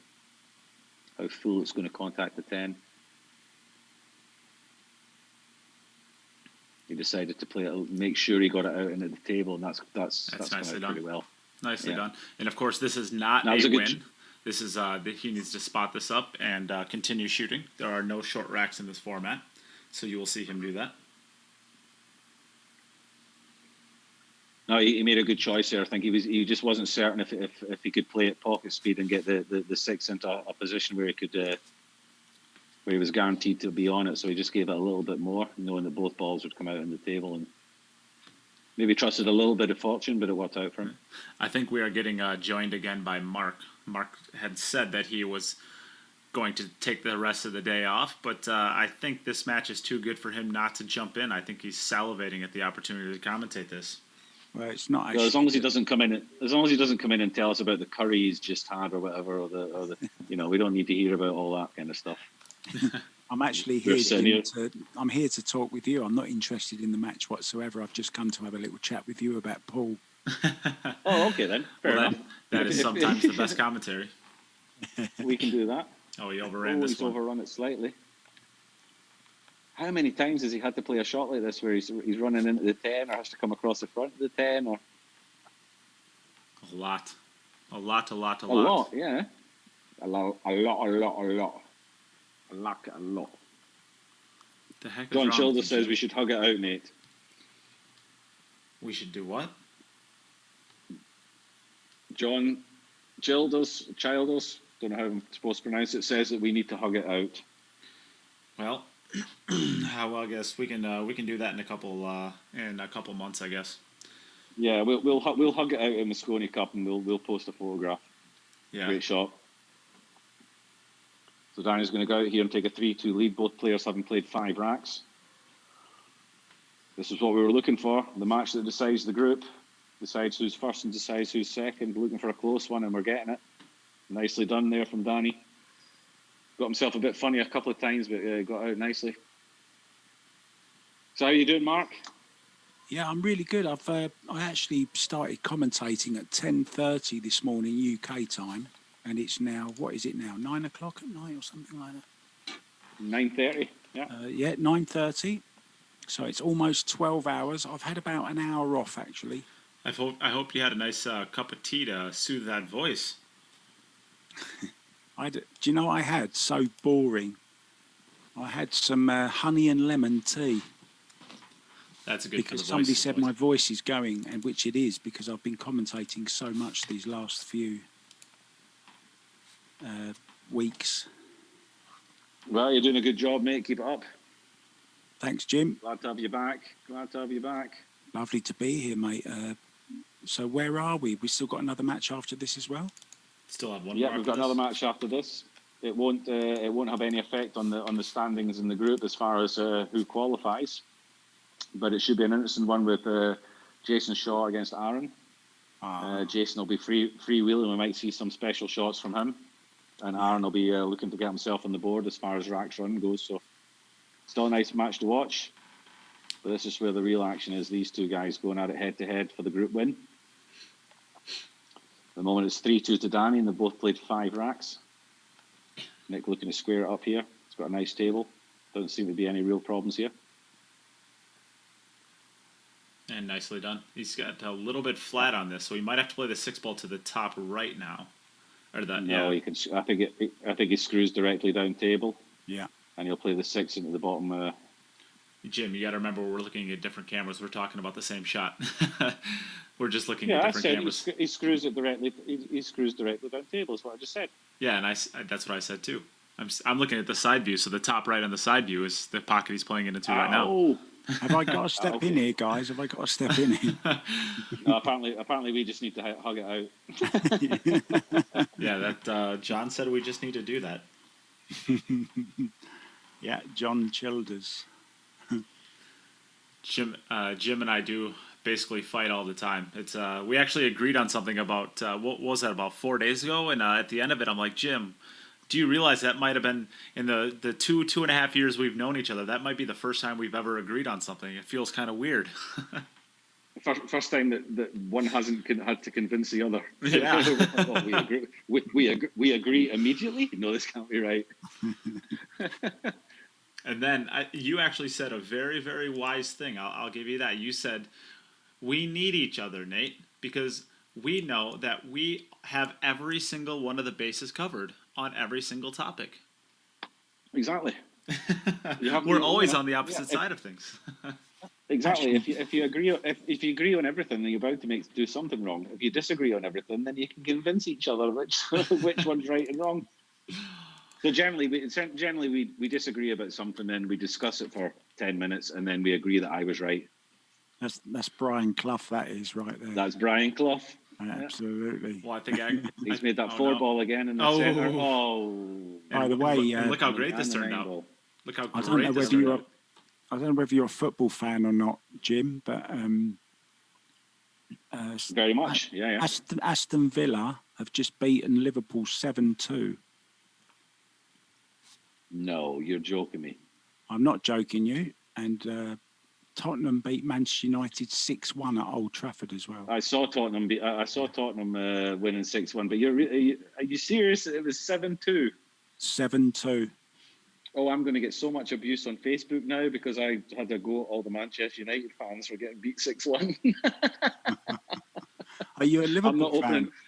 Yes. Oh. I'm not opening up my Facebook for the rest of the evening. I wouldn't if I was you. All right, guys. I thought like we lost about half our viewers earlier when talking about snooker. We definitely can't talk about football. Sorry, guys. That's soccer, actually. You mean? I'm sure. Soccer. Yeah, soccer. Well, actually, I actually played 3 years of college soccer, so I call it football. Good man. Right, Good should we guy, go back 'cause to the that's pool what it's then, called. shall we? Yes. Let's go. Let's talk about Danny running another rack here. He's a robot right now. He's playing really strong Yeah. pool. If he gets out here, he's going to take a 4-2 lead, and he's going to be in a commanding position. And actually, let's go back to this before. I'm not letting you get away with this, Jim. We do not have a 10-minute discussion, and then we decide you're right. We have a 10-minute discussion, and at that point in time, I either tell you you're wrong and we're going with my way, or I just want you to shut up and quit whining, so I just let you have your way. That's how it always ends, and you know it. I don't care I don't care what happens as long as I get my way. You can call it all you want. I am the ultimate persuader. I should have been a hostage Roger Moore negotiator. and Tony Curtis. The Persuaders. The persuaders.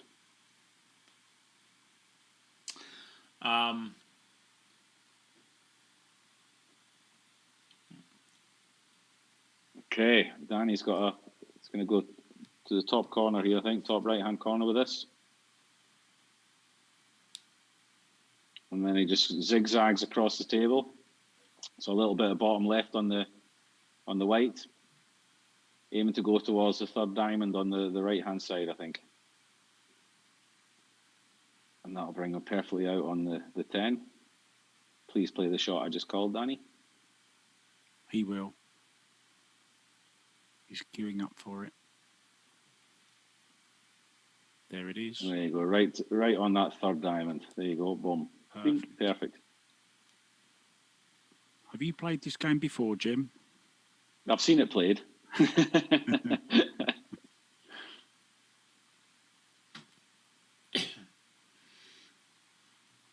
So this will be a 4-2 lead for Danny, and I'll put him in a command position in this match. Very nicely done, Danny Olson.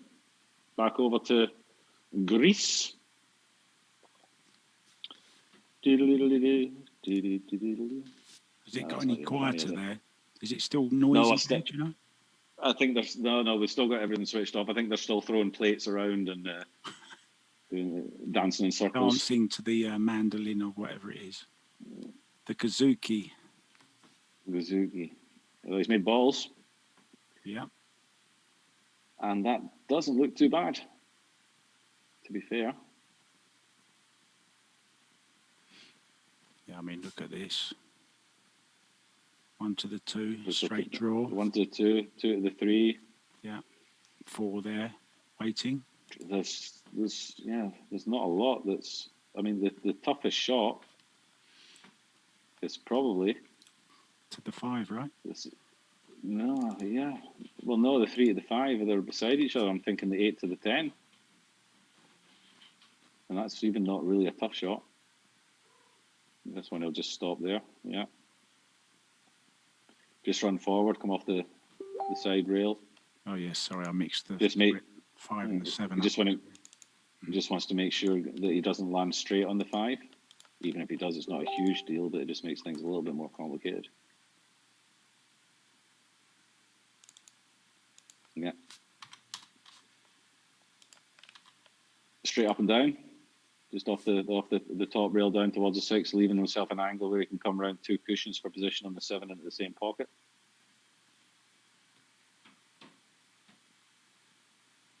Not only do you play a good game, Jim, you talk a good game as well. Well, I think he's actually managed to get himself straight enough on it that he can just maybe even choose to follow through and play the 7 into the centre. I think I'll be going around the 2. Yeah, he's trying to check it to the centre pocket. English. He's done that well. Yeah, played it well. He was just straight enough to get that shot. This is going to be where it is. He wants to try and get as close as he can to the 8, really, and leave himself an angle where he can draw it. Yeah, so he'll play a similar shot, I think, to what Danny played in the last rack. Third diamond. Yeah, try and screw across just a little bit of bottom, thing a little bit of left-hand side, and try and come across to that third diamond on the side rail. There it is. There it goes. Perfect. And we'll be going back to Danny, who'll have a 4-3 lead, both having played 6 racks. Good match. Yeah, good stuff this, isn't it? High quality. Yeah. High quality, can't complain. There's Danny in his seat. I like these seats, the diamond seats. I've got similar, but they're not diamond. I like those proper pool chairs. You can't have a pool room. If you're going to have your own room, you've got to have your pool chairs. Yeah, they've got the groove set cut out of them as well, haven't they, for the cues, I believe? Yep, I'm sitting in one of mine just now in my pool room. I've got a groove on either side for my cues, and I've got cup holders that are the size of beer bottles, so I can fit my beer bottles into them as well. So it's quite good. What's your beer of choice over there? It doesn't matter as long as it's cold. I'm not too fussy. It's got to be cold and it's got to taste like beer. I don't like all these fancy beers that they try and make to taste like something else, putting all sorts of rubbish in it. Yeah. Beer's been around for hundreds and hundreds and hundreds of years. There's nothing wrong with it. I don't understand why people want to change it. It's perfect as it is. Just a standard beer. Spoken like a true alcoholic. Well, no, just, I like simple tastes. It's the same as ice cream. I don't understand why ice cream has to be all fancy. Ice cream's ice cream. Chocolate, strawberry, vanilla. That's all you need. That's it. Yeah. 3 flavours. You don't need anything else. Yeah. Same with coffee.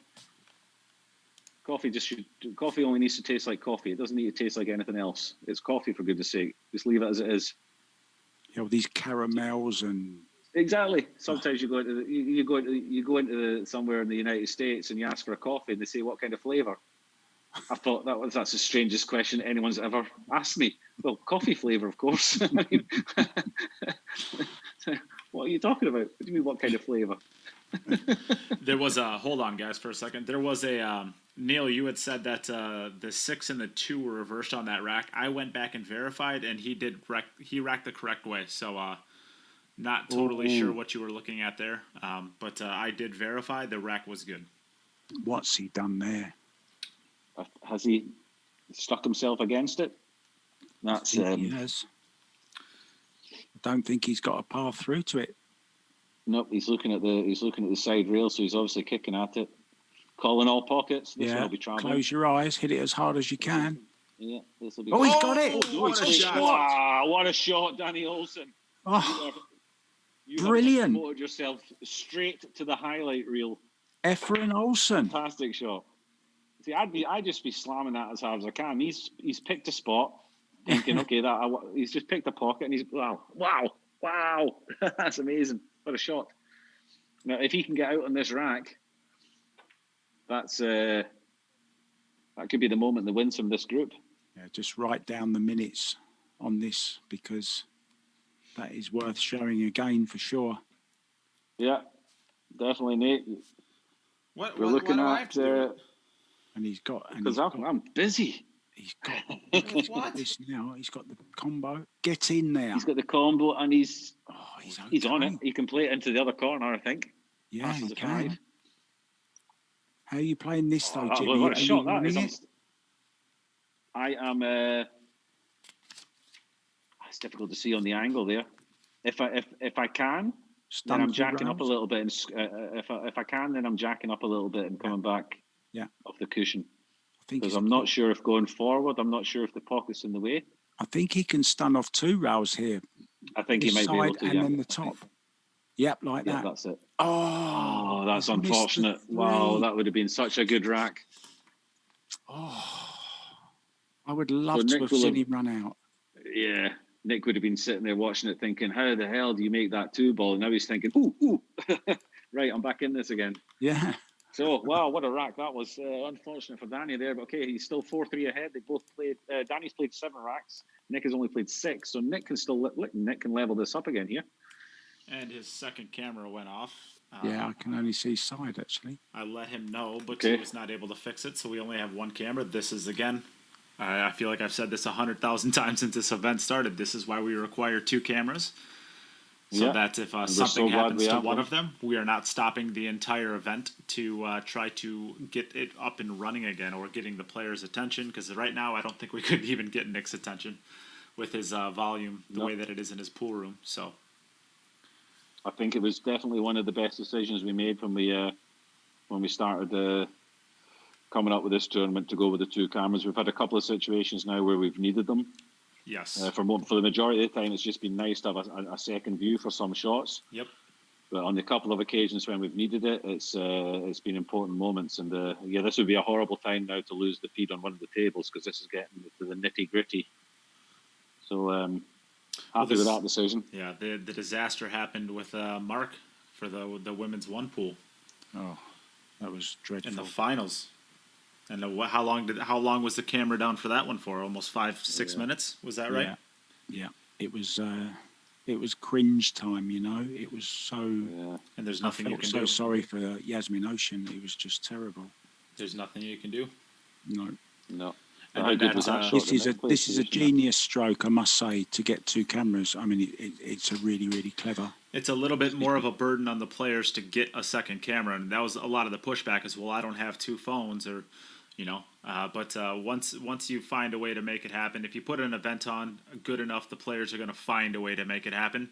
And then, you know, it's a little bit more of a burden on me to maintain them. So as you can see, you know, every now and then when we lose a camera, there's a little bit of work that needs to be done by me to get everything going pretty again. It's just unfortunately the way it goes. But in the grand scheme of things, I think it adds way more value than it takes away for the inconveniences. Yeah, agreed. Absolutely. And the last thing the players want as well is to be running a rack out to win a match, and then we turn around and say, sorry, it doesn't count. Your camera went off. You have to do it again. Yeah. That would be a nightmare scenario for everybody. So everybody benefits from it. Occasionally we get a nice new view. I know Nate loves his double view. He loves his side views when he's flicking you back and forward. Oh, so, he loves it, doesn't he? Like I said, anything that makes Nate happy, it makes my life a little bit easier as well. Jesus, Jim, you act like we're married or something. And look at this out that he's got. This is exactly the same out as he had in the previous rack. This time he's gone round the 2 cushions for position in the 7, and he's going to have the same kind of shot from the 8 to the 10. So he's hitting the break really well. Great. Yeah, he's third diamond. He's wearing that 3rd diamond out, Jim, isn't he, tonight? Going to the 3rd diamond this time is a little bit more tricky because he's further up the rail with the 8. I personally fancy him to go 3 rails here forward, maybe, because the middle pocket becomes an issue here. Yeah. This time. I fancy him going forward 3 rails. Yeah, he is. Yeah, there you go. And coming to the 3rd diamond on the other side. Yeah. There you go. You called it. And this is almost the exact same 10 ball he had on his last rack too, right? He had a little 2 bit racks of a back ago. cut. Yeah, 2 racks ago. This will be your next 4th rack in a row. So he's really coming into some form now when it's necessary. Yep. So back over to Danny, and of course now they are. Nick Malaj has they the are 1 rack absolutely advantage. Level. Yeah, he has a 1 rack advantage, but he also went first. So if Danny runs out here, we are still at level. And you know we haven't had for a long time. We actually have only had 1 overtime match this entire time we've been going here. Yeah. How great would it be to see 1 more here? So Nick has had 8 racks. Danny has had 7. Am I correct? That is what I have. Yeah. Wait, say that again? Nick has played 8 racks and Danny has played 7. Correct, yeah. If I can just field a question for and ask you 2 guys, if that's okay. A New Jersey pool player says, do you think this format is here to stay once the COVID-19 storm passes? You know what? Well, Jim, if you don't mind me, answering this in your place, because we haven't actually talked about this. I've been too busy. I think it all depends, of course, on whether or not this is supported. 1, by the players, 2, by the fans, and 3, by the sponsors and the industry. So my thought on the matter is actually working potentially with Ed Ladawi and the NBL. And the way that he has it set up is he has kind of an off month with his matchup. And I was thinking to basically in that off month maybe to run one of these virtual events. But I would not be running them on Thursday, Friday, Saturday. I would be running them over the course of 1 full month and only playing on Mondays, Tuesdays, and Wednesdays. So that would take 4 full weeks to finish out this event. And then over that, that would not only, make it a little bit more exciting, but it would also give players Monday, Tuesday, and Wednesday. Usually nothing happens on those days anyway, so it would only be adding to their calendar. I'm not going to be overlapping with any of the other players in the industry, and the players have an opportunity to make money on 3 days where they never used to play before. So I guess maybe that's a good answer to that. I hope to do something like that, maybe quarterly, about maybe 4 of these a year. If, of course, it's all supported by all of the pieces along the way. Okay.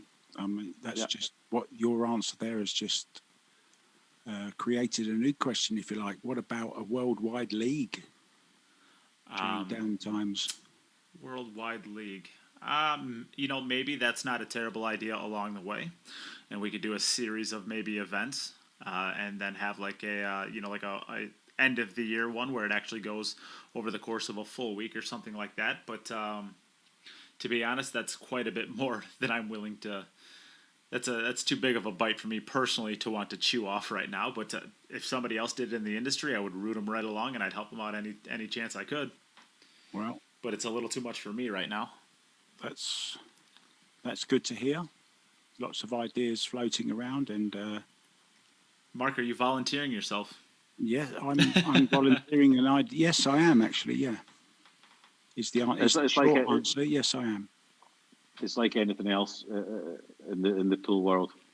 It needs to, whatever you decide to do, any ideas you have, if you try and be innovative with stuff, it basically comes down to the players supporting you. Yeah. And doing it. If the players get behind you, then you have something. If the players don't get behind you, then you have nothing. Yeah. And certainly for the top pros that have to do a lot of traveling and stuff like that, this probably does not look so attractive to them anymore once they have tournaments to go to, unless there is a lot of money to be earned.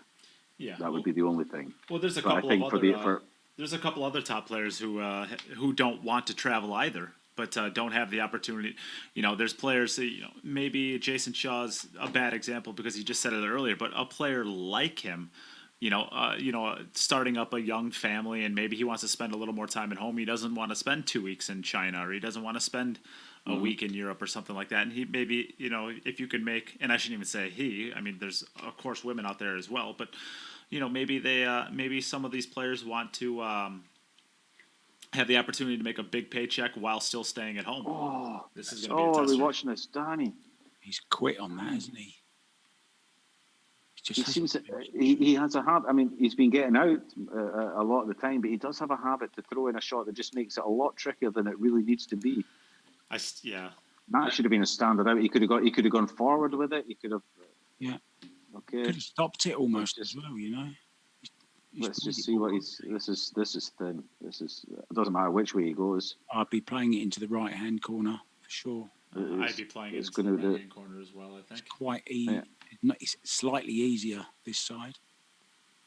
He's made it. Oh, he's made it. And he knew he was getting close. He knew he was getting close to the scratch. As soon as he hit it, the first thing he thought was, "Is my white going?"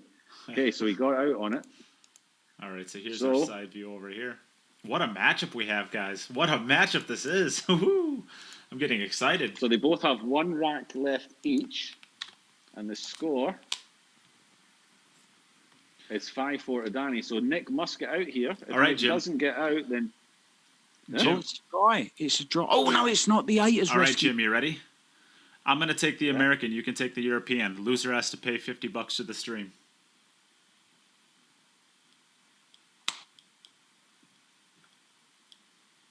Is that a? I missed the start of that. My earpods have just died on me.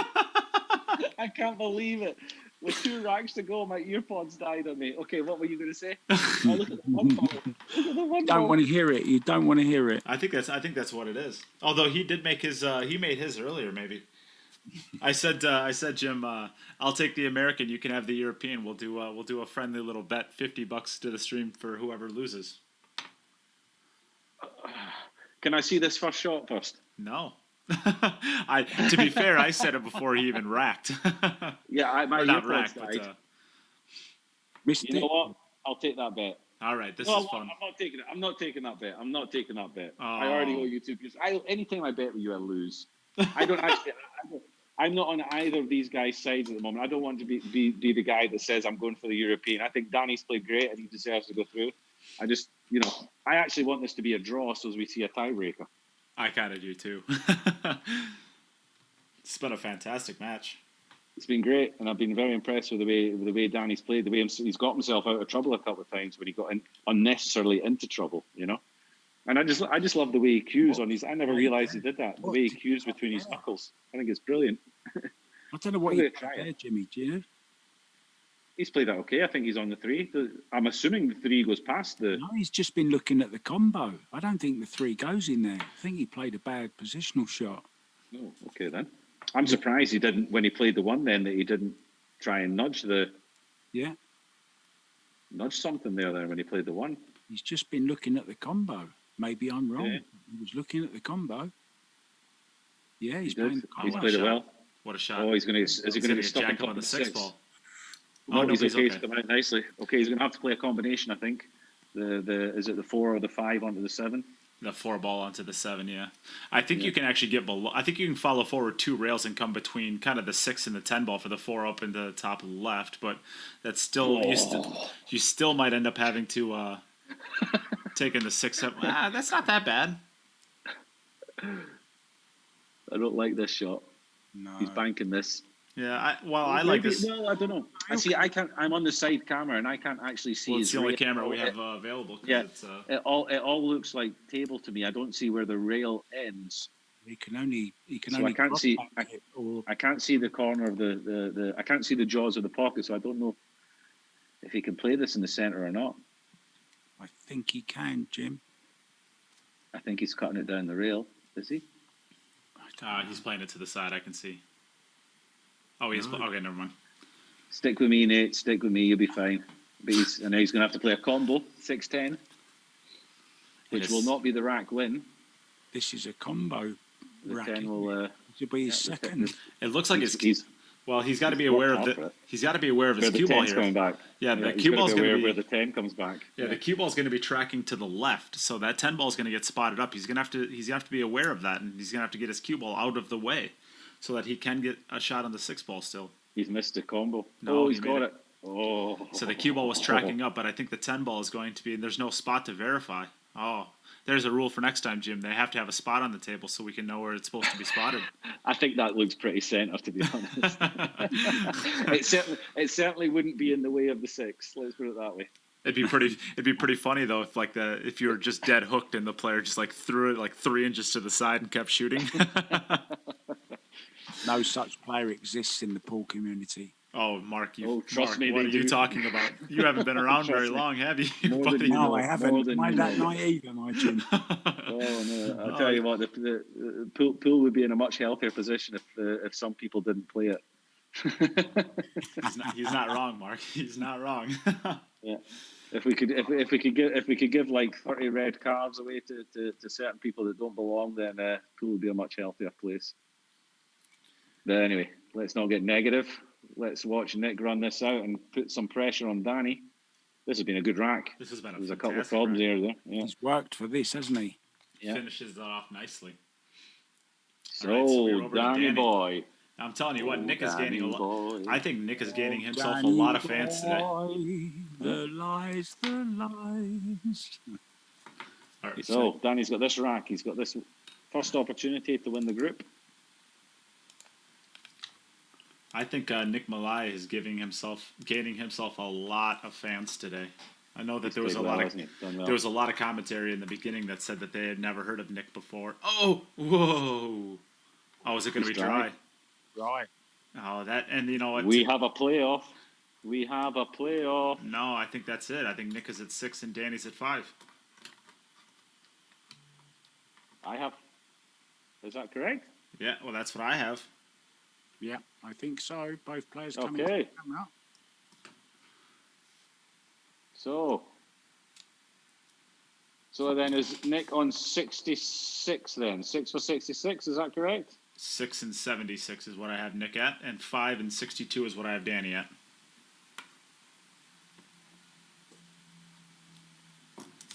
So that is it. Are you sure, Jim? What are you seeing? They're racking the balls up again, so I'm not sure. Well, Practice. I'm wondering how Nick can be on 76 when he had a dry break.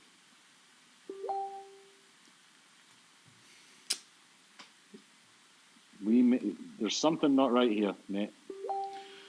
all right, we'll look it back. I have Nick on 2 threes and a dry break. All right, we are going to. We're just going to take a short break, and we will be right back.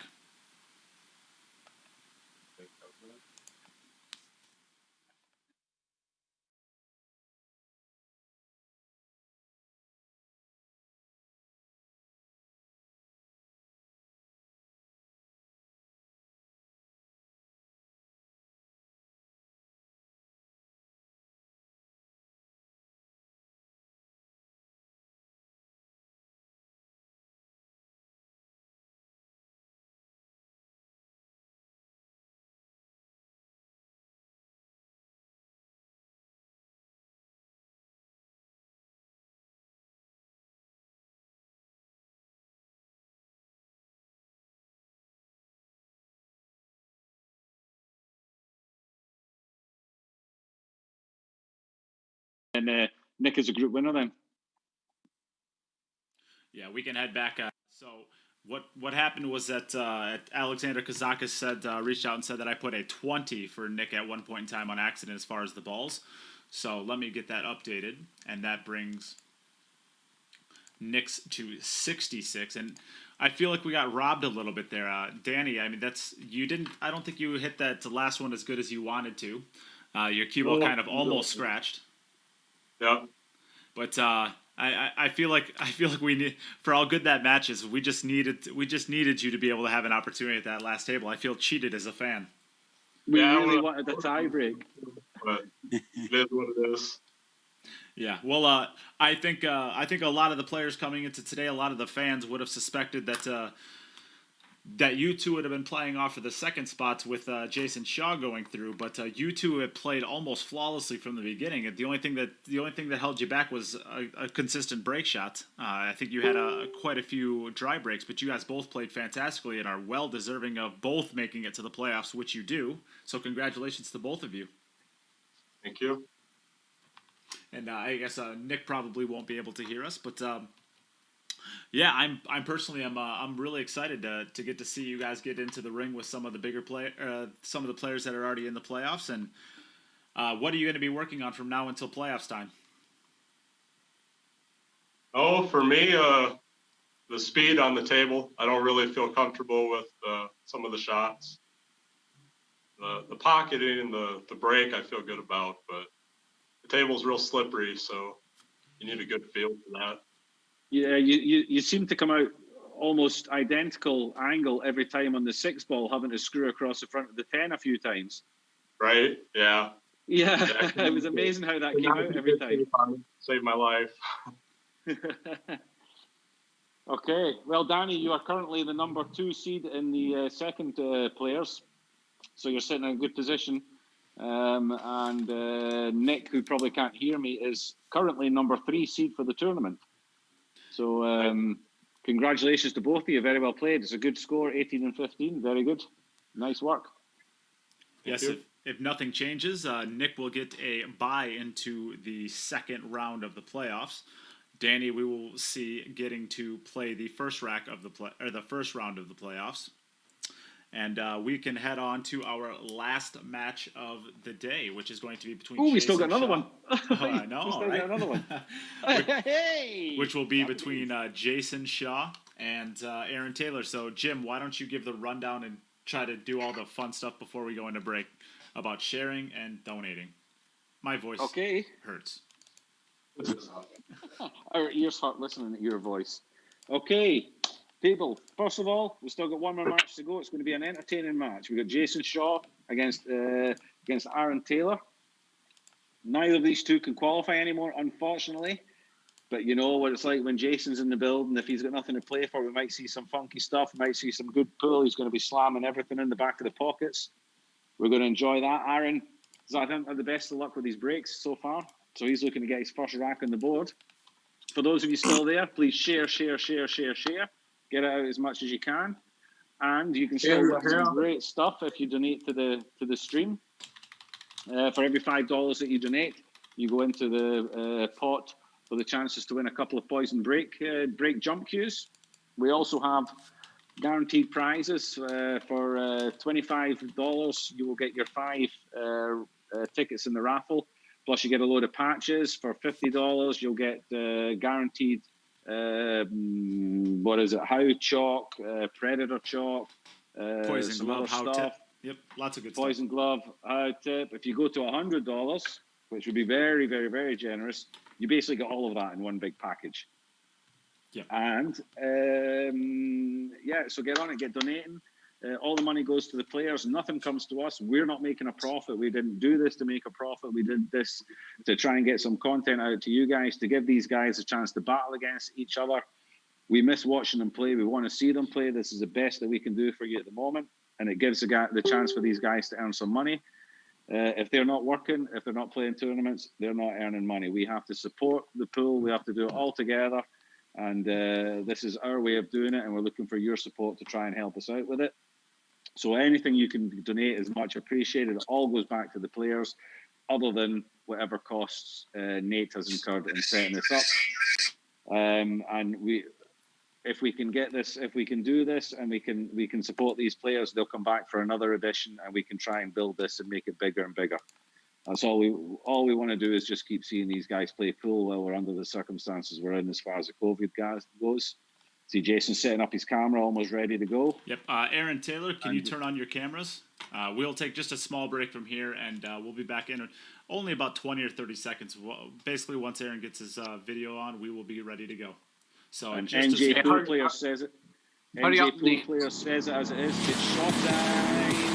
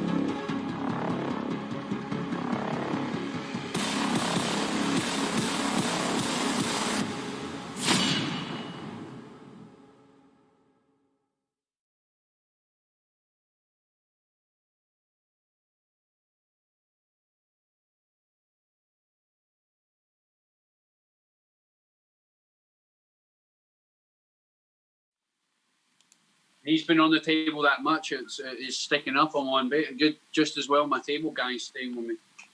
He's going to stick my table before you leave. Like this side of the slate's sticking up. Like right here, you can feel it. There's footprints on it and everything. Well, yeah, there's footprints. There's all sorts of stuff on here. Everything. we don't want to know what's all over your table. No. It's either geese poop or something else from the kids standing all over it.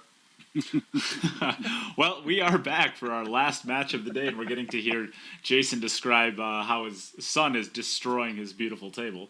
So we will give the coin flip opportunity to Jayson. Would you like to call heads or tails, Jayson? Heads. Hey Siri, I should have called it.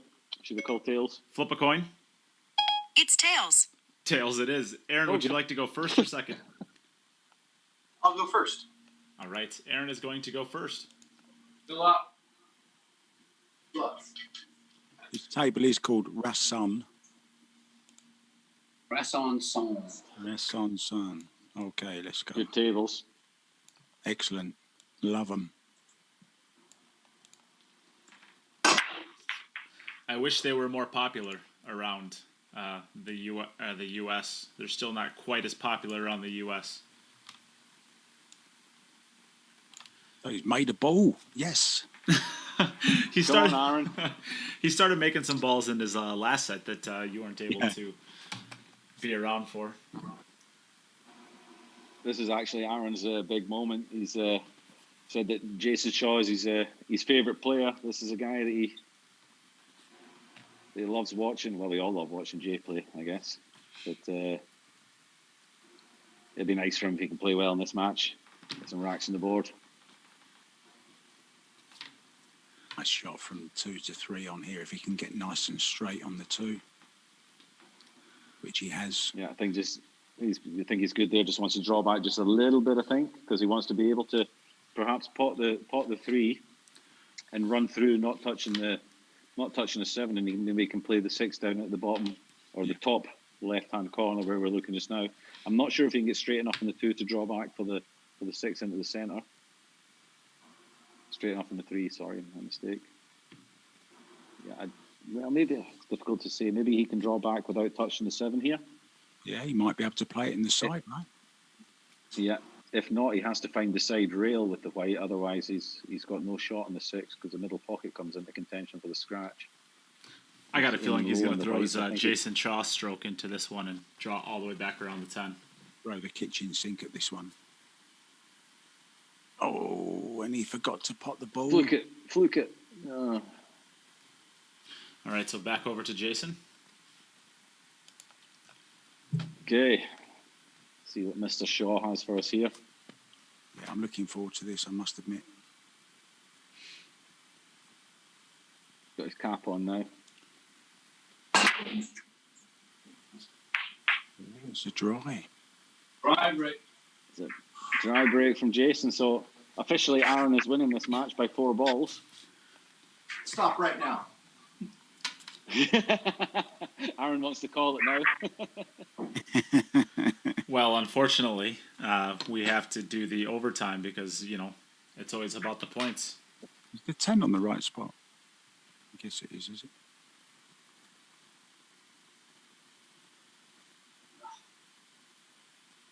Okay, guys, this is the last match. So this is your last chance to get on the chat. If you've got any questions for Jayson or for Aaron, we can ask them at the end of this match. I'm sure they'll be more than happy to answer your questions.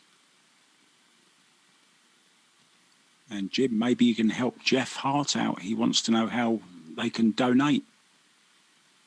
How do you donate? Okay, yep, Jeff, how do you donate? If you look at the bottom of the chat there, you'll see the pinned post, which shows you all the ways you can donate. For every $5, you get 1 entry. There's a PayPal address there. There's Venom. There's all sorts. I think Nate can probably give you the exact addresses. I'm sure he's got them written down in front of you. But there is a pinned post at the bottom of the chat that you can go to.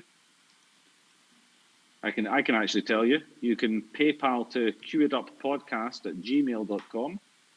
We have Venom, which is at Nate Mindham. Why do you call it Venom? It's Venmo. You know that, right? Sorry, Venmo. I don't use these things. Venmo. That Nate Mindham. I said, would you like to do it? And I heard nothing from you. You can do Cash App, which is $ Nathan Mindham. Or you can do Facebook Pay to Nate Mindham. And there you go. And even Nate has even just popped it up there on the chat there. So there you go, Jeff Hart. That's all the ways you can donate. Get yourself in the raffle. You can win some great prizes. For every $5, you get 1 ticket in the raffle. If you donate $25, you get a bundle of patches and For $50, you'll get some chalks, hound chalk, predator chalk, a poison glove, guaranteed regardless of whether your name comes out. These will all be sent to you. And if you're generous enough to go to $100, then you basically get all of that in one big packet. So not too bad. There you go, Jeff. Oh, I don't think he's not far enough. He's going to have to go Rail first, I think, here. Yeah, I think he. Well, I think he can get through there. Do I have a side angle on his table? I do. Here we go. Where's Nate when you need him? Oh, I'm over here. I think he is having to go real first here. Yeah, let's come on. Wake up, Nate. Needs to put a bit of pace in this as well to finish on the 5. what a shot. He's made it nicely. Is he going to get the 5 in the center? Up. He deserves to be on the 5 in the middle here. But Does. Oh, that's. Ooh. I don't think it goes. Not to the side I pocket. really don't. Goes to the corner, I don't think. know. No, he's looking at the corner bag, so he has to go corner.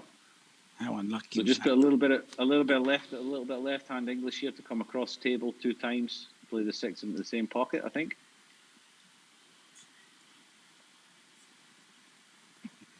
Doesn't get too much bottom on this. Make this ball. Great shot. Great shot. It's over. Nice shot. Whoa.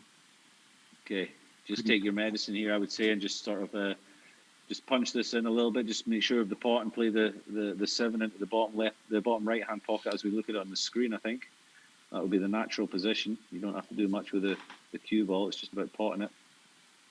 Yeah, just cue this down the rail, and then you're going to be on the 7. Nice shot. Done. Nice, and he's perfect on it. Yeah. Do you know, I wish we'd have got to Now, see depending on the angle he's got. He's plays nice, Jim, right? Yeah, he's not been playing too bad. He's been very unlucky with his break in his early matches. Yeah. And he's looked a little bit nervous in a few of them. I think just throwing in the odd nervous shot when he really needed it. Didn't need them. He's coming straight forward here for the. Just needs a little clip. Nice little clip. That's perfect. Look at that. Good angle here to come down for the 9 ball. I think it looks like the cue ball's going just short of the side pocket, but it might go into the side pocket. Maybe it's better to just kind of drag up table and play short side on the 9. He's running it in. I would be drawing. I think he thinks he can come. I think he thinks he can come underneath. Oh. And he's played the angle, hasn't he, Jim, for the position? He was on it. Yeah. That's unfortunate. Always hard playing your idol, as he called him. He's getting closer and closer to running a rack, though. What's Jayson done this time? I don't think we're going to see a ball. Oh, Jayson dry again.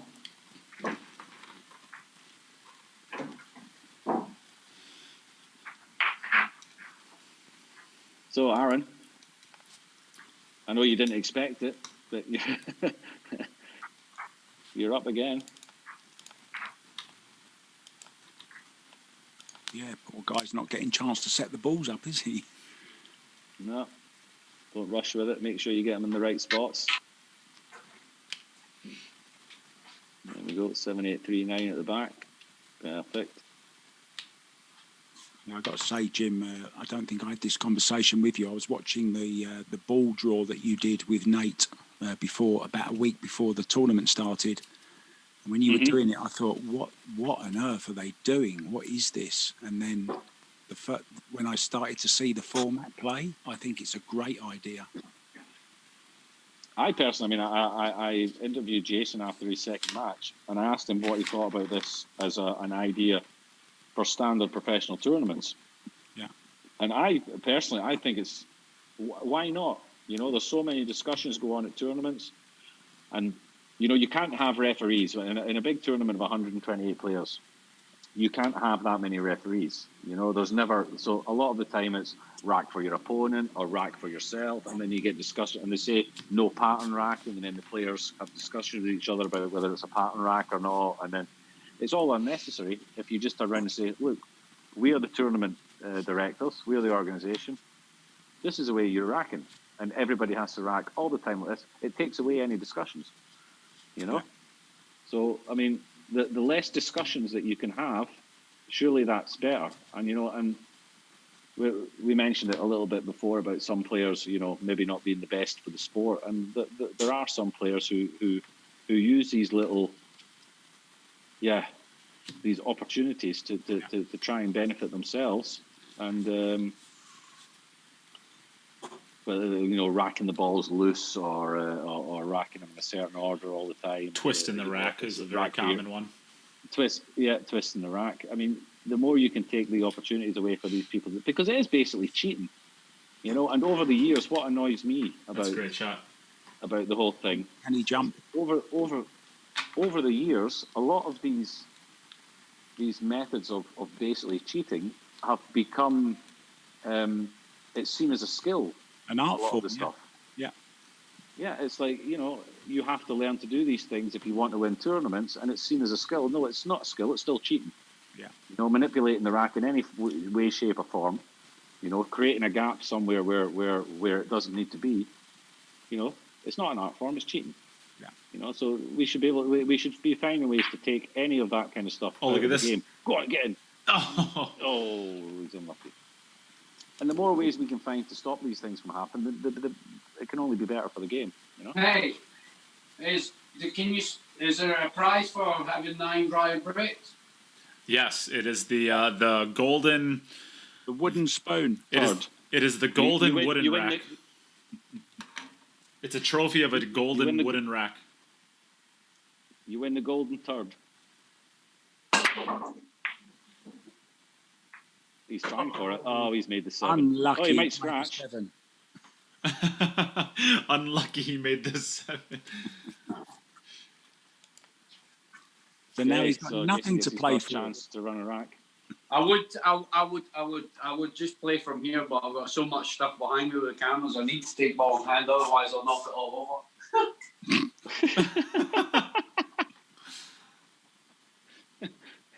Jason's obviously not had much time to clean up his room since he's been at his pool hall the entire time.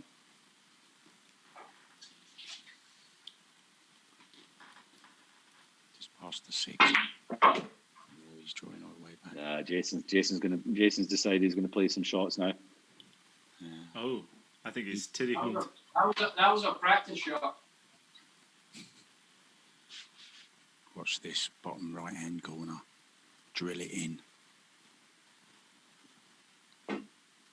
Oh, that ain't nowhere Rolled close. it. He's played safe.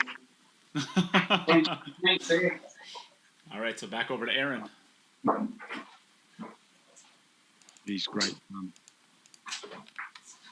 Go on in, Aaron. Started breaking well, as Aaron.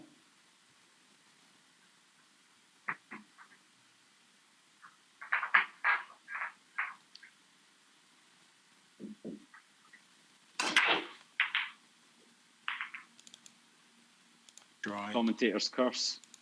I shouldn't have said anything. Yeah, good job, Jim. Yeah, sorry, Aaron. You're not the first one that's had that happen to them. I've been responsible for quite a few dry breaks. Jason's ready. Go on in, Jay. He's taking his hat off now. He means business. And balls are going 4 ball flying. flies into the centre. Balls going everywhere. And look at that. Perfect 2-3 there. Going to have to take ball in hand again, though, because there's something behind that shot. So it looks like the 2 ball does pass the 3. Yeah, it does. I think he can play the 2. I need to make the side pocket a little bit bigger for it to go in. Oh, yeah. So maybe a cannon, 2 rails into the 2 balls. Yeah, he'll play the. Maybe we should tell him what shot to play, and he has to play whatever shot we tell him. Lots of that'd stun be nice. hand English here. Move the 3 away. You might help me. You might help me out. Stun the 3 away from the 2 here. Or the 2 away from the 3. Perfect. That's not a bad little shot, is it? Well, this is going to be a pretty good one too. Cutting this ball into the side Two pocket ball- looks like. Could make 2 ball the into the three as well side if he pocket. drips it. The scratch could be close. I think it's a little bit to the right, but it could be close. He scratched. No, he hasn't. Yes, he has. You said play the shot you said, right? So I scratched. You just said play what we say. There you go. That's your fault this time, I'll take mate. credit for that. So now I'm going to just follow. I'm just going to follow Jayson around for the rest of his career and just sell off to all of his opponents that he'll listen to me if I tell him what to do. And Jayson, we can split him up in the parking lot. Yeah, that's perfect, brother. I'm with you. We'll make millions. Millions. Where's Aaron gone? Aaron, wakey, wakey. Wakey, wakey. There he is. Right, Aaron, let's see a break and run. Let's see a break and run, pal. Go on, buddy. $10 I'll give for a break and run. Ooh. I'll match it. There we go. Yeah. Please dry break. Please dry break. Six ball. Six ball. Not gonna Oh, you owe me $10, Aaron. What, you made a ball. You made a ball. You made a ball. He's good. He's got a ball down. Oh, he does, yes. Damn. There's no 4 ball on the table. I'm only Everybody shouting dry, dry, dry. And Aaron's like, what the hell are you guys talking about? It was wishful thinking, not commentating. You guys are so harsh. I would love him to run out here. Come on, Aaron.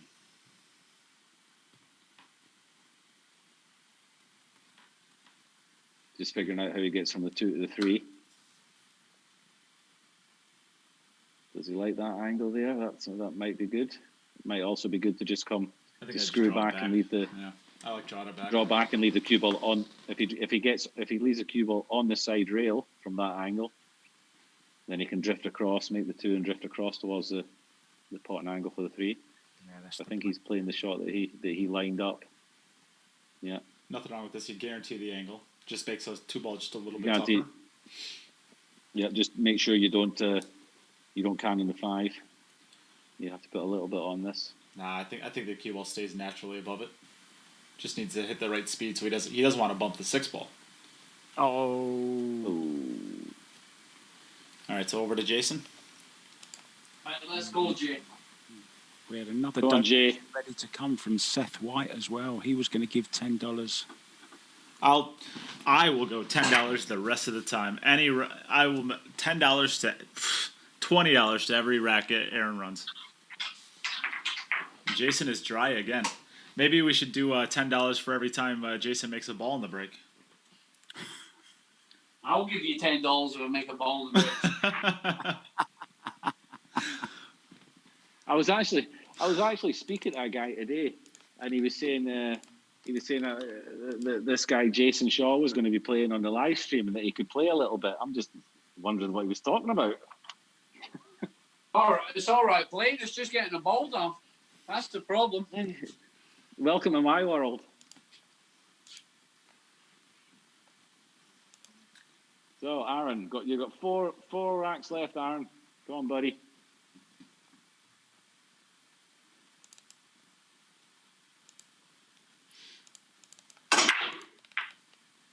Get in there. Yes, ball. He's got a ball.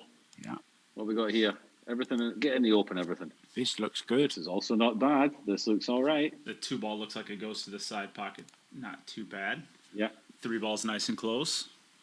The 2 to the 3, I think, is going to be the 2 to the 3 is really where it's at. You want to get good on the 3 ball to where you can kind of just start a series of stop shots at that point. Yeah. I like playing the 1 in. Between the 6 and the 9 is what I like here. Oh, Draw straight back. Yeah. I was going to say just draw it straight back under above the middle pocket. He's going forward though. He's running. That's okay. Same He's result. got the same. Yeah, it's just he's a bit closer to the. This is okay. Can just Okay. stun out a little bit, drift it out. I think I'd follow it forward, take the He might 3 into the bottom left. Yeah, he might choose just to roll this. I don't know if you'd have to hit it pretty hard to come across with a 3 into the same pocket. Yeah, I think just rolling it in gets the 3 to the bottom left, just like that. Hold on, And he's hold played on. that pretty good. Just hold on. Jeez. Okay, he's not going to have he's not going to have the easy 6. This table looks quick. Have the, 3 Yeah, rails. it's quick, isn't it? Oscar Dominguez and Ernesto Dominguez actually just put new felt and rails on this, I believe, last week. You can see how many times he's practiced the break. I was going to say, if that's a new, I was going to say, is that a break? break a Is lot? that a break spot? Is that a break spot? Or is it just a bright spot from the camera? I don't know. That's his tip contacting the felt and burning it. Oh, of course. Oh. Yeah. Ooh, what a shame. All right, so back over to Jayson. Okay.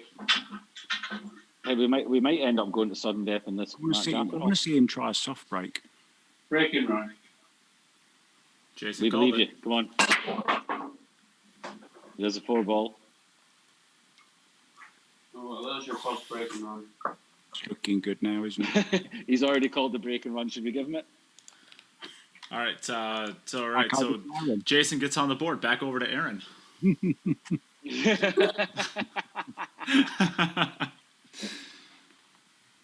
We got top right, left center, top right, left, top, 6, and 1 in the middles.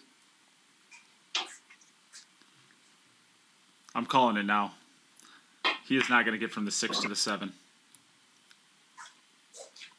Jason, you've been challenged. Why? You won't get from the 6 to the 7. 6 into the left center. I tell you what I'll do. I'll close my eyes when I get to the 6 and 7. All right. The funniest part about all this is like we're kind of having fun with this, but Jayson would be doing the same exact thing if he was playing for his playoff life right now. Oh yeah. Snooker shot there. Oh, how if he makes a 10 ball and somehow it spots up and hooks him. Oh, it's fun.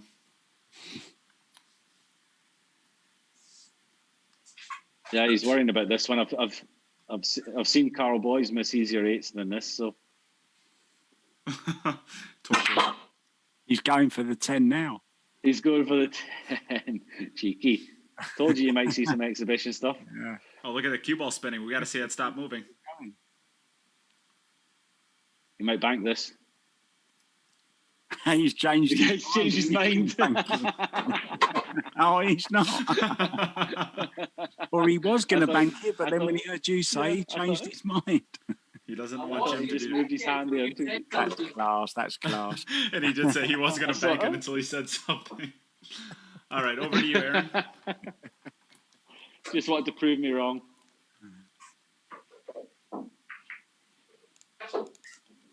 All right, Aaron, you're Okay, up. Aaron. Thank everyone, of course, for still staying with us. It's a great exhibition match, really, isn't it? And here comes Aaron. Come on, Aaron. Come on, Aaron. You've got 3 more opportunities.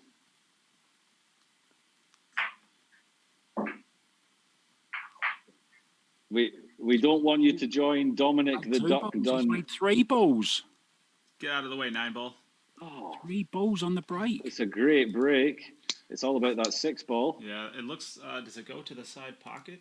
It looks like it'll go to the side If pocket. it Not does- easily, but I think it does go. But if it does, then this is a good opportunity. 2 to the 3. The 4 is underneath the 6 already. So Yeah, just to get Yeah, from that he- 3 to the 4, it looks like.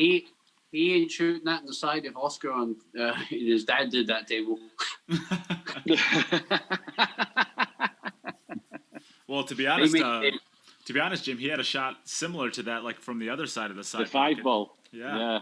The And 5 that was- ball, and it looked easy, and it just caught the jaw. They'll be real sharp, those middle pockets. Okay, I think he Came up probably a wants to little follow. bit Oh, Yeah, I think if he just follows forward and comes back down again with it, just a little bit of left hand side on it, maybe. All right, Seth, we see you. Get Oh, down. drop! Yes. No, don't scratch! Don't scratch! Don't scratch! Don't scratch! No! Oh, it's just torture. It's just torture. It's a cruel Car game. crash television. Oh man. Unfortunate as that. Why do we put ourselves through it? We have nothing better to do with our lives than to torture ourselves. Here we go. Back over to Jay. Oh, gee. Oh, he's scratched. All right then. Not breaking good at all. Yeah, it didn't sound like he caught that one square. Jay, what is your break you? I pairing break you. Got you.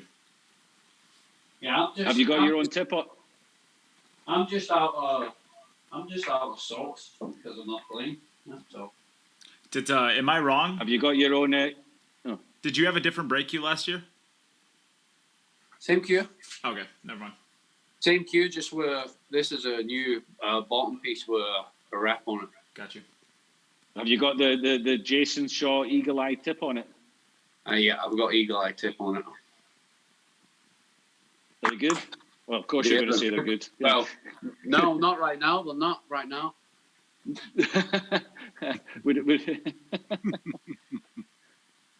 Yeah, you're not promoting it well, to be fair. No, I'm not promoting anything well right now. Oh, Aaron's dry again. Okay, Jason. Rack number 8 for Jay. Break and run. Called it last time and he made it. 3 ball. Oh, how's he not made? There's a 3 ball. 9 ball. No. All right, let's put the over under at 55 seconds. Who wants the over and who wants the under? Top right, bottom right. No, top right, bottom right. He's on these blacks, and so it's a pink next. No good. So bottom right, top left, middle, bottom right. Draw this up Bottom 2 left. rails probably. Top left. Right in the middle. Can't believe he's not out yet. Side off the 7. Might bank it. Hit it. Oh, He always has what a roll! He is easily the luckiest player I've ever known. Whee!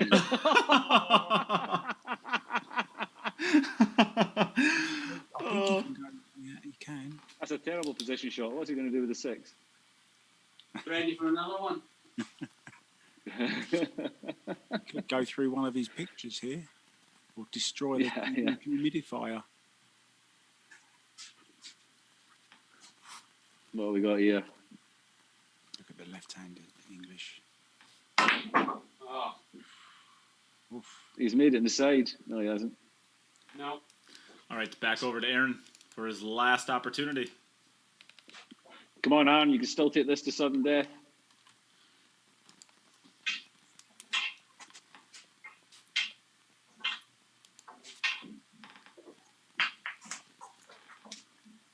Jay Garrison with us. Level. Oh Right, wait, Jay? Level 2, yeah. Deadpool. Take a ball. Just throw one in. Oh, he's got no. Yes. Yes. He made 3 balls. What are you talking about? I thought the 9 ball was the white, and then I realised it wasn't. That's why I went no. Oh yes. So you're saying just throw one in? I'm like, he made 3 balls. How? What do you have to throw it in for?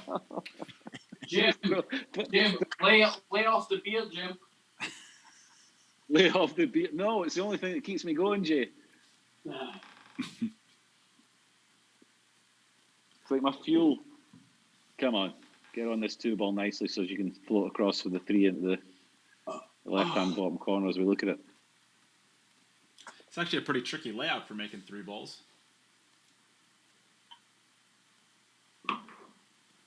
Okay. The 3 to the 4 is not easy.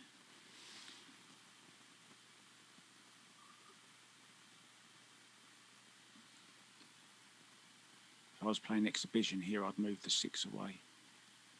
I'd bank the 2. I think if this, I'd bank the 2. I think if this past the 4 ball.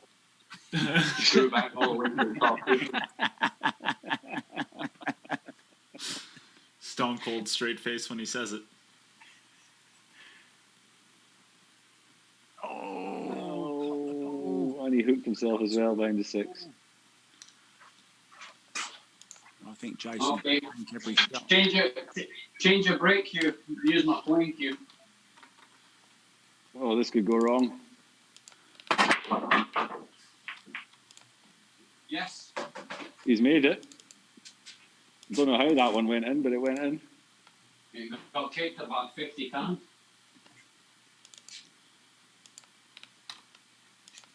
So, Round 2 cushions for the 2 ball into the bottom left here. Just straight, really screwing back. I wonder if you can run out a rack with only drawing the cue ball maximum every time. Between the 7 and the 8. Oh, look at this. Oh, how good is this shot? With a little flick for the. Left the combo. Good Just to leave a combination on, just so he's not playing any stand-up shots.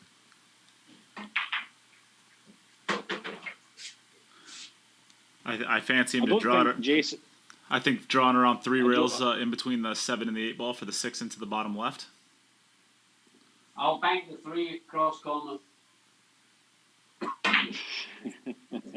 He did his own. Look at this. I don't think Jayson really practices his break much from that other side of the table when he's playing 9 ball, does he? Could use the 10 here. Come on, draw off the 10, Jayson. Nah, long bank. Okay. Okay.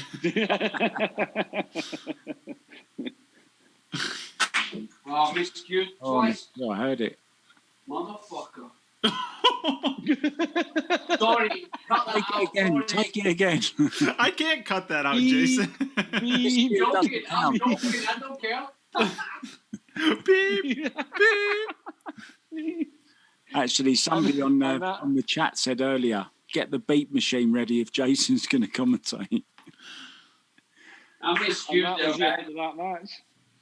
I just miscued using that weird chalk that's supposed to be miscue and non-kick. Oh, that chalk. Yeah, my favourite chalk. Hey, no talking bad about that chalk. That chalk is sponsoring my next event. I never said anything, but I just. Oh, I was talking to Jim. You know, Jim was going to. me and Jay. Well, the 3 of us, we all know what chalk we're talking about. I actually haven't had a miscue with it since that day. Yeah, I still use it. Well, that was the end of that. That's the end of that. I'm blaming the chalk. Absolutely. Right. Aaron Taylor, are you here? I am. How did it go? What do you think?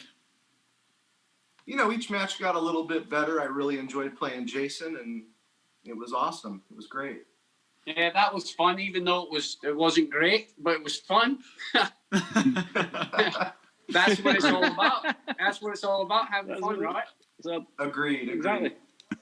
Yeah. If you can't have fun, then there's no point. So, Jayson, what is your final thoughts on the event? Yeah, I'm terrible hater. No, I'm joking. No, I'm joking. Never invite me again. No. Never. I enjoyed that. I always enjoy playing because there's nothing going on.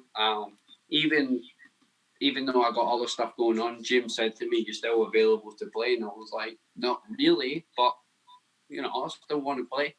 So I made a little time for myself just to be able to hit some balls. You know, because I'm going to have to start hitting balls soon. Yeah, COVID's yeah, you've got a big one coming up soon, yeah. So yeah, I enjoyed it, even though I haven't been playing. I knew I wasn't going to play. I knew I wasn't going to play great. I knew I would make mistakes and stuff like that. But hey, it is what it is. It was entertaining. When are you going to kick off your get properly into your Moscone preparation? How long do you normally give yourself before these big events? Well, Friday is opening day of the pool room. So after Friday, I'll be back in the gym every day, running on the running machine with a mask on. Nice. Crazy. I was going to just chuck the gym, and everybody in the gym has to wear a mask no matter what machine you're on. So if you're on the machine for an hour running, you're running with a mask on for an hour. Stupid. I'd need an oxygen mask. And that's where we are at the moment. Maybe sweat a little bit more. Yeah. Yeah, you want to get rid of that. You want to get rid of that beard if you're going to put a mask on. Oh, this beard is. Every day I wake up, I'm like, shave it, and then I'm like, no, I'll go finish what I have to do, and then it's getting grey. If you can see it. I think if you keep growing this out, we're gonna start calling you Jayson Woodward Shaw. Nah, listen, relax. Do I look like I've got a mullet? I'm going to say get the mullet going. Yeah. No, listen, I enjoyed it, and thanks for doing this for all the players. Obviously, not a lot of other people are doing anything, so it's nice to have something, and you guys are doing a good job running it. So, thanks for that, and thanks to, should I say, good luck to everybody that's left. Yeah. Good luck with the club. Cheers, Jay. Good luck with the club. Yeah, good luck to you with the club. Looking forward to seeing what it looks like when it's all finished. Yeah, I'll post some pictures up, and then when you're available, Jim, you can come. It's not about when I'm available; it's when I'm allowed to. Yeah, true. I'm always available. But yeah, listen, I've got to go because I got to go back to the pool room. But it was fun, guys. Yep. Good luck with the rest of the Thanks event. a lot, Jay. So we can take over from here. Thanks for playing again, Okay, Jayson. Nate, bye. Thank you for playing again, Aaron Taylor. And Thank you, congratulations. Bye, Aaron. Thank you guys very much. Appreciate it. Bye, Aaron. Cheers, Aaron. And congratulations Take care, to Jason. Nick Malaj and Danny Olson, who qualify out of this group, both making it into the playoffs. We can take this last opportunity here. If you are interested or want to support the stream to do more of these things into the future, you can do that with the pinned post. You can make a donation on PayPal, Venmo, the Cash App, or on Facebook Pay.